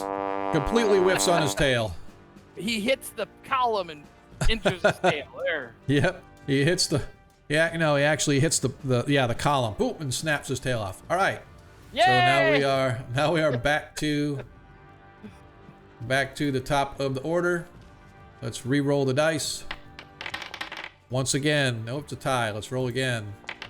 This time, the cloaker attacks, or the cloaker gets the initiative again, or this time. So once again, 1 die 4 plus 3 against the paladin. Another 7 hit points of damage as he bites down onto the paladin. Zadkiel is down to 19 hit points now. As its tail once again goes after Deglin. I thought it broke off. No, I was just kidding. He rolled a 2. Come on. He rolled a 2. Hey, man, he could have rolled a 20. Yeah, It's so that's close true. if you saw that. All right. All right. Varys, unless you want to continue to move, or you're just going to continue to hide there? Yeah, I want to hide until the fear subsides. All right. So while you're there, you can see that beneath the door to the south of you, light flickers, and you can hear the sound of metal on metal occasionally. That's Not very 2 often. rounds. What's that? The last 2 rounds. What last 2 rounds? Fear. No, this one actually was turns. Yeah. Yeah, that actually says it right in the cloaker's fear. It says, oh, damn it! I apologize. You're right. Oh, is I that was reading round? something else. Nope, it Yeah. lasts 2 rounds. So the fear has worn off by now. This is the actually Yeah. round. Thanks for saying that. Turns would be OP. Yeah. And actually, I was looking, and I could have swore that I read it said turns, but then I go down here and look down here, and now it says round. So either I read something incorrectly, or it's got it 2 different ways. So I apologize. So, Varys, you are up. The fear has since subsided, but I will say, when you go back in there, because you failed, you'll have to save again when you go back in the. I'll move you in there for you. There you go. Sorry. Alright. Well, So if you go to attack it again, I still hit my bonus from my cloak in the ring, right? that is correct. But you're at a -2 for what you saved. You're fine. +2, -2, straight up roll. So you managed to save your fear. So this time, seeing your friend Zadkiel wrapped up in this thing, as this thing's biting down on top, its tail whipping around like a whip, you're able to push down the fear, overcome it, and decide what you want to do. Can I backstab it? Yes, you can, but just so you are aware, while a creature is wrapped up inside the cloaker, any damage done, half of it goes to the cloaker and half of it goes to the cloakee. Alright. I'm gonna Do it.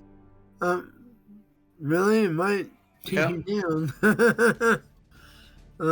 Well, we do have potions. Alright. Okay. So that is... Use that 20.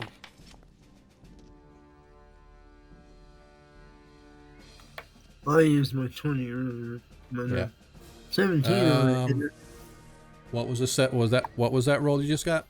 That was my backstab roll.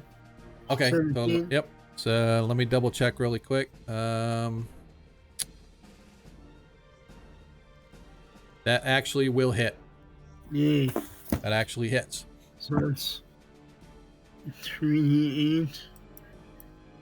Wait a minute, is this Once you large? get 60. It is a large creature. So, alright. So 3d12. plus 1. 17 points. Did a total of 17. All right, so that means half goes to, I'm going to give 9 to the creature and 8 to Zadkiel. Okay. Wasn't that backstab or no? That Yeah, was. that was a backstab. So Zadkiel's down to 11, and the creature is still up as you manage to attack and backstab it. Oh, right. All right. Deglin. All right. Did I maintain my grip from the last hit? It's going to have to be an attack every time, man. So if you want to continue to do that, you're going to have to just roll an attack hit and then do your damage. DM, isn't that a So if you hit, backstab? it's 9 if you do a hit, it's 9 damage. Yeah. If I can hit, that's the problem. Yeah, you can hit. You're good. I hit it. You hit it last time. Oh, I guess we do have a net 20 for the party. No, but it, No, it got used. Well, no, there's another one. Oh, I just saw it. oh really? Yeah. For Fair the enough. party or- Yeah, Corvus Corvus Bray just gave one to Yeah. the party. Yeah. Yep. Thanks, Corv. I didn't even see that, man. You need to Yeah. jump into Discord and let us know, dude. Yeah. Should I use it, guys, or? Yeah, go ahead and use it. Let's take Yeah, the free yeah, net. that's a hit. That's a double damage. That'll be 18 hit points of damage. And it's only to the creature, not to. That is correct. Yeah. Let's Cool. do that. Okay. 18, you said? Yep. You guys watch as Deglin, fearing for his friend's life, seeing the wound and the cry out in pain he suffered from Varys's backstab attempt as they stabbed into the creature, also stabbing into Zadkiel. You grab a hold of it. Its tail begins to whip and thrash. You grab its tail and literally rip its tail off. Throw it down on the ground. Grab a hold of it, and you just pull right where its spine would be, and you literally rip and continue to pull the energy from the belt coursing through you as you finally hear the hissing sound as it thrashes and shudders, giving its last breath as the cloaker eventually drops away dead. The sonic sound that it was permeating this room suddenly goes. The uneasy feeling washes away like a wave on an ocean beach somewhere. And you guys find yourselves winded, brutalized, but still standing as the creature is falls to the floor dead. I want to hold this guy prisoner. As you notice, he is still standing there, looking off into the distance, as are all the other slaves. None of them are any different. Okay. Well, can we coup de grace him then? Absolutely. He is coup de grace. About him later. He is coup de grace. And in his pouch, because I know that a good thief would always search him, Oh, yeah. you find 2 silver pieces. Okay, cool. Put in the party loot. I'm gonna start healing Zadkiel as best I can. A couple of cure light wounds at least. Okay, go ahead and roll your cure light wounds. And Target let me go him. here really quick. There we go. And then, Gents, I'm punching out. All right, dude. All right, man. Sorry, we will. you passed. Yep, we will. You will be able to get right in next game, so I know definitely where I can move you into the game. So. All right, there's. All right, I sent you the sheet. All right, brother. Well, I definitely appreciate that. You bet. Bye-bye, fellas. Good job. See you, man. Good night, man. All right, so I gave him 1 cure light wounds. I'll wait till the next round to give him another one, I guess. Okay, and it puts that first cure light wounds puts him at 15. I'm sorry, 16. Well, we do have loot, 2 potions of healing too. Yep, you can give him the potions of healing. I'm gonna lay hands on myself. Or on that. yourself. Oh, okay, that's Didn't you lay hands last time? Right, that was last time. It's once Yeah, a day. but that hasn't been a day. The Yeah, last we All right. rested- Oh, yes, it has. Yes, it has. Yes, it has. You're right. 10. Yeah, I was thinking that where you guys were. Yep, you're right. All right, so that's 10 more. Put you at 26. Loots, potions, 2d4 plus 3, right? Plus 2 Yeah. normally. Plus 2, yeah, sorry, yeah. 2d4 plus 2, so if you want to use another one of Loot's potions, you can have one of Loot's potions. You want to do that? Only if the party wants me to do it. Yeah. You're fine. I have 2 still on me. Okay. Plus, All right, a that gives you potion. another 7. That leaves you're at 33 now out of a possible 48. That's good. You sure? Okay. So as I said, Yeah. you guys look around, and even though the unholy feeling has since faded away, the fear dropping away like a veil, the slaves remain enamored with whatever is going on with them. The hobgoblin, as you said, you took care of, and he is dispatched. Well, there's a corridor that splits with doors out here, so we need to find Macaro. Well, I want to go to one of the slaves. Okay. And I'm gonna slap the slave.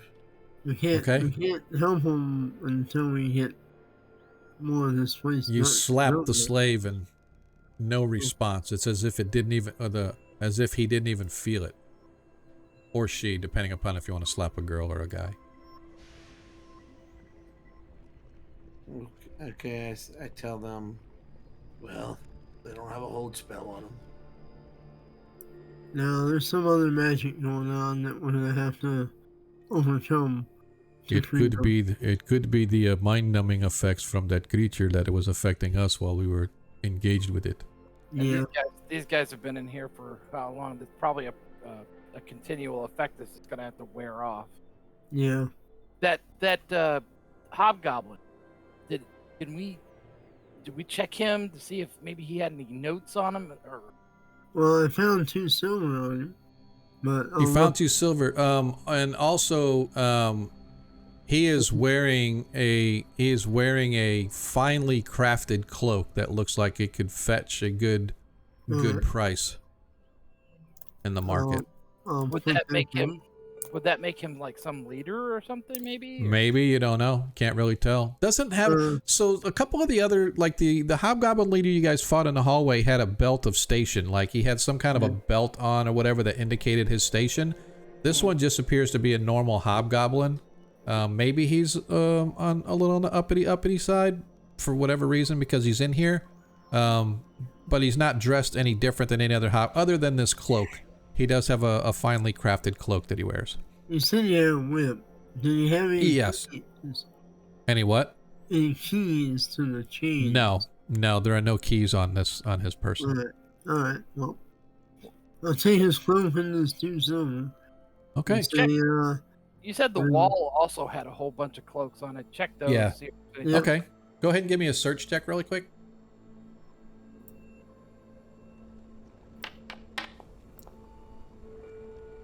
And I'll do one for Arthur.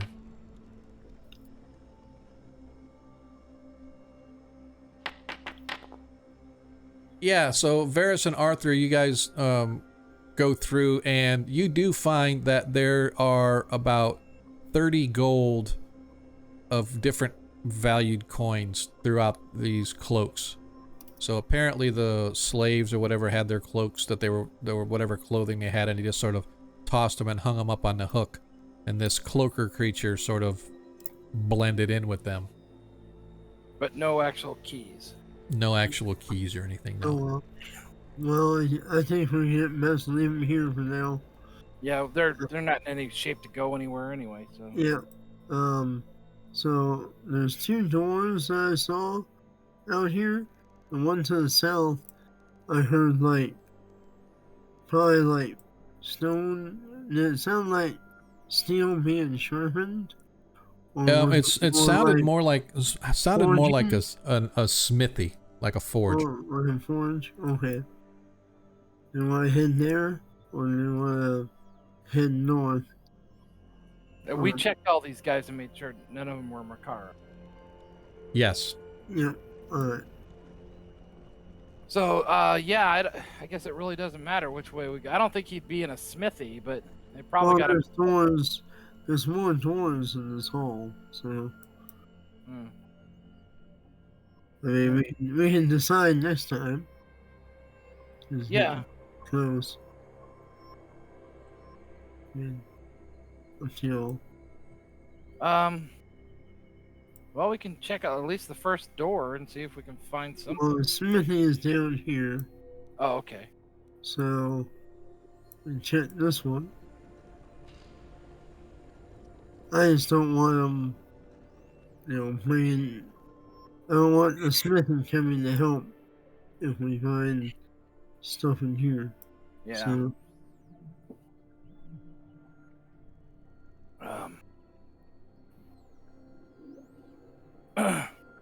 anybody? Yep, I'm ready if you're ready. Yep. And all right, dudes. I'm gonna check this door then. Okay. For listen. Okay. Go ahead and give me a listen check.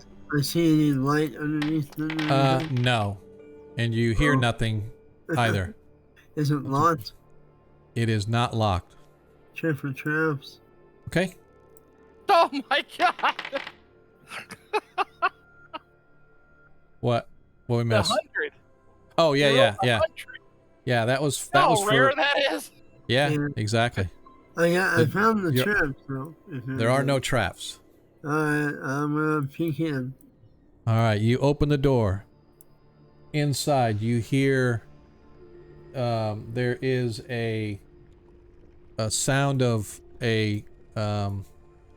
like a rush of air coming into a large set of lungs, as there is a rather rotund, large female hobgoblin or half orc on the other side of the door. It looks to be some kind of a bedroom, as she puts her hand over her mouth and she stifles a scream, and that's where we're gonna leave it for next week. Well, is she good looking? I guess as orcs go, you could kind of say that.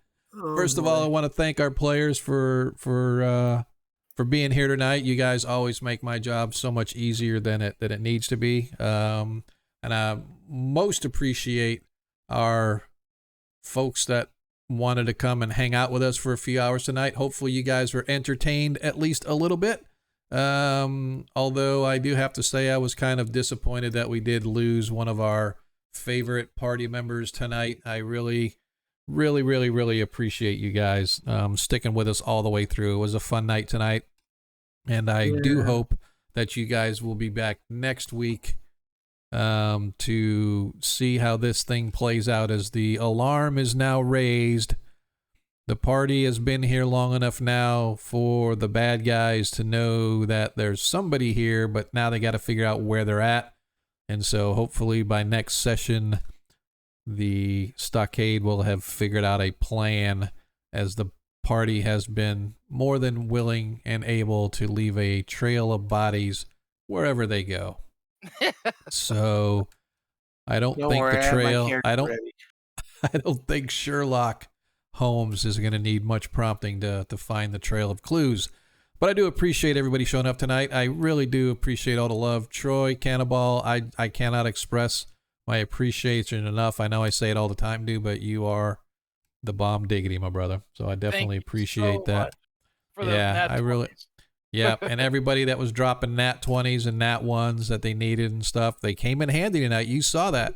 Definitely came in handy. If who knows, he only did 9 hit points. The next time the cloaker bites down and does another bunch of damage, and then he happens to sting Deglin and hurt Deglin, and next thing you know, we have a TPK on our hands, because Arthur's not going to do nothing. Arthur would run. He's going to go hide out and sneak his way out.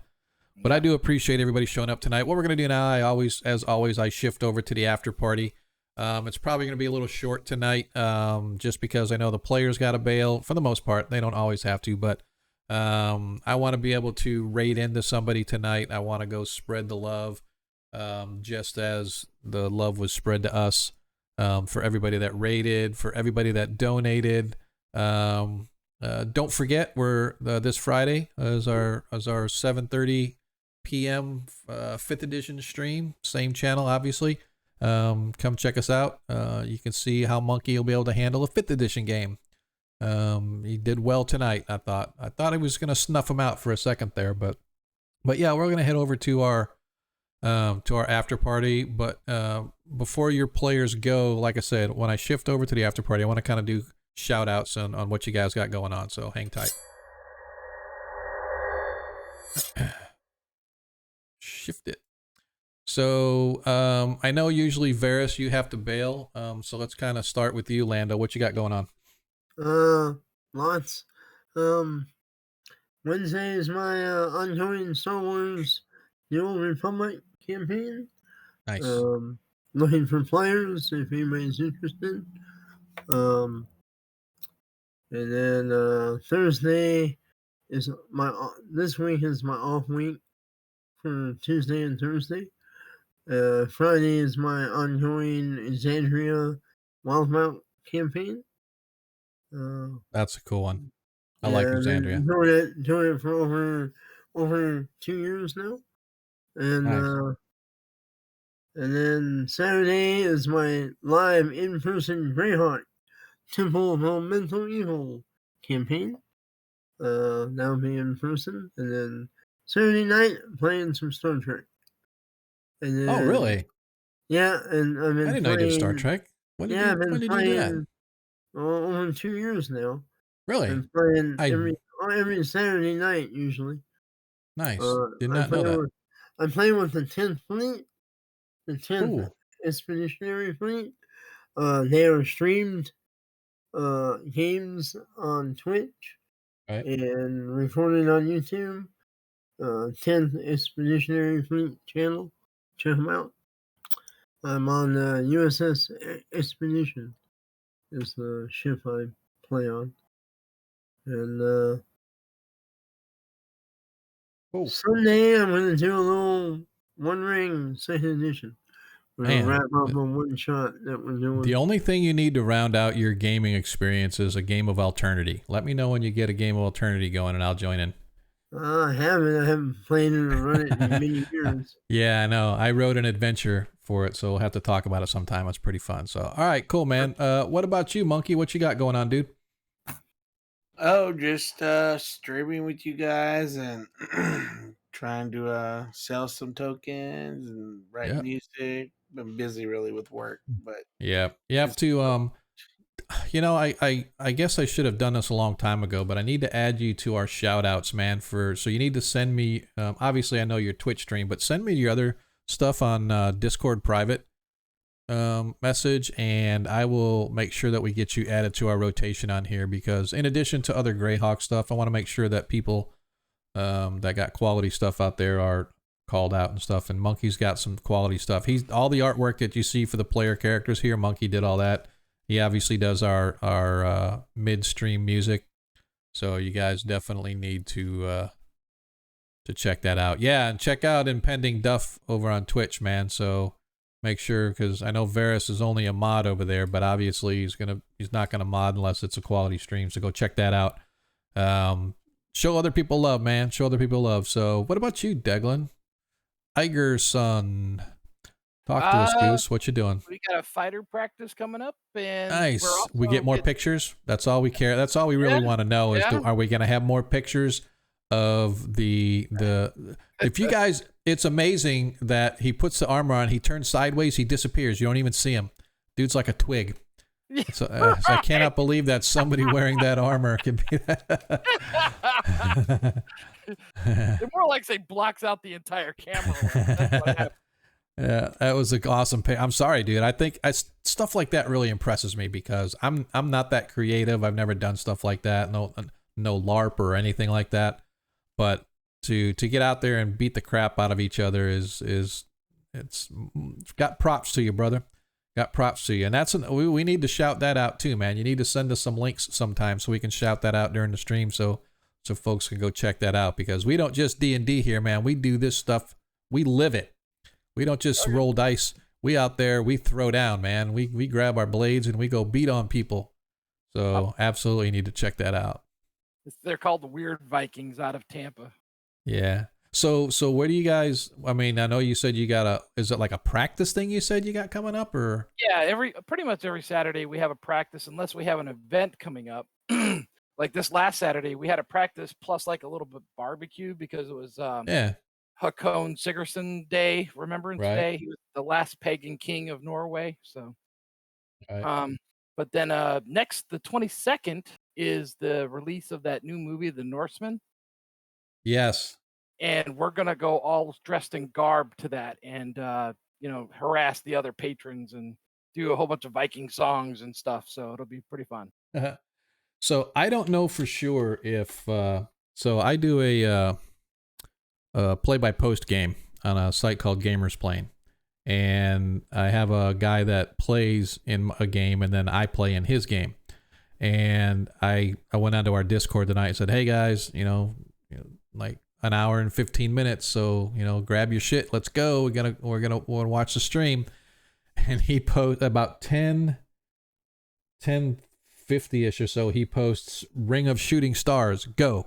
I'm like, I was like, you know what? I don't know if you're out there or not, Annie, but Annex is the guy that he's in the Caribbean somewhere. But yeah, I laughed at that because I'm like, either he's watching the stream or he's very, very intuitive. Yeah. So it's pretty, very, very cool. So, all right, man. So I know if you guys got to bounce, go ahead and bounce. What I'm going to do is I'm going to figure out who do we want to raid tonight. Let's kind of figure out who's out there. Monkey Man, I definitely appreciate it, dude. We will see you Friday night, as always, folks. If you guys have yet to check us out on Friday night, I do encourage you.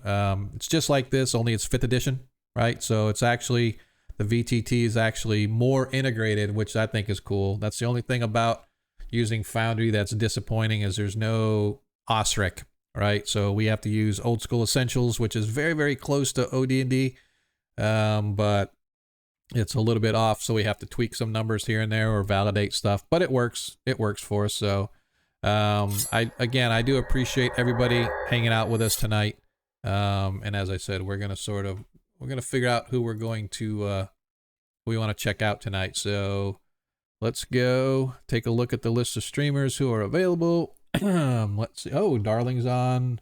Got Lollygaggers. Greg is pretty good. But as always, I got to go with Darling because she rated us and she did other stuff with us. So, let's see if we can do that. Why is it not? Oh, it's because I got to hold it. Okay. Let's do. There we go. See how many we can get, right? So bump her numbers up. If you haven't seen Darling's Creep Show's stream yet, she's awesome.